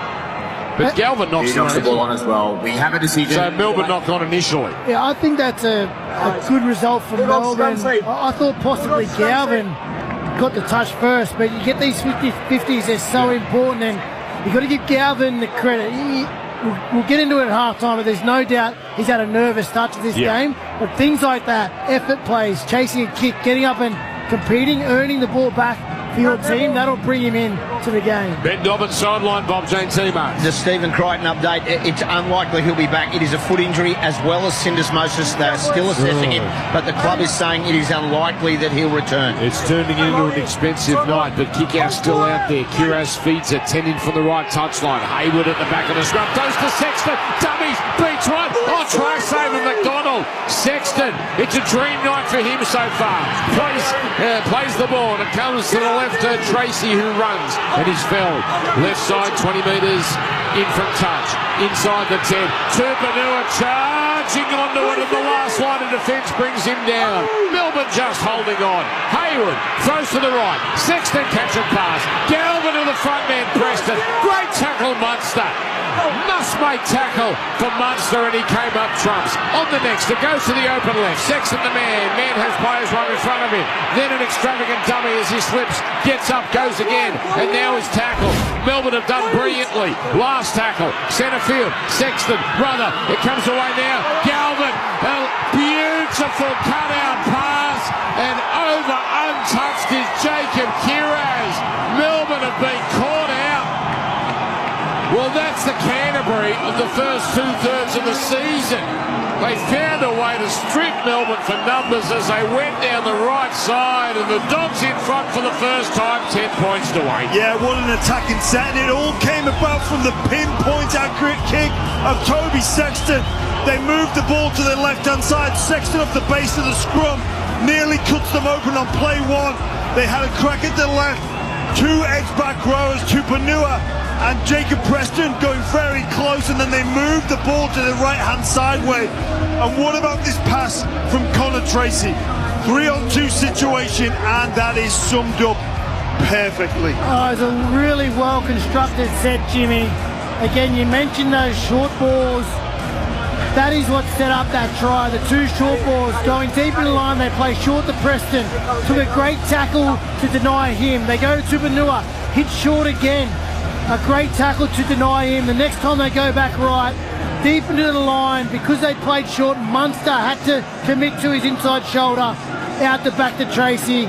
Creates the space, executes the play. That is a great set of 6 from the Canterbury Bulldogs. Is it me? Sexton's not doing all that much on his own, but their attack is so much sharper with him out there. Have I got this right? Well, there's clarity with what they're doing when he's out there. He's an out-and-out halfback. He knows about building plays. Again, play short, play out the back. He builds a whole set of 6. They all of a sudden look like the Bulldogs of old. 44% Pertzek kick predictor. Right touchline for the left-footed Burton. We're right behind it here at Amy Park. Here he comes. Moves in. Starts it down the middle. Holds it wide. It's over. and it's Canterbury 12, Melbourne 8. And the Dogs are up and about. Pinned on the sideline, Bob James T-Mark. Geez, the inclusion of Toby Sexton. You saw him barking orders. He made that break early. It was brought down. Bad miss by Harry Grant. But they look a lot more comfortable with him as first receiver. It gave Galvin a bit of room. And that ball from Connor Tracy elite. The Dogs, would you believe it, with all the adversity, they hit the lead. King off for the Melbourne Storm, so they're making some changes now. This is a good game of football. Tell you what, I'm going to load up on the Catalans Dragons to win the Super League next year, the way Toby Sexton is going about his business. What an introduction into finals. So, it's Canterbury now with kick out. And he works it up over the 20. Crowd's gone a little silent. 8.5 to go. Canterbury, bit of adversity with Viliami kick out. A nasty injury that is going to have ramifications, but he's still out there. Stephen Cotton out of the game, possible syndesmosis. But the Dogs are playing well. They're up 12 points to 8. Winner gets a week off and a home prelim. As now it's Tupanua with a good charge. Great charge, my word. When he's got his head screwed on, he is some player, Satili Tupanua. And he's up to halfway. He'll play it back for Hayward. Hayward on the man. And Mann just works it up the middle. And he'll play it here 41 metres away.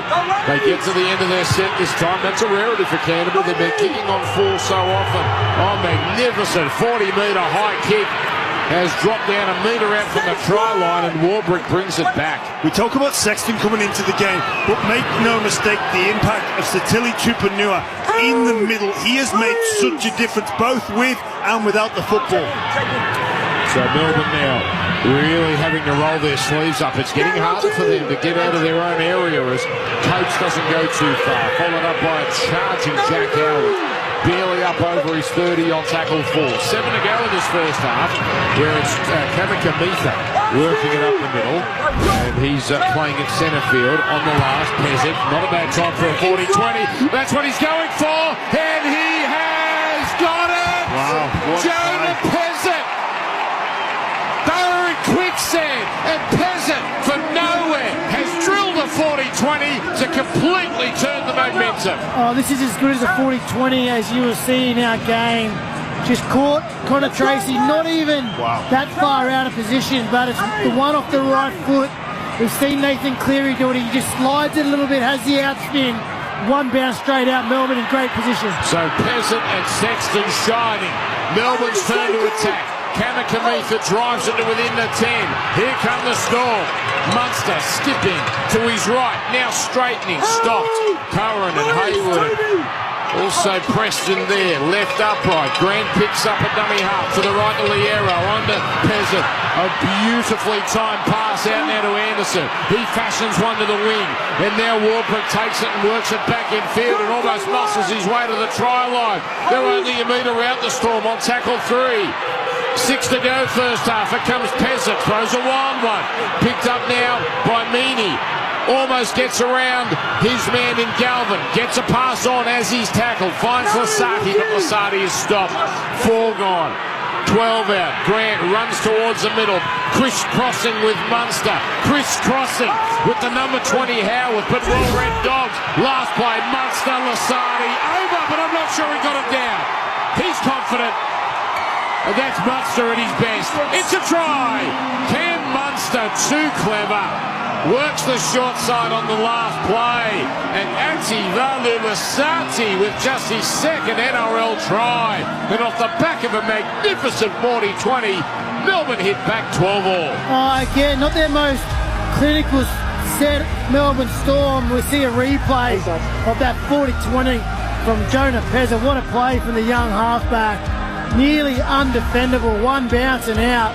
There's not much Connor Tracy can do, but again, the set wasn't brilliant, but the Melbourne Storm, they just don't let you have a last or a playoff, just one player out of position, swings down the short side. Harry Grant and Munster, they spot it straight away. They go straight in the soft spot, nice and square.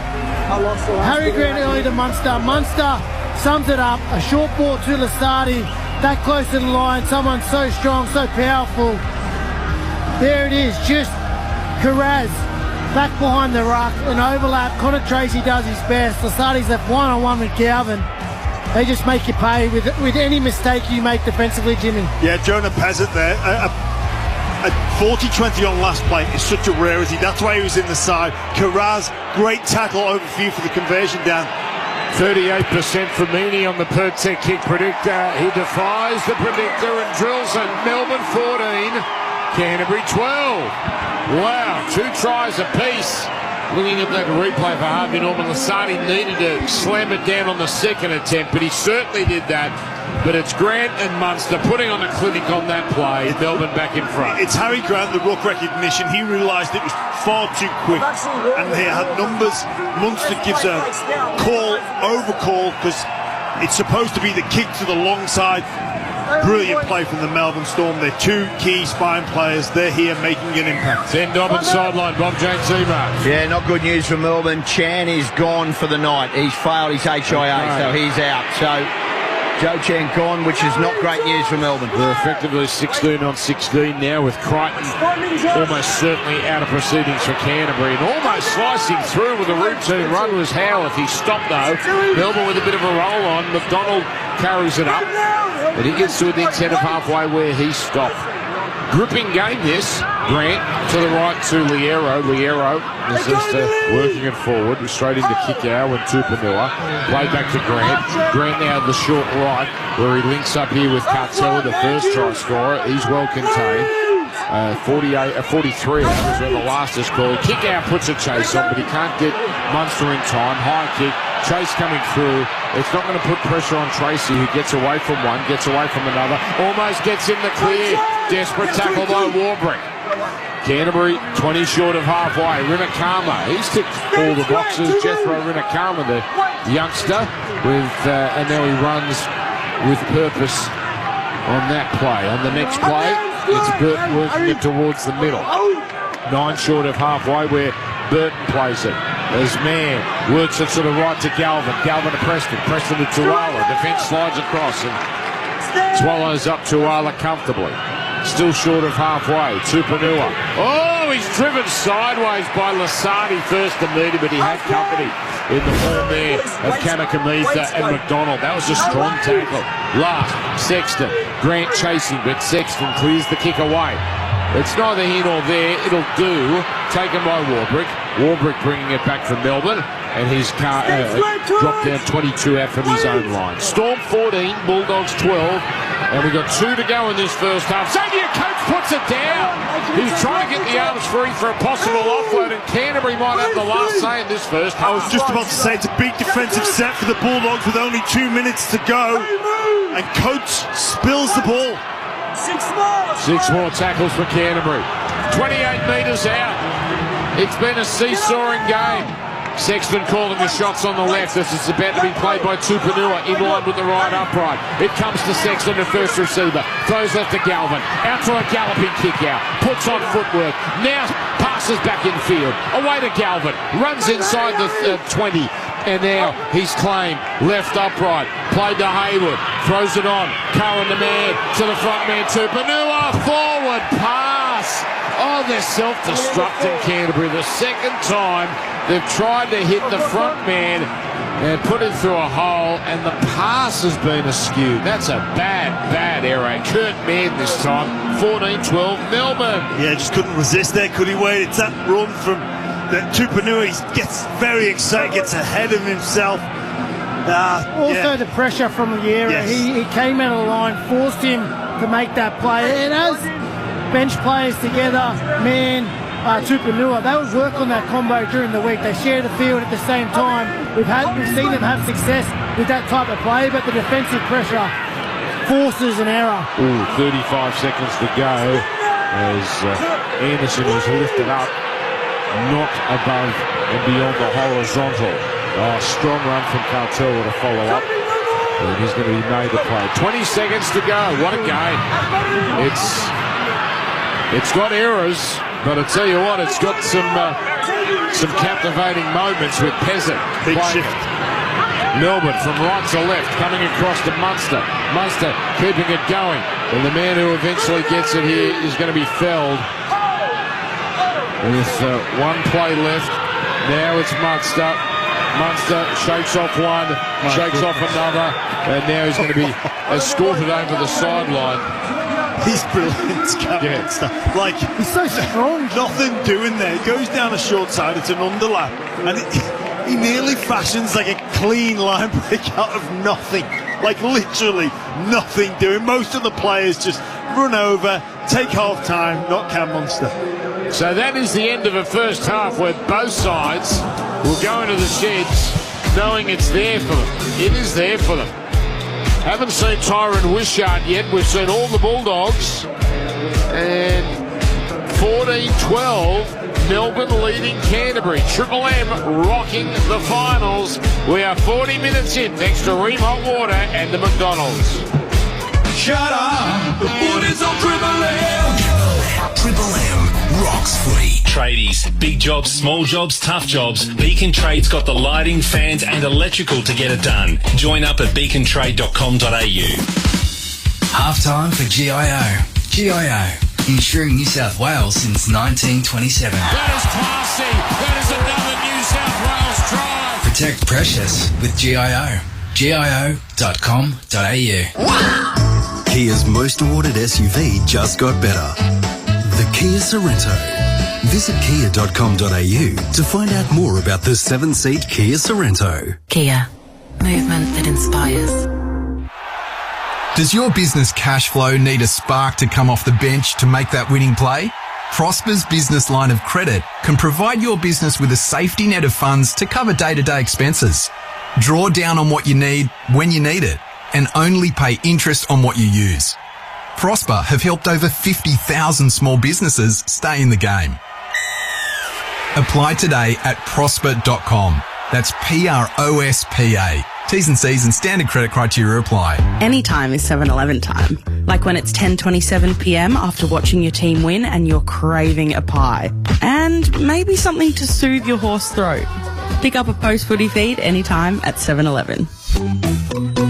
Lift your game with United. When you need to lift your game, nothing lifts like a Caterpillar from United Forklifts. If your current forklift is letting the team down, then it's time to lift your game with a Cat from United Forklifts. The toughest and most reliable forklift on the market is in stock right now. Lift your game with a Cat from the United Forklifts team. Google United Forklifts today. Lift your game with United. Turns out, not all internet providers are built the same. Aussie Broadband is backed by 100% local experts and a purpose-built network that keeps your connection running smoothly with fast-flowing internet. Make the switch and experience the difference. Aussie Broadband, the actual Aussie way. How do you feel? I feel like a Tooheys. The game's on, the team's ready, and it's time for a Tooheys.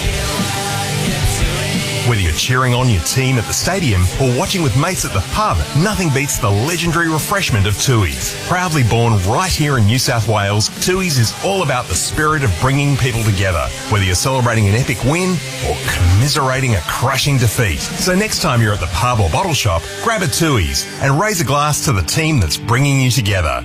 Drink responsibly. Get the saving you really want with 3K off Australia's favourite 4x4 Ford Ranger across XLT Sport and Wild Track, but only until September 30 while stocks last. 3K off Ranger at participating Ford dealers right now. For full terms and eligibility, see our website.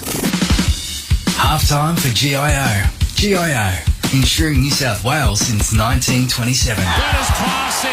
That is another New South Wales drive. Protect precious with GIO. GIO.com.au. Shut up! The foot is on Triple M! Triple M rocks finals footy. Beacon Trade's backing your next install. Fans, lighting, electrical, sorted. Join now at beacontrade.com.au. High drama. And that's just the way we like it. Triple M rocking the finals. Melbourne 14, Canterbury 12. And the big news out of that first half, Viliami Kikau has a serious eye socket / cheekbone injury, but is still playing. Stephen Crichton is not playing with a foot injury, possible syndesmosis. Worst case, his finals might be over. In saying all that, Wade Graham, James Graham, Canterbury are in this game up to their eyeballs. 14 points to 12, 2 tries apiece. Yeah, Viliami Kikau as well is running on just pure adrenaline, and one of the changes, due to the fact of Stephen Crichton going off, has ignited this Bulldogs attack, and look, a lot of people are sat here watching it and, thinking, well, why move Toby Sexton? He's been enormous. He really has. And you know what? Credit to the Melbourne half as well, who came in with his first start in a while in the 7 jersey. He's been outstanding, Jonah Pezzett. A big play defensively on Matt Burton, and the kicking masterclass from him has been sensational, Wade. Oh, definitely still anyone's game. Listen, a converted penalty goal, the only difference, I think, at different times in that half, each team guilty of some unforced errors, and not just unforced errors, where those errors have occurred. A couple from each team coming out of their own end yardage and just gifting the opposition great field position. I think half-time is probably come at a good time for the Bulldogs. Hopefully Kick-Out can get through half-time and get that adrenaline going. But, Galvin, a nervy start. He gave up an inside shoulder, a couple of unforced errors. But that's really his first taste of the NRL finals. Geraldo can get to him now. Obviously, Sexton's made an immediate impact. And the question mark, will they be able to go the distance without their key leader in Stephen Crichton? I think that first half will give them confidence. And the Melbourne Storm, not at their clinical best, but some of their defence, some of their try savers. There's been 3 or 4 clean try savers already. Pezzett had 1. There was 2 before the eventual try. And a big play, actually, from the young halfback. That 40-20. Yeah. Dan, I think you called it. Melbourne were in quicksand. The momentum was against them. They got nowhere during that set. A pressure 5th tackle option. He executes a near-perfect 40-20, which leads to a Melbourne try down this end. What a first half of footy, and could go either way in the second half. It's that wide open. We're no closer to the result than we were at the start of the game. No, it's on a knife's edge, isn't it? And you go back to that Pezzett 40-20. Talk about the change in momentum, the ability to change a game, and that's what good halfbacks do when there's nothing doing. They find an angle. Nathan Cleary, that's what he's built his career on, and that's why he's up there with the best to ever play the game. You think back to the Joey Joneses, you think back to Jerome Hughes and his ability with the ball in hand to just take the momentum and completely tip it on its head. Jonah Pezzett had absolutely nothing doing there. It was the last play. They were caught inside their own end, and he just nailed it with absolutely precision. He couldn't have it was near indefensible. There was nothing the only way Connor Tracy can defend that, if he stood exactly where the ball bounced. He would have had to anticipate before he almost kicked. Yeah, well, he would have done, and then he'd have been caught out of position. Yeah. All right, let's take a break. We'll clear that away, and then we'll come back. Winner, week off. Loser has to do it the hard way. It's Melbourne leading the Canterbury Bulldogs 14 points to 12. Triple M rocking the 2025 finals for Ream Hot Water and for McDonald's. Shut up! The footy's on Triple M! Triple M rocks footy. Tradies, big jobs, small jobs, tough jobs. Beacon Trade's got the lighting, fans and electrical to get it done. Join up at beacontrade.com.au. At Choice Hotels, you get the best value, so you can check into more.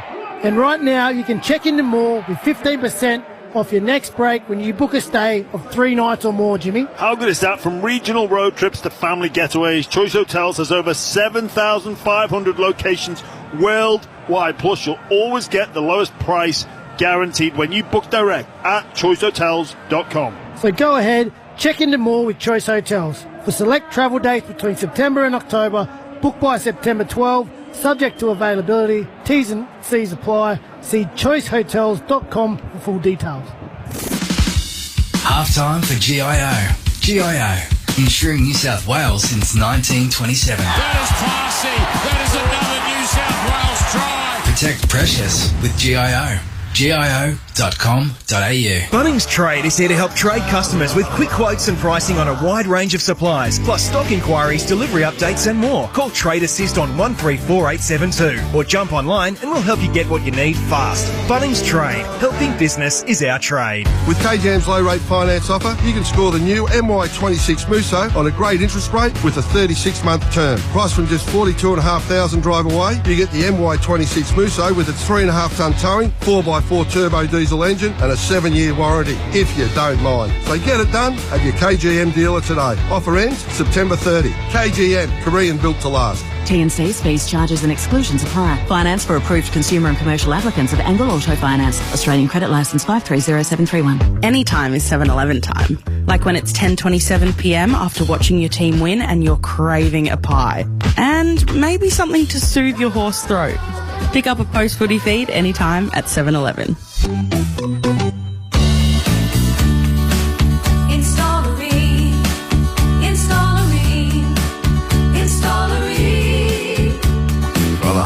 Hot party you've ever seen. Rain comes on steady, hot and strong. It just keeps on and on. Want the assurance of an Aussie family-sized electric water heater with a 12-year cylinder warranty? Install a Rain. Install a Rain. Then accept nothing less than Australia's best. This month on Disney Plus just got bigger. FX's Alien Earth is coming in for landing. Save yourself. Now streaming. And strap in for Marvel Studios Thunderbolts, streaming August 27th. This could get messy. This month is Out of This World on Disney Plus. Do you hear that? That's the lunch rush. But don't worry, we've got enough internet on tap. Yep, at Aussie Broadband, our award-winning network is prepared for whatever you throw at it. It's purpose-built to handle demand, even at rush hour, to keep your connection running smoothly with fast-flowing internet. Make the switch to your local internet. Make the switch to Aussie Broadband. That's the actual Aussie way. Get the saving you really want with 3K off Australia's favourite 4x4 Ford Ranger across XLT Sport and Wildtrak, but only until September 30 while stocks last. 3K off Ranger at participating Ford dealers right now. For full terms and eligibility, see our website. Halftime for GIO. GIO, insuring New South Wales since 1927. That is classy. That is another New South Wales try. Protect precious with GIO. GIO.com.au. Triple M rocks finals footy. First half highlights for Mitre 10 Trade. Huge tradie brekkie, September 19 at Mitre 10 and Home Hardware. Check the website to find a brekkie near you. The ball is birded and the finals are underway. Kickow is down and he's in trouble. He's clutching at his head. He copped an accidental elbow. Yeah, it's a category 2, so he has a chance to be back. It's a cat 2 for Viliami Kickow. Munson to the right.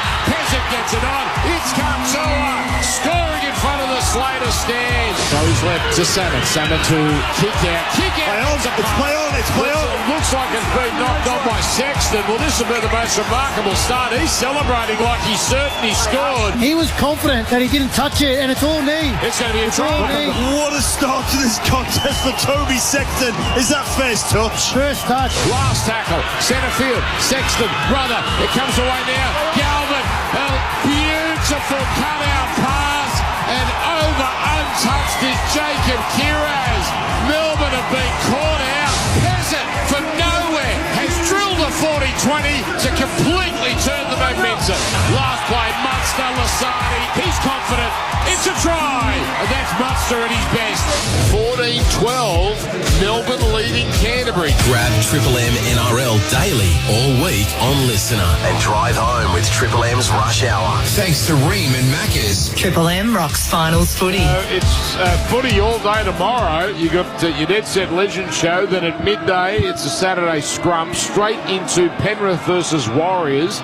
On air from 3. I'll be doing that one with. We're doing that with Charlie, Josh Reynolds, and you, Wado. Beautiful, Wade Graham and Josh Reynolds. And then from there, it's off to Shark Park. I think we're going over at 6:30 for a 7:45 kickoff. That's Sharks and the Roosters. Dobbo will be your caller there with Aaron Woods. And then Sunday, live from the Hume Highway, the Sunday Sin Bin will be on the road for the first hour. And then in Canberra Stadium, and that is just going to be an unbelievable afternoon. Canberra versus Broncos, and on air from midday, 4 o'clock kickoff, and we can't wait for that one. This one though, pretty interesting second half here. Now this is 2v3, which means the loser plays the winner of tomorrow's final, 6v7 Warriors and Penrith. So Warriors and Penrith, one of those will play one of these. So they're playing Penrith. Just lack of respect for the Warriors. Lack of respect. I'd love the Warriors at full strength, but just say they're wasting everyone's time. No, I wouldn't go that far. This is not a good sign for your moon for Crichton and Crutches. And we've got to suspect his season is probably over. Well, let's not preempt it. I think he did manage to get through another 5, 6, 7 minutes, so it may not be a break. It just, if it's syndesmosis, we need to determine what the grade is and whether he has enough to rehab or he needs to get a tightrope put in. Usually, though, when you hear that deadly word syndesmosis, that's the end of the section. Was that carry off the kickoff? And it was Tui Kamikamitha, followed up now by Ativalu Lasati, who scored one of Melbourne's tries in his 13th game. He hits it up. So we're off and running in this second period. Alan McDonald now working it up the middle, driven back by Kikau and also Cohen. 22 out from their own line. Grant throws to the right side where Eli Kautoa is not going too far, where he's put down, and Toby Sexton looking straight at the ref, giving it to him and the touch judge, saying, "Did you not see the ball lost there?" Well, no one did. So Melbourne get another couple of plays, and it's carted forward by Liero. And that's followed up by a kick by Peasant. Sexton, excellent chase. Sexton's having a ball out there. Taken on the full by Tracy. And Tracy brings it back to within 18 of halfway. So Canterbury now 14-12 down. And they're looking at a replay. And Toby Sexton had a dead set case, though. So we can now understand that replay for Harvey Norman showing that should have been called a knock on. The dog should have been on the attack. Kiraz cutting back towards the markers where he's put down. Hayward doesn't run it much out of dummy half, and he throws a loose pass. It was almost put down by Tracy, but it got by Tracy, and the man on Tracy is outside, and Galvin carries it forward. On the last, in fact not the last, on the fifth, it's Burton putting up a high one, taken by Warbrick. Backing back, Warbrick now gets his run going and taken down well by Sexton. Ben Dobbins sideline, Bob Jane T-Marks. Yeah, just an update. Stephen Crichton definitely won't be back. He is out of his gear and having a shower and coming, so he's completely ruled out. Now, when you talk about Viliami kick-out, that injury, it was on the exact same point where he hit last week, so it was more painful than damaging. I asked the team doctor, has he gone after this game? They said absolutely not. It was just more a pain incident. He wants him to quicken the play the ball. Half a second quicker as the Melbourne Storm play the ball than the Dogs at the moment. He said we need to stay in the fight, get through our sets. On the other hand, Craig Bellamy very happy. He said we were a little undisciplined when we lost our shape. Just get back into the fight. Very happy with their performance so far. Okay, thank you, Ben Dobbin. High kick put up by Melbourne. Tracy comes forward, takes it with confidence. And Canterbury will start this set 25 from their own line, 6 in from the left touchline, running to the MCGN. Rinakama is hammered here in the tackle, not going anywhere. Such a strange game, Dan. You know, after over 40 minutes of a contest, we've not seen a high ball for Coates or Warbrick. You're right. And worked up here, Canterbury. Slightly more tackles in the respective Westpac red zone, 17 to 12. Hayward waiting at dummy half.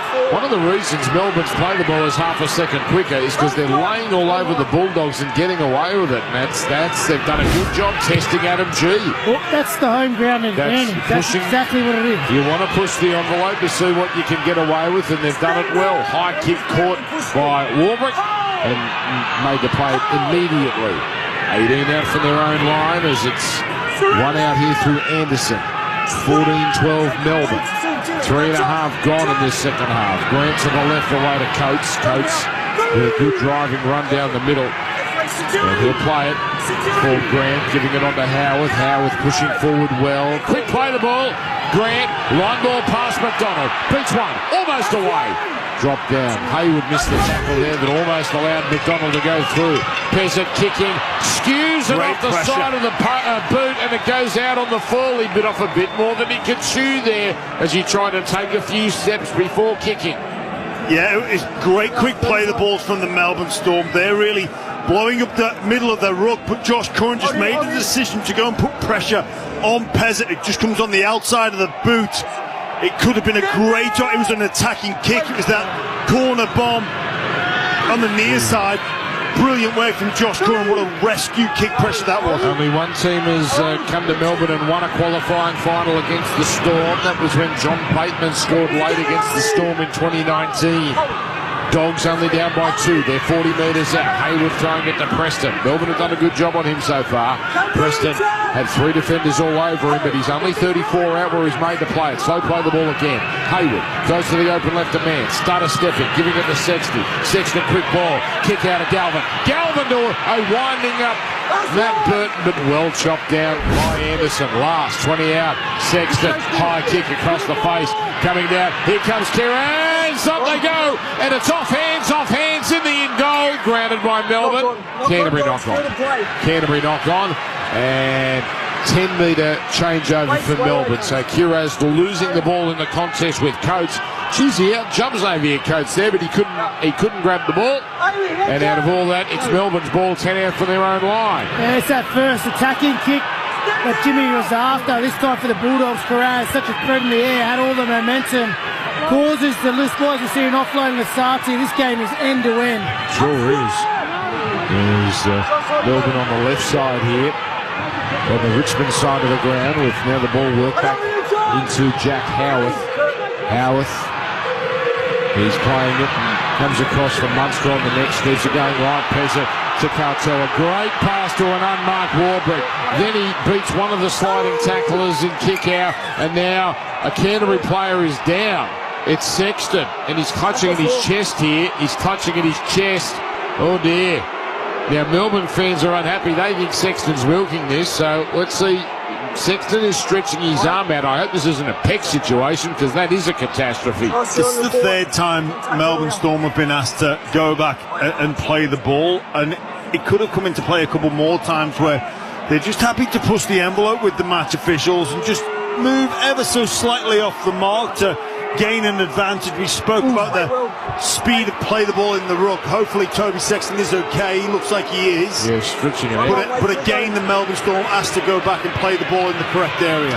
So now, Grant, a little bobble at second receiver, turning it into McDonald, and he's claimed 45 out, arm raised for the last. So on the final play, Peasant, this time plenty of time to boot the ball, and he's got Tracy backpedaling. Tracy takes it on his left side, 1 metre out, works it in the middle, and he's clobbered. And then he made the play in front of his left upright here.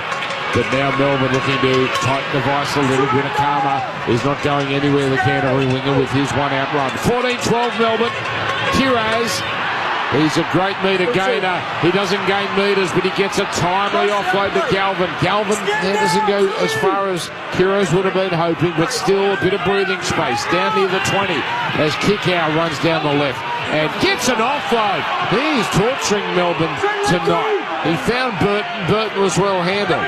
But Kickow again, they just can't stop him getting rid of it. Left to right play here as it comes from Curran to man. Man straightening. And makes it beyond his 40 where he's knocked over by McDonald. Last tackle. It's Burton on the left side, kicking high, deep as well. Pretty conservative kick, but it's got length. And it's taken by Warbrick. And Warbrick, straight into Sexton. Well, that's going to test out the chest, and he seems to be okay. And then, Munster's down. What's happened? I think he's trying to get out of the way. It was an army drill. The way he went down, it was like he got hit by lightning that no one could see. Then he got up, he sprung up just as quickly once he realised he wasn't in the way. Melbourne working up the right side now, played by Anderson. Coates chiming in with a one-out run, well handled by Tupanua primarily. Curran down low, 8 short of halfway. Grant dummy half to the right to Munster. Munster to Peasant, it's about to open up. Peasant gets it on. Cartoa draws in the fullback. Out to Warbrick. Great tackle, Ridakama. Warbrick had no one to give it to. 20 metres out. Melbourne, though, have Canterbury backpedaling. High kick across the face of goal. Out it goes to the left wing. It's taken by Coates, but he throws it in field and too early for Canterbury. But he's worked out by Howarth. What a play, but it's called a knock-on. Howarth ripped it out wonderfully, just didn't quite control it. Well, what a chain of events out of all that Canterbury ball. Jethro Rinakama, great play from Peasant to release Katoa. Peach of a pass as well for Warbrick. He just had to jump for it though. And then Rinakama in the right spot Sensational stuff. And then Galvin, high alert because he knew the crossfield kick was going to Coates. He was the only one there to rescue the day for the Bulldogs. This is so fast. This is finals footy. 8 minutes, make it 9 minutes gone, second half. Sloppy scrum. Katoa was out early. Come on, sir. That affects the play. I like it when we do Bulldogs games. It's like Gordy in a Queensland game and Wade Graham for a New South Wales team. Katoa leaves the scrum early, and then the Bulldogs player runs away, and they don't penalty. Here's Galvin getting it on to Preston. You want to have a third go, Jim? Yes. Final bids. Now it's Galvin, followed up by Tupanua, and he's put down right short of halfway. Good tackle, Lasani, but a sharp play the ball. Finally, Hayward runs, and he's going to be stopped by the Melbourne line of defence. 45 away. Hayward's second run officially. Last, Sexton, high kick. It's going to pin Warbrick back. The chase is good, but it's taken by Warbrick, and he gets away from kick out. Gets away from Curran, doesn't get away from the next defender there, as Mann was there to make first contact. On the next play, the markers clean up. Is it Harry Grant? No, it's Cam Munster. He didn't fool them. There's Grant at dummy half. Throws it infield. The man he gives it to looks like Anderson. He's going to be claimed here with Melbourne up 14-12. No change to the halftime score. Eli Katoa hits it up and gets an offload away. It comes to Meaney. Meaney bumps away from Sexton. Runs away from Tupanua. Now almost gets through as he straightens. Just held on to 10 short of halfway. 2 tackles left. Shorts on play. Grant gives it to Lasani. Lasani on there to Howarth. Oh, he's going to be claimed. He was hit high. Ref said he was hit in the chest. Last tackle. 45 metres out. It's getting a bit willing out there.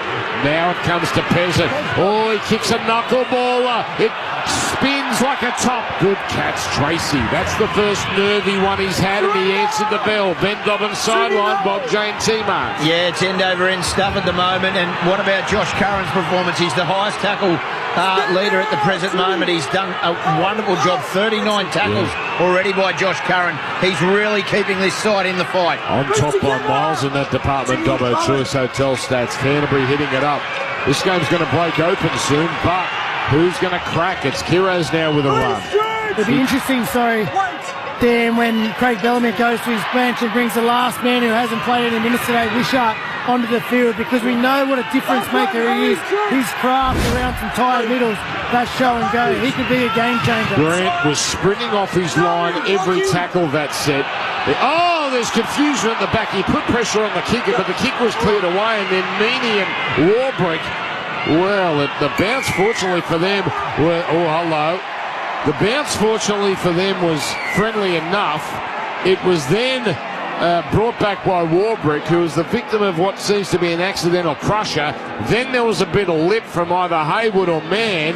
That's an extra 10 metres. Might have been Kickow, actually, who gave the referee his opinion, which the referee didn't appreciate. And now Melbourne 20 out from their own line. Yeah, it's getting willing out there. It's been a great game so far, but you just feel that Adam G, he's let a few things slide, and the players are starting to take notice of it. Tempers flaring there a bit. Rarely we will see a Bulldogs player backchat the referee and he marching 10 metres for dissent. Melbourne have had 5 line breaks to 1, but they only lead by 2. No, Udrekamadu bumps Hayward out of the way, swivels around and gets an offload. Away now to Meaney. Meaney to Howard. Howard is hauled in, 48 metres away. Melbourne get a full set basically inside Canterbury territory. There's Coates dummy, decides to have a gallop himself. It's a good one. He carts it up inside the 40 where he's finally knocked over. Udrekamadu, he's been terrific. He beats the attempted tackle of Mann, goes 15 metres before he's stopped. Swung from left to right. Munster to Peasant. Peasant Katoa. Onto Anderson. Anderson, he touches it. It's not pristine, but it's taken on the bounce here by Warbrick, and Warbrick has to take the tackle 19 away. Here comes Coates. Last high kick, and Peasant doesn't get much height on this, and a great catch for Nakama, but he's held back into the in goal. That's perfect stuff from Peasant. Deliberately not giving it maximum trajectory. Rinakama caught it, but he was swallowed up, and he was only half a metre from the line when his feet came down. That is good stuff. And this, can you believe it, with the first line dropout on the Choice Hotel stats. Storm 14, Dogs 12. Oh, and again, the Bulldogs, their attention to detail, the pressure. The Melbourne Storm, they were all setting up the kick across field to Xavier Coates, but the pressure came outside in, forced Peasant to kick back away from his body. They handled the threat. As you see, Burton go short. It's going to come down about 15 away. It's a contest. Oh, Kira's got there first, but he lost it forward. And that's the way the referee calls it. Double knock on Melbourne ball. That shift to the right-hand side there where the ball hit the deck. I would like to see a replay for that because, wow, at first glance it maybe looked like an infringement from the Melbourne. One could accuse Jimmy. He's taken the top off here, but I think you've got some support. Ben Dobbin sideline. Yeah, it looked like a knock on right in front of me with Will Warbrick, and Jamin Savins just come off for Kirkman, so the Bulldogs are having to make some changes to keep some freshness in their defence. All players to the right again from Melbourne Storm. So it comes out to that open side. Pezza draws in defenders, gives it to Munster. Double pump now to Meany, threatening. Great tackle, but just around the ankles. That had to be made. 10 away Storm. 14-12. No point second half. Liero works it up the middle. A set-up play here for the Storm as he's escorted back close to the 20. Off the mark again. And he is off does it every time, Trent Liero. And now gives Salmon a shove. Maybe calls him a weak-gutted dog. I don't know. Something's been said. Comes out to the left side where it's Munster. Munster brought down. 13 away. Now it's a short side play. Grant on the Lasati. Almost gets through. Got past Hayward, who's starting to miss tackles. Second wave brought Lasati down. Munster to the open right. Away to Liero. Liero Peasant to the front man. Canto. A great read. That was Burton, but particularly kick out. Final play. Grant open side. Munster stabs a kick as they thought it was going in the air, and it's batted out the back by Galvin. Line drop out. This is captivating stuff at Amy Park. Melbourne are throwing everything at the Dogs, and somehow the Dogs are refusing to budge. 14-12 Melbourne. Yeah, that's intelligent play from Cameron Munster and quick, sharp thinking from Lockie Galvin as well. Everybody predicting it goes to Coates. Munster had other ideas. Galvin up to the task. But he's going to go the same spot here. But is this going to go the 10? Yes, it does. Kiraz comes up with it. Kiraz comes up with it. He took it and bopped it up for himself. I'm not sure on purpose, but he got it on a second attempt. And that's a massive play for Canterbury. They are going to be so full of confidence after that. What they have just repelled. Harry Hayes driving it forward. 19 short of halfway. Dogs down by 2. Salmon to Sexton. Sexton keeps it going with the kick out. Kick out another off-road as he's tackled. Finding Tracy. Tracy to Burton. Burton is standing in the tackle and he's stopped. I don't know how kick out's still out there, man. Like, wow. As now it's carried forward by Cohen. It is shows a penalty late in the count. A leg pull. I believe. It's a penalty. That would have been the 5th tackle. And Canterbury will go on the attack, and they will get a genuine shot here as we look at a cannonball from Harry Grant. That's the 3rd man in down low, and Grant is not happy, but he did seem to make contact below the knee.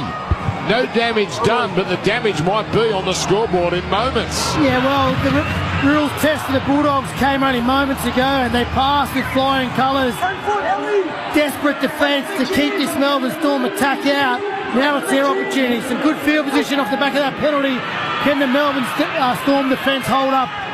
Return serve. Wade Graham, James Graham, Seabus super experts. Canterbury knocking on the door of the 20. Josh Curran having his best game in some time. A great run, almost gets to the 10. He's at the left upright. He'll play it for Hayward. Hayward throws to the right to Salmon, turning it into Hayes. Hayes gets it inside the 10 where he's knocked over. Utoi Kamanu last appeal off centre field. Hayward to the right to Galvin. A Canterbury player's gone down in back play as the ball keeps going to the right. Melbourne have got that covered. Tuala, I don't know what happened to Tuala there. He might have got tangled up with his own player. Comes back open side where Salmon at second receiver. On to Sexton. Sexton to kick out. Kick out of Burton. Burton goes for it. Burton scores! Dogs in front in Melbourne! Canterbury are producing an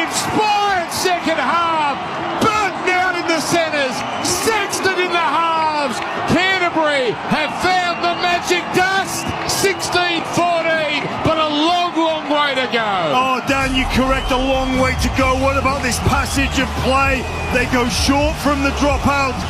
Carraz with a miracle play. He had no right to get that ball. Harry Grant. Look, I don't like that penalty. I don't. There's not much in it at all. But it is what it is.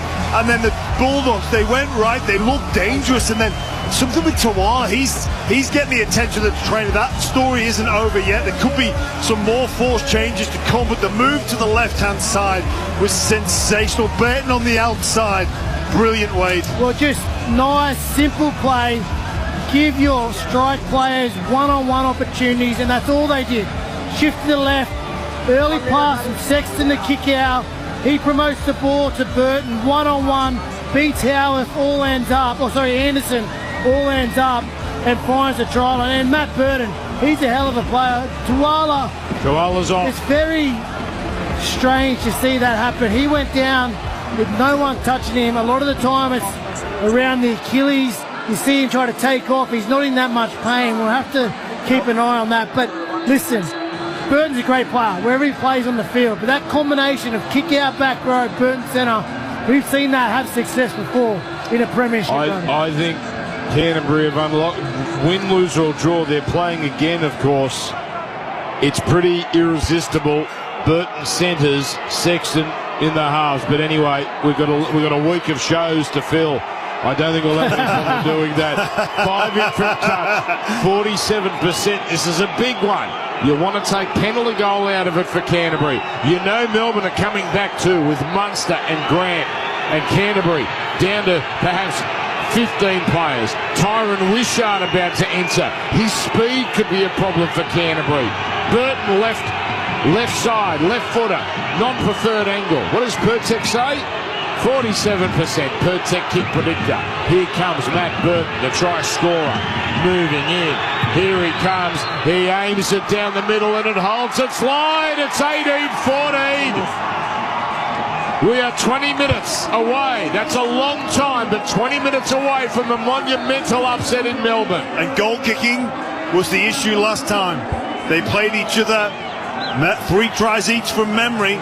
The goal kicking of the Melbourne Storm made the difference. Dobbo on the sideline, Bob JT Marks. Oh, what about Viliami Kickow? I heard you say it a little earlier, James Graham. You couldn't believe he's out there. Well, he has been. He has that potential fractured eye socket. 7 runs, 65 metres, but a try assist. He was the bloke that gave the ball to Matt Burton. Unbelievable what he's done tonight. Sam Burgess 2014 grand final like. And unlike 2014, he doesn't have some grub on the other team telling him he has a face like a drop pie. Did you really tell you have a face like a drop pie? That is line for line exactly what I said at the first scrum to Mr. Sam Burgess. You can't do it. You can't do it. That's not how you make bodies. No, Carraz. So Carraz, it does not look good. He's got up very gingerly here. What's happened here? He's now going to hobble back. Goes kick out. Who's got 4 offloads already? Charging it up almost to halfway. Now Connor Tracy pushing down the middle. Tracy now will play at 45 away. This is Kickow's best game as a Bulldog, by the way. Broken eye socket or not. High kick going up, taken by the fullback Meany, and Meany is barely over the 10. Canterbury are inspired, but surely the tank at some point is going to be empty. 20 to go. And they're playing now with a patched up right edge. Curran's gone to the back row. Outside of the centre is now Preston and Carraz, who a little bit busted. Peasant's down. He's been treated by the trainer. But he gets up and he hobbles back. So, this game is going to have some serious consequences. Now it's Liero. Driving run from Trent Liero. Gets over halfway. Hayward holds on. Last tackle. Now it's Peasant putting up a kick. No real distance on it. Peasant's not right. Up goes Anderson. Rinakama drops it sideways. Taken now by Munster. Munster put down. Oh, the referee says it's all Melbourne. Now they can challenge this. Anderson, is he going to talk his skipper into... Yeah. Yes, he's got to take it upstairs. From this angle, and we're not that far away, it looked likely there was a bit of Rinakama in this. But the question is, did also Anderson lose it forward that would kill the play dead. Well, I don't think... What did Adam G see there? Because he allowed it to play on, so if he thought it came off the Storm, it's a knock-on. So here we go. It's a knock-on. So what did he see there to allow it play on? Because if it comes off the Storm, it's a knock-on. It's only play off the Dogs. So... But they're going to win this challenge because he definitely touched it. Well, is there a sneaky Anderson hand in there? Yeah, but then he would have had to rule to be a knock-on off the Storm. So let's have a look here. It's got to be a Canterbury knock-on, but if Anderson's got a... Yeah, that's a double knock-on, and the play's dead anyway, so it comes back to Melbourne. So right now it's look at all angles to see who touches the ball.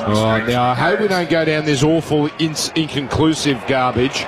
That's a pretty clear... Geez, that's a weird... Comes off the hand of Jethro first. Yeah. To the hand of Melbourne. The challenge is successful. Look at the frame rate on that. What's going on? These are the finals. Anyway, they got it right. Ben Dobbin, Melbourne scrum feed 20 out from the Canterbury line. Yeah, and Ari Tuala gone for the night. It's a calf injury down. He will not be back. So they are now down to 15 on their bench. They have to hit that left edge this side. Munster, Lusardi, Meany at the back, Howarth and Coates against Preston in the centres and Carraz, who isn't at 100%. They have to test that combination out a couple of times. This lineup again, Melbourne Storm based the scrum, done 7 all on the same side. So, Melbourne, is it going to happen on play one, Wado? I'd be sending a lead inside Preston, holding him up. Well, let's see. They sent it out to that left side, but Canterbury always had that covered, and that seemed to be a set-up play as Meany plays it 10 in from touch. Storm down 18-14. Wishart dishing off. Gives it here to Oliero. Wanted to pass. Smart move not to because there was a lot of blue and white traffic there. Grant dummy half to Munster. Munster keeps it going to Meany. They stay into this left side. Meany gets it on now to Howard and he has his legs taken out legally. Good tackle, Kiraz. Back it comes to Munster. Now to the open Oliero. Goes down the middle. Goal. Terrific ball and all tackled by Hayward. Sharp play the ball. 2 plays left. Comes to Wishart. Wishart now to Peasant. Peasant to Katoa. Katoa is stopped by Sexton and also Burton. Massive last play. 18 to go. Short side. It comes down to Anderson. Defenders converge. He's not going to make it. Why are they not kicking to Coates? So strange last play for Melbourne. Canterbury swallow it up.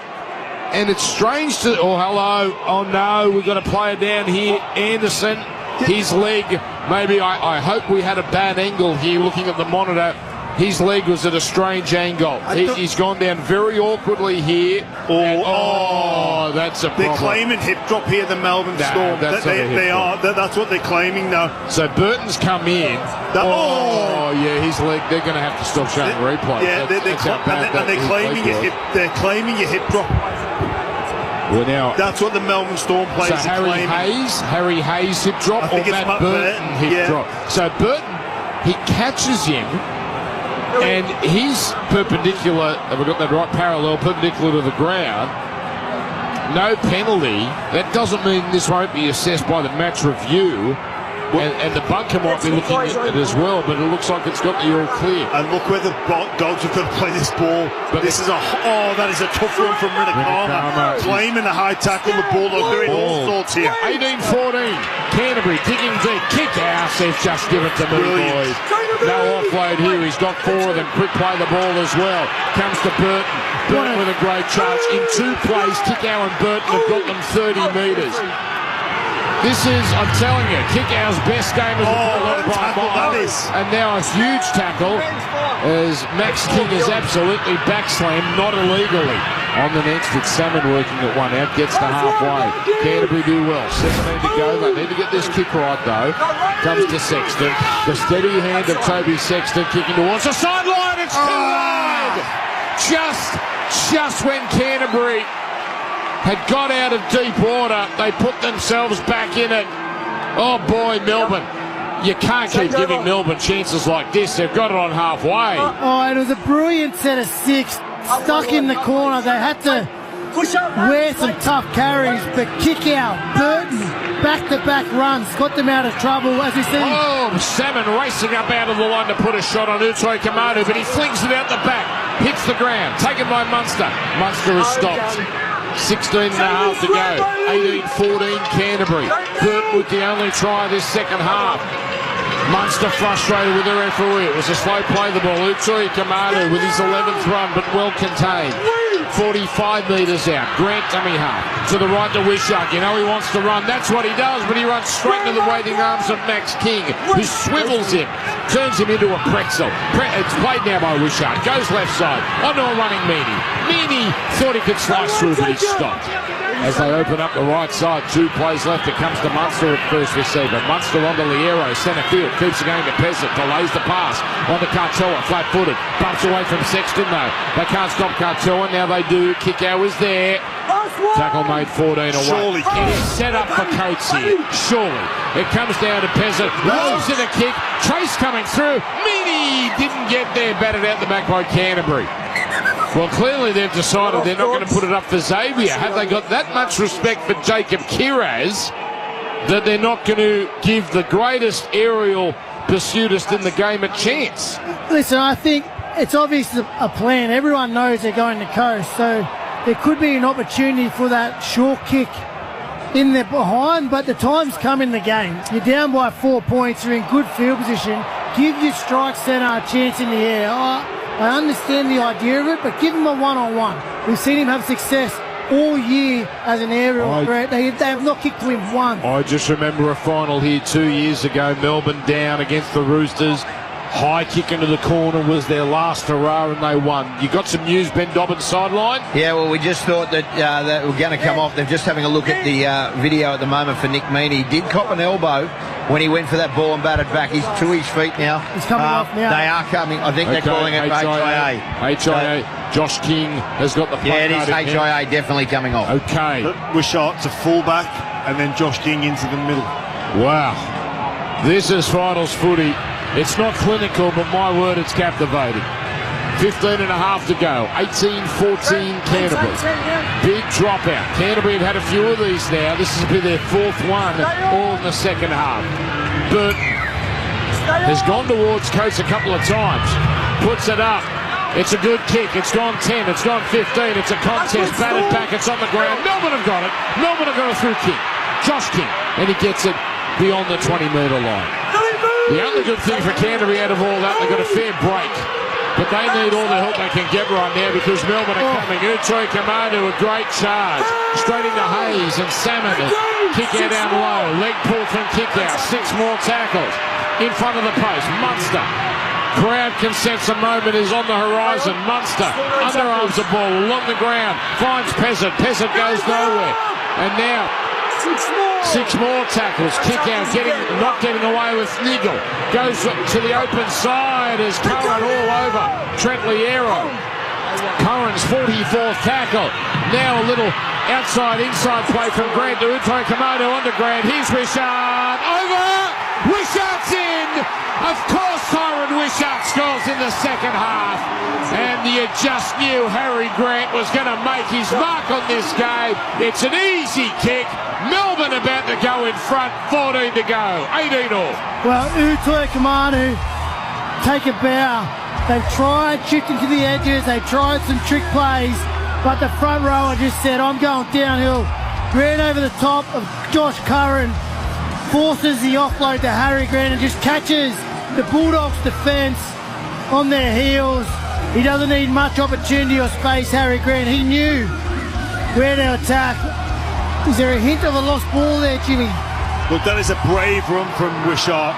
Wow, he just accelerates into the line under all sorts of pressure from kick out now. That's a try, Wade. Yeah. Look, the offloads from the Melbourne Storm there were just too much for the Bulldogs goal line defence to handle. Melbourne Storm take the lead again. Well, they soon will after this kick. Peasant, who's been amazing. I think arguably Melbourne's best player. I thought you were going to say amazing goal kicking and trying to put the knock on. But you are doing your best. You are doing your best. There's no way he can miss this, Wade. But Wishart, we spoke about him. We knew the impact he would have on the game when he came on. He's just a fantastic bench player, whatever position he comes on at. Always contributes. So, left upright. He'll have no problem here, Peasant. I like the way Wade tried to sell James Graham into saying that was a knock on over the line. Not even Jimmy Graham could, I knew what you were doing, Wade. Here's the kick. It's good. Storm in front. 20-18. Dogs now. They've done so well, but they have 12 and a half minutes to try and get another score. Oh, what a game. Ben Dobbins sideline, Bob James Martins. Yeah, it's far from over, Dan. We understand that Melbourne, obviously, the last couple of weeks, it's been their second halves that everybody's been talking about. They've faded. The Dogs, they've been gallant, but it's that man, Viliami Kickout, and also Burton that's going to change it. Big shout out to Jamin Salmon. He's really lifted the tempo defensively in this last 10 minutes. Well, I'll say this, if Canterbury get a chance, you know you've got that rocket of a boot of Matt Burton for a 2-point field goal. But they don't have to be thinking 2-point field goal yet. And Adam G, it's going to take some stones to blow a penalty if Canterbury are on the attack. Their problem, Canterbury, they've got to get on the attack because Melbourne are on top, and then you've got Howarth claiming he's victim of a crusher tackle here. Yeah, well done, sir. Move along and play the ball. Get House off for a HIA. We can't be too... He's going to be made to play it. Just a change up there with Nick Meaney off the field. Looks as Wishart's gone to half, Munster back to fullback. Do I need you to settle him down right now?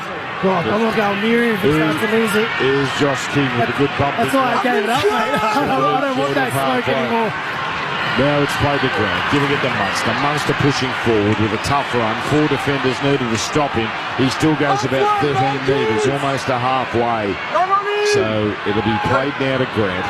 He throws to Peasant. Peasant, a little bit of pressure from Hayward, but a deep kick. Oh, beautiful kick because it's taken by Tracy, just one from his own line. He looks up and he sees an even purple line of jumpers, and Tracy will play 16 from his own line. Storm 20, Dogs 18. Yeah, not skipping too far ahead, but Jonah Peasant, he needs to be playing NRL each and every week. He has been so good on the biggest stage. He's got to be. Perth Bears, where are you? You'll have no one to pass it to, but you got some money. Here's Hayward now, passing it on. And he gives it here to Jacob Curaz, who works it up to within 12 of halfway. Salmon giving it to Sexton. Sexton away now to Galvin, almost through, just held on to. That was just about his best moment of the night, Galvin. But Peasant holding on with a bit of help from Anderson.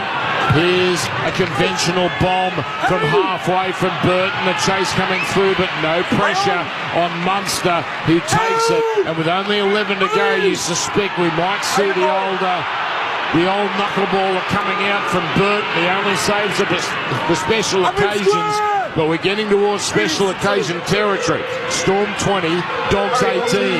Now it's Katoa carting it forward. Great carry from Katoa. He got the ball rolling with a try. He and Kickow, what a battle. Now on the next play, it's King. What are you complaining about, Wade Gray? I just thought Canterbury might have been a bit offside. Now, geez, just take a step. I'm coming to Shark Park with you tomorrow, Wade. 40 metres out. Here's Munster playing it. Good set for Melbourne. They've ticked a few boxes really in the second half. High kick contest. Winakama, beautiful catch. He was caught up in traffic, but he came down with the ball. Burton, Canterbury, a lot of hands on hips, a lot of hands on knees. It's whoever loses, it's going to take a hell of an effort to recover for next week, even with a good break. A beautiful pass from Kiros. He flipped it out to Preston, who's been well contained so far tonight, but Preston chopped down immediately. Now it's Tracy out of dummy half. He ran to the middle, but then threw it back to Preston. Preston was well handled. Melbourne not making mistakes in these last 15 minutes or so. Comes to King. King with a good driving run. That's Max King, and he's almost up the halfway. But again, Canterbury can't make it the halfway. It's Sexton this time, and he's going to place a kick. He's going to place a kick. And it's taken again, confusion. Warbrick and Munster at the back this time. And with Meaney off with a HIA. And eventually Warbrick, he's going to stay down. Geez, this is an epidemic of Melbourne blokes milking penalties this second half. 20-18 they lead. They're going to get one, if they keep doing this. But he's going to be made to play it. This is a good platform, by the way, laid by the bunker. They're not having any of this, and let's hope this theme continues in the finals. Here. Now it's a carry with 9 minutes to go. 20-18 Melbourne. Xavier Coates is dropped down centre field. Grant throws left. Howard, one out. Played to Grant. Goes to Utoi Kamanu. He rolls a pass back, finding Wishart. Wishart stands in the tackle, and he's put down. Melbourne in the last 20 minutes have looked like a team that knows how to get the job done in finals. Here's Peasant, drilling a long one. It's again going to drop down in the 10. My God, he's been good with his boot, Peasant. Except for one, he's been just about perfect. As now running sideways, looking to find an opening, is Tracy, but there is no way through. Rinakama can't sit up. Canterbury running out of chances, 8 minutes to go. Well, and this becomes the issue for Canterbury because of the chaotic nature of the game. Even now, their four middles struggling to get behind the ball. They need to get in some shape.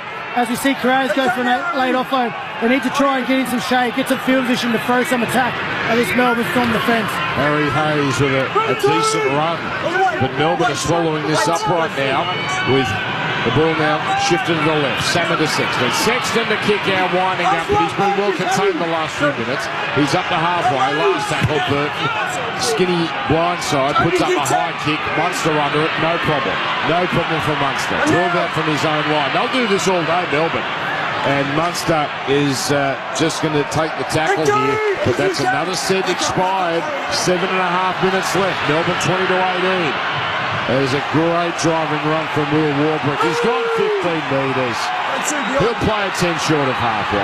Munster again. Wow. He's gone up a gear as this game has got towards its conclusion. Makes it to halfway with his one out run. Kantoa not going too far, but this is textbook finals football from Melbourne. Played to Grant, goes to the open left Liero. Liero to Peasant. Peasant out to Wishart. Turns it into Howard. He slips a pass back inside to Peasant as his tackle. Then Peasant keeps it going to Josh, tiring out these defenders. Tackle made, 35 out. Here we go. High kick. Coates coming down 10 away. Up they go. Now, Coates was dead set bodied out of that. Kiraz takes it, then gets an underarm pass away to Tracy. Tracy was dead set held down by Utoi Kamanu. Canterbury shifted. It goes left side. Kick out. Kick out. Oh, what a tackle. Get away from Peasant again. Now it's Rinakama hitting it up and Melbourne have steadied, but Rinakama gets an offload on there, 60 metres out. Galvin to Tupanua. Tupanua can't find an opening and he's put down. Canterbury have only found 2 line breaks all night. They're up to halfway on tackle 3. This is as close as they've been for a while. A little out the back play. Galvin to Burton, but there's plenty of storm out there. Tackle 4. It's Galvin running out of dummy half towards the middle. Gives it to Salmon. Salmon to Tracy. Tracy out to Preston. Preston gets away. Slips a past Kiraz. Inside the 30. Underarms it as his tackle. Finds Salmon eventually. Long pass man. Could be on. No! Kick. James Graham tells you the story. It's taken by Melbourne. Warbrick away. Warbrick now put down on his own 20. Canterbury passed that ball down. They had numbers and they panicked. As now it's Coates. Coates almost breaks clear. And he's put down 20 short of halfway. It comes back here to Wishart. Wishart throws it on into Katoa. Gets it onto Anderson. Lost the ball. I thought, the ref said he held onto it. What were Melbourne doing? Extravagance here with 5 minutes to go. And now a hit up here by McDonald settles them down. There's another twist here. There's now Munster. This might be it, although he's dropped down by Salmon and he's going to claim hit drop. He's going to claim hip drop. He's clutching at his ankle here, and I hope he's faking this, because if he's not, he is in just the most intense pain here. He is in awful pain. It's like he's spasming. Oh, this is nasty. This is nasty. We'll wait and see a replay before we assess whether Salmon's done anything wrong. But let's have a look here for Harvey Norman, gentlemen. Oh, his ankle did get caught on it. I think it's, again, just an accident. There's not an intentional hip drop. His actual teammate involved below sort of twists his body into that position, but there's no doubt that it came down hard on that ankle, Munster, and it's not a good sight. Him in pain. He's trying to get back up now. Listen, I don't think it was a hip drop. I think it was just an awkward accident, two bodies colliding. It's going to be a play of the ball. It's going to be a play of the ball, 40 out. 4 minutes 48 to go. Melbourne 20, Canterbury 18. Harry Grant not happy. Well, Munster's got to play the ball. So he'll play it. And Canterbury, are they going to get another chance? They blew the last one. Are they going to get one more? Pezza puts up a bomb down the right side. Rinakama coming forward, and great catch, Rinakama. I tell you what, he stood up the kid. Here we go, Dan. This is their opportunity. Are they going to spread it immediately? They're on the left side. It comes now here to Sexton. Tries to scoot out a dummy half, and he's put down. Well handled by the markers. Burton with a run out of dummy half himself. That's good. Gets him to halfway. 4 to go. Now it's sent to the open right. Man on to Galvin. Galvin all running Tracy. It could be on. Out it goes to Preston. A terrific sliding defence. Just as Canterbury will bubble it. Now they're on the right side. Tackle 25 out. Back to the open left. Hayward to Galvin. Galvin the man. Man runs into a cul-de-sac, but he gets out of a tackle. Sends it back to the right. Tupanua 25 out winding up. And he's tackled down low. Who was that? That was Wishart. Great tackle. Last. This could be it. Hayward out to man. Man on. It's Sexton out to kick out. Kick out basketball pass. It's taken by Warbrick. Warbrick's away. They're off to the prelim. Melbourne have done it again. Will Warbrick under the posts. And the Storm are 80 minutes from the grand final.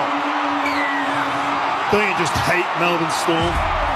My God. Well, that was their chance, the Bulldogs. A slow play of the ball, a shallow kick. They had all their players behind the ball. They shifted right. They made some inroads. They come out here to this left edge, which has been their most dangerous edge all night to kick out. Can understand him not wanting to die with the ball, trying to keep it alive and create some opportunity. He floats the ball in the air. Have some of that, Jimmy. Craig Bellamy laughing. Laughing at you. Laughing at the Dogs. Look, it's been a great contest, hasn't it? And look, the Dogs have thrown everything. And Will Warbrick just puts that boy in anticipation. He was sweating on it. He was sweating on it. He knew. Smart play from Warbrick. And you've got to give credit to the Storm. As much as I've disliked watching this game, you've got to give credit to Melbourne Storm. They've been sensational this evening. They've really battled hard in defence and attack. Jonah Pezza, what a player he is. Like, seriously, he has been so good tonight. Minus that one kick. Yeah, they know how to win fights. Yeah, they do, Dan, and that's the difference. They know how to win, and Canterbury right now, not yet. They've done their fans so proud, the Bulldogs, that they are up against it now because they're wounded. They will play probably Penrith next week in Sydney. I know their fans will turn out in force, so it's a Saturday night game, but this is the tough road now, a very tough road for the Canterbury Bankstown Bulldogs. But Melbourne Storm, you've got to admire them. They found a way. Oh, 100%. And Kikiao, he'll be disappointed with that last play, but he had to do what he had to do, try to keep the ball alive, and they wouldn't be in this position if it wasn't for how well he's played tonight. He's been outstanding, and he'd be disappointed. And Warbrick got the intercept, as you see. Pezza just slotted over next to the post, but that can't take away from how good his game has been. They've been brave, Canterbury. A lot of adversity. Stephen Crichton gone, Tuola gone. They've got players playing out of position. Sexton off the bench, who hasn't played in, 7-8 weeks. He's been fantastic, and it's taken the very best of the Melbourne Storm to beat them in the final couple of minutes. So Melbourne are a catastrophe away. That's the only thing that could stop them. 8 up with 2 to go, and Melbourne don't have catastrophes. And they are going to get a prelim. Date to be determined. Might be a Saturday night after the grand final. Might be a Sunday after the AFL grand final. That'll be a hell of a weekend. There's now a Utoi Commandos. He's been great. Defenders, Probably one of his best games I've seen he obviously came to the Melbourne Storm to be in this position. He's been sensational in the middle for them. Remember, Canterbury thought they had him too, and he said no and came to Melbourne. It's paying dividends for him. State of origin player. Alec McDonald now 6 short of halfway. Minute 20 to go. It's been a wonderful textbook performance of Melbourne the last 25 minutes. A masterclass in how to control and just do everything right in a final without doing too much. Kick deep, taken by Tracy. Tracy now to Rinakama. A little bobble, but he takes it. And with a minute to go, they're at the wrong end of the field. So Canterbury are going to have to dust themselves off. Crichton injured. Kizdow injured. We'll get to that stat in a minute, Jimmy. Let's just close this one down. But Will Warbrick's numbers are out of this world as Canterbury stuck in their own 10. 40 seconds to go. Short side play. It comes across now. Kiraz back in field. On to Hayward. Hayward the man. They're still 80 metres out. They can't go anywhere. They've got nothing left. The tank was empty a few minutes ago. Man plays it. But we got a penalty to Canterbury. Man played it. There was no marker. The problem was there was a Melbourne player lying there. Burton wants to put it into touch. You know what he can do? Kick a 2-point field goal and get a kickoff. And with 10 seconds to go, because you can't score a try, it'll take too long. He has to kick a 2-point field goal on this play. But the clock is ticking. You say Munster touched the ball. Munster touched it as it was going into touch. Now that's okay. I know, because they'll have to pack a scrum. Time will tick, and that'll be it. So play the ball. 6 seconds left. By the time. Here it comes. Burton. Yeah, puts up a bomb. Melbourne are through. High kick. Coates under it. Takes it. Goes to ground. The Storm have done it again. Another prelim final. They are a magnificent organisation, coached by perhaps the best that's ever done it. Craig Bellamy and his Melbourne men are into the final four, and they get to host the prelim. They are so good. They have had 9 prelim finals, rather 8 qualifying finals here at Amy Park. They've won 7 of them and get this passage straight through. For the Canterbury Bulldogs, that is heartbreak. They will go back to Sydney wounded, and they will go back knowing they had their chances. They had their chances tonight, but in finals, you have to do the little things right, and Melbourne did it just that little bit better. 26-18, the Storm 1 game away from the big dance. Dan, these two teams have set the standard now. There's 6 teams watch at home this evening, and they need to replicate that. The start of the finals has been met with one of the greatest contests. You can see it was end-to-end injuries. Melbourne Storm come out the victorious end of the contest, but we thought the finals were going to deliver with the unpredictability. A lot of people saying 5 or 6 teams, genuine chances. That is what finals football is all about. Both of these sides arguably limped in. They both delivered. They have set the standard for the rest of the competition to follow. So Canterbury's path, Penrith or Warriors next week. That is definitely in Sydney, and then the winner of Canberra-Melbourne in week 3. Melbourne's path, pretty straightforward. They're at home, and they'll play someone on the other side, either Roosters, Sharks, or loser of Canberra-Brisbane. So that explains that. But Jonah Pezzett was outstanding. Ben Dobbin, and he's with you right now. Come the hour, come the man. Firstly, congratulations through to a prelim for the Melbourne Storm. When did you actually know that you'd be starting? After Hughesy went down last week, we sort of had a little chat in the sheds and sort of planned from there. And then, Bells are running me Sunday night. So that we got a good full week of training in, so it's good to know early. It was a big turnaround for you guys, because defence is where you guys have built this season from, and the last couple of weeks hadn't gone to plan. It looked much better tonight, but just that combination with you and Cam as the game went on, it got much better. Yeah, I love playing with Cam.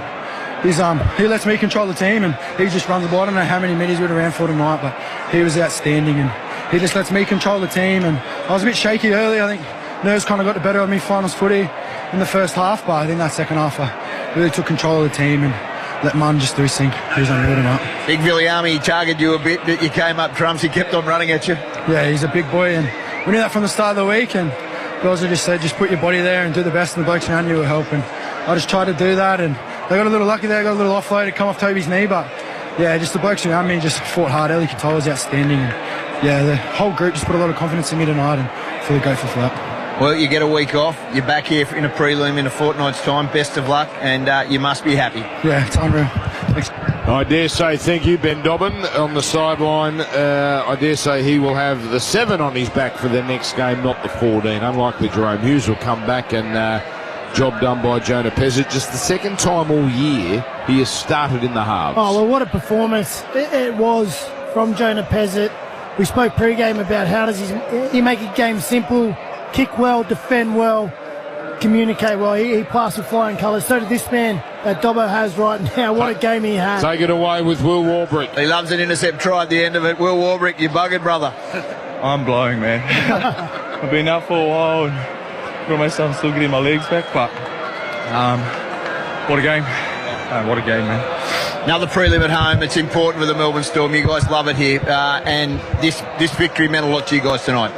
Yeah, I think it was important, especially going off the last couple of weeks. I think we were pretty disappointed with our own performances, and tonight we just really wanted to put on a performance that we could be proud of, and also our fans, especially here at home. So, look, it wasn't pretty at times, but I think it was one of those games where we had to dig deep, and man, I'm just so proud of all the boys for our efforts to get the results tonight. So. Jonah did so well coming in. Big shoes to fill. Mate, he's a first grader, and he hasn't probably played as much NRL as he would like to, but every time he's come in, he's just stepped in, and he's really led. I think for a young guy who hasn't played as much NRL, he's a leader. So we had full confidence in him doing the job tonight. Go and enjoy the week off, mate. I will. Hey. Rory stats, read them out again, Jimmy Graham. I don't know if we read them out when you wanted to because the game was still going, but they're worth listening to certainly a second time. Yeah, look, obviously the breakaway try at the end certainly beefs them up a bit, but 22 runs, 280 metres, 10 tackle bus down. His backfield carries were enormous. And we've spoken a lot about the Dogs and how brave they were and the good performances on their side. Kikau, Burton, even Carraz was fantastic, but some of the probably not lesser known names, but the guys who out profile in that Melbourne team, Lasardi, Katoa, we spoke about Pezzett, Warbrick, Meaney was great at the back, yeah. Anderson, Howarth on return. Joe Chan before he went off. It was not at their clinical best, but they did enough, showed enough fight and grit at the end to get the result and into another prelim. Which they've been doing all season. Harry Grant with you, Dobbo. Yeah, well done, mate. How you feeling? Couple of weeks off, little break, and you're back into it. Good win tonight. Yeah, a couple of weeks off, a little bit clunky with some of our stuff, and we had a few changes and had to be a bit flexible with some of the stuff players in our team, but the big one was probably the spine, Means and Pez in there, and losing Joey Chan early, so I think they had to be flexible and tough and gritty, and so did we. So looking forward to now a week off and reset and getting the troops back on board. How important is it to have that week off now? You guys work so hard. You knew the importance. Frank Manisi said we don't talk about it, but another home prelim here, it just gives you guys such a great opportunity. Yeah, it's the opportunity you set out to do, and is play footy and ultimately be in the last game of the year. And we're one step closer now, but we can't get too ahead of ourselves. And we're playing to get in the prelim tonight. Not sugarcoating it. That was the goal tonight. So it was a real good opportunity for us. Last couple of weeks probably haven't been up to standard, but it was good to bounce back tonight with some gritty performances. You talked about the spine, Cameron Munster. Geez, it was leadership tonight by him. Yeah, especially when he went back to fullback. He just wanted to run the ball finally. Was trying to get him to run the ball all the first half, but he's so dangerous with the ball, and the more he's running, the more he's sort of thinking about his footy is better for our team. And he's awesome to play with, and he stood up tonight. Go and enjoy it, mate. Thanks, Dobbo. Cheers, guys. Well done, Harry Grant. Well, here's another example of why the week off is so important. That game, it could have went either way, right? For the majority of that game, the result was in the balance. Melbourne get the job done. But now the Canterbury Bulldogs, they have to dust themselves off and try and recreate that effort, repeat that effort. That's going to be so hard. Crichton's probably long odds of playing. We'll have to check on Tuwala. Kickout, his eye, and some of the effort. Josh Curran, he played the whole 80 minutes in the middle, 45 tackles. Every single one of those, would have had an effect. And you need to put all that effort into the game to try and get the result. But the consequence of all that effort is when you don't get the result, you need to get back to work on Monday and get ready to go again. Look, you do go all in, and the Panthers and the Warriors will be going all in. Just on tonight's performance, I'd love to know the conversations that Melbourne had in the week around them trying to counteract what defences are doing to Xavier Coates and Will Warbrick on last play. Yeah. Because for me, it was fascinating to see them go for not just go for it's not a trick play, it's an attacking quick kick grubber. But it's the second or third option, in my opinion, what's the most effective. And the Dogs dealt with it once. Yeah. But then, that's like a one-trick play. But they kept going to it again. Have they been tipped off that the NRL's going to be lenient on escorts? But no, I don't. I think it's went the other way. Teams got the email saying they're going to be harder on escorts. And you know what? I saw that too. Yeah, it's still their best play. Well, even if you plan all week. It's still, I'm flabbergasted. Honestly, I'm so credit to Mel. I'm more intrigued around how and why they came up with that idea and then why they stuck with it. Well, it'll be something that they look at in review, because I agree. Maybe you test that little kick out once, but ultimately it's a foot race between a half and your chaser. And most halves are pretty clear. They can sort of anticipate that little kick. Get him behind there, becomes a foot race, which is a 50-50 battle. Xavier Coates in the air, that's not a 50-50 battle. Yeah. That sways to his side of the percentages by a long way. So it's something that they'll review, because I only really remember him going up for one contest. Yeah. And it was at the death, at the end of the game, chasing down from midfield. Yeah. We used to see at the end of every set them giving him an opportunity to get up and bring the ball down and find a result for his team. So Melbourne, week off. It's hard to see Canterbury recovering from that, but they're going to have a big crowd on their side next Saturday night. Well, no Crichton, no Tuwala, no kick out. Colin, mate. Well, that's not getting any better anytime soon. It depends if there's one headache solved for Serrano. It's Toby Sexton halfback, Galvin 6, Burton centres. If we see anything from tonight's performance, that's fair. That's fair for the position they're in. Oh, hang on. Well, we can do the tabloid stuff. We've got all week, as I said, to do it. You have Burton at 6, and you say to Toby, we'll get this sorted in the off season. I would say. I suppose with no Crichton. With no Crichton. I'll say with no Crichton. And we still saw Burton. He still comes in field. He comes in and kicks. Him playing outside kick out if kick out is available next week. I like that combo. I wonder what Bulldogs fans are thinking. The way Sexton played. I wonder what they're thinking. Well, I know what Catalans are thinking. We've got a good one. Je ne sais quoi.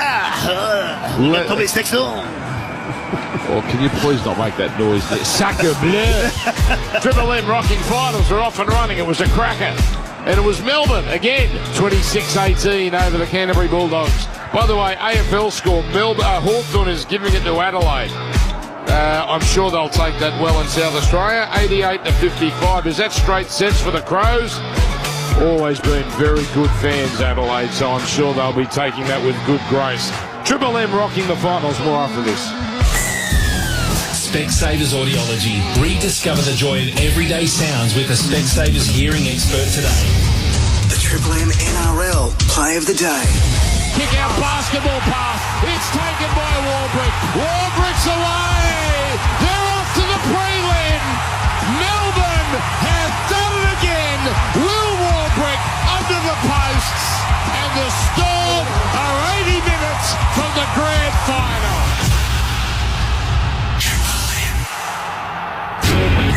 The verdict, thanks to Tui's. How do you feel? I feel like a Tui's or two. I'm voicing this ad without undies. Completely pants-free. Why, you ask? Just because. And because Bailey Ladders has got together with Tradie Undies to give away Bailey Ladders undies. Just spend over $200 on Bailey Ladders and or Bailey Fall Protection gear. Get a free pair of custom undies. Get some or go pants free. Details at baileyladders.com.au. Please wear undies responsibly. Pants to be worn over undies on work sites. Ow! This month on Disney Plus just got bigger. FX's Alien Earth is coming in for landing. Save yourself. Now streaming. And strap in for Marvel Studios Thunderbolts, streaming August 27th. This could get messy. This month is Out of This World on Disney Plus. It's here.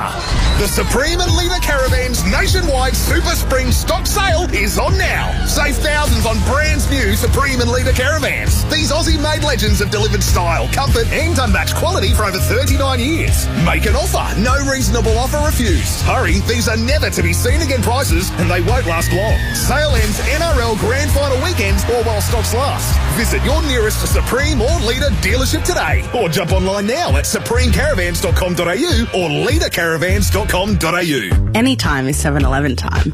Like when it's 10:27 p.m. after watching your team win and you're craving a pie. And maybe something to soothe your hoarse throat. Pick up a post-footy feed anytime at 7-Eleven. Grant's Triple Wood Scotch Whisky is aged in 3 types of wood: virgin oak, American oak, and bourbon refill. And these 3 types of wood are what gives Grant's Triple Wood its smoother, richer taste. It's great with cola and even better with friends. Grant's Triple Wood Scotch Whisky. Triple Wood for a smoother, richer taste. Please drink responsibly. Get the saving you really want with 3K off Australia's favourite 4x4 Ford Ranger across XLT Sport and Wild Track, but only until September 30 while stocks last. 3K off Ranger at participating Ford dealers right now. For full terms and eligibility, see our website. It's final season and footy's the talk of the trade site, especially if your team loses. Whether you're working hard or barracking harder, you don't want your gear to be cracking under pressure. That's why at Totally Workwear, we stock the brands you can count on in big moments. Brands like Fuse, FXD, Anthem and NXP Workwear. So this September, pull on the boots and wear your jumper with pride, because it's game on at Totally Workwear. Love your work. For 125 years, Aussies have chosen dairy farmers' milk for a little something special. Oomph. The goodness and vitality of milk from over 50 local dairy farms across New South Wales. Grab some dairy farmers' milk today and start with oomph. The verdict, thanks to Tui's. How do you feel? I feel like a Tui's or two.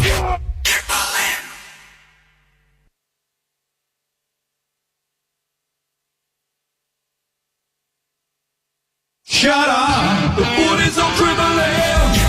Triple M rocks finals footy. Thanks to the Mitsubishi Triton. Nothing can frighten a Triton. All right, so Melbourne Storm, they are through to the grand final. The Canterbury Bulldogs will play either Warriors or Panthers.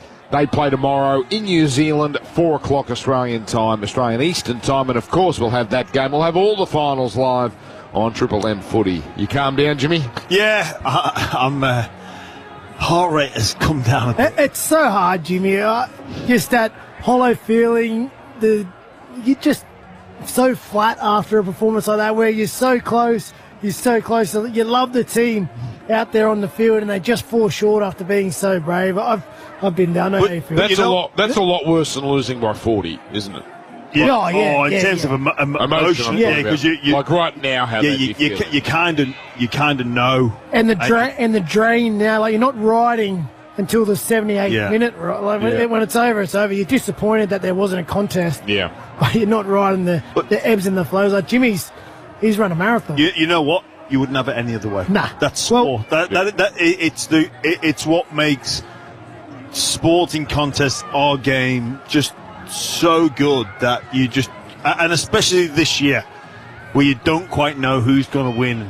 Up until that Warbrick intercept, it was so in the balance, and even all the subplots, and even the Sexton story, and he comes into the into the 17 this week, and before the game we're thinking he might not even get on here, and then bang, he's unfortunately due to numerous injuries. Just having a quick look at that replay of Tuala, that is a strange injury because it was the sniper style Achilles. It looked Achilles. But Achilles, normally they stay down. He hobbled off just in trying to take off. It was awkward, wasn't it? Yeah. The last thing on tonight's game, what about the benchmark they've just set for the other teams watching? In terms of the content, listen, probably not the most clinical from either team, but where it made up for that was the sheer want and desire, the physical nature of it. Both teams just throwing haymakers, not the sharp, polished performance, but just standing in the corner and just trading blows. Yeah, first half, both looked a bit edgy, but second half was up there with the most clinical halves of football you're likely to see. They were both just end to end. We kept anticipating it just opening up one way or another. It was a great second half. I'm told we have Cameron Ciraldo's press conference live. We'll take a little bit of this. And not much was going our way, but geez, they're brave. Just incredibly proud of how they prepared and how they played. Lots been said about how we've been playing, but we come down here full of belief and played like it. So, the mission stays the same. We still get 3 wins to do what we want to do, but Have you ever seen that much carnage unfold in a final or a game before? Probably in a game, but you sort of know when you come into these games you need a bit of luck, and there's a little bit of luck's going to play out, but we got none tonight. But again, just so proud of their effort. Do you have any idea about Crichton, whether there's any hope you might get him back deeper in the finals? No, it's hard to know now without getting scans, but when you can't finish a game, it's not looking great. But as I said, we've got a lot of depth in our squad, and some guys are going to get opportunities, and that's going to be great for them. Nari got an opportunity last week and went really well and stayed in the team, and Toby Sexton got an opportunity tonight and did really well. So we've got some guys there that are going to get opportunities. What about Kick out? No, he's good. He's good. He got a knock. He had a knock on the eye from last week, and then hit him in the same spot and sort of floored him there. And but he's good. He did really well coming back on. It proved a masterstroke, I guess, naming Toby on the bench. Not that you wanted it to work out that way, but what did you make of his performance? I thought, his first half in particular, he came on and made a big difference with his energy and, just his confidence to go out there and play a little bit unfamiliar position. He was over on the left there, but he did really well. So it looks as though Critter might be, if not a week or two, a little bit longer. Do you have confidence if you have to play Birdo in the centres, shift in the halves the way they played tonight? Oh, on the back of that tonight, 100%. I thought there was, considering they haven't really trained in those positions before, and what we're able to do against a really quality opposition, I thought it was great. So, we'll look at that for next week. But the main thing is right now that our guys get recovered. That was a brutal game. Recover physically and emotionally, and get ourselves ready to go next week. There was a lot of going back and forth, set for set, and then it was brilliant. Few crucial calls changed the momentum of the game. What do you make of press conference? Okay, we'll leave that there. I think we got the meat of what we wanted there. That's pretty encouraging, Jimmy, about kick-out. If he is not as concerned as perhaps we were, Ciraldo, that kick-out already had that knock underneath the eye, so we'll wait and see, I guess.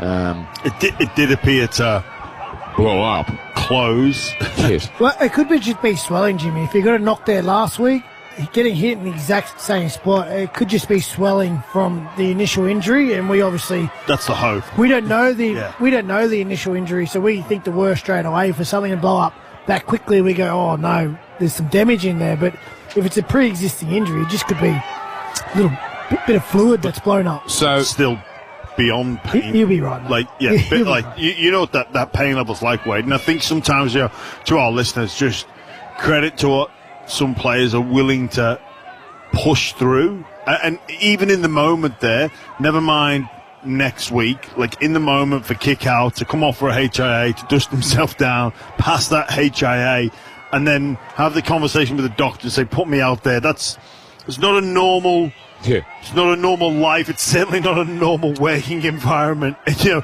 saying before the game how much you miss these times. You don't miss the pain.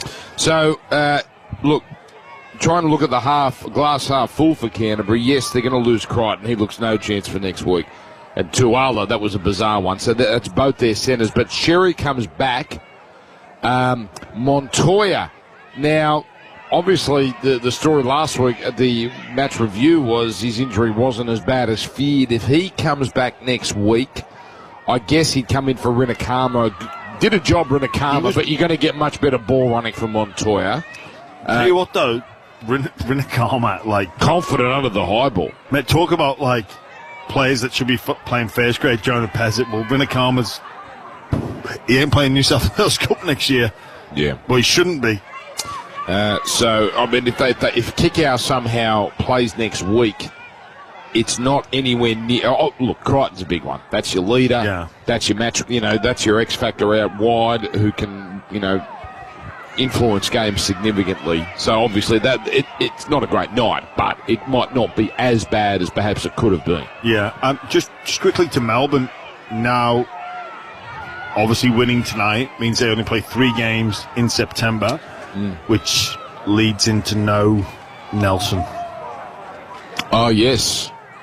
That's right. They had to lose tonight and then keep winning. Yeah, I mean... It was unlikely. It's not something you planned for, but when you think back and how the trajectory of the run into the GF could look, like he was sorely missed last year.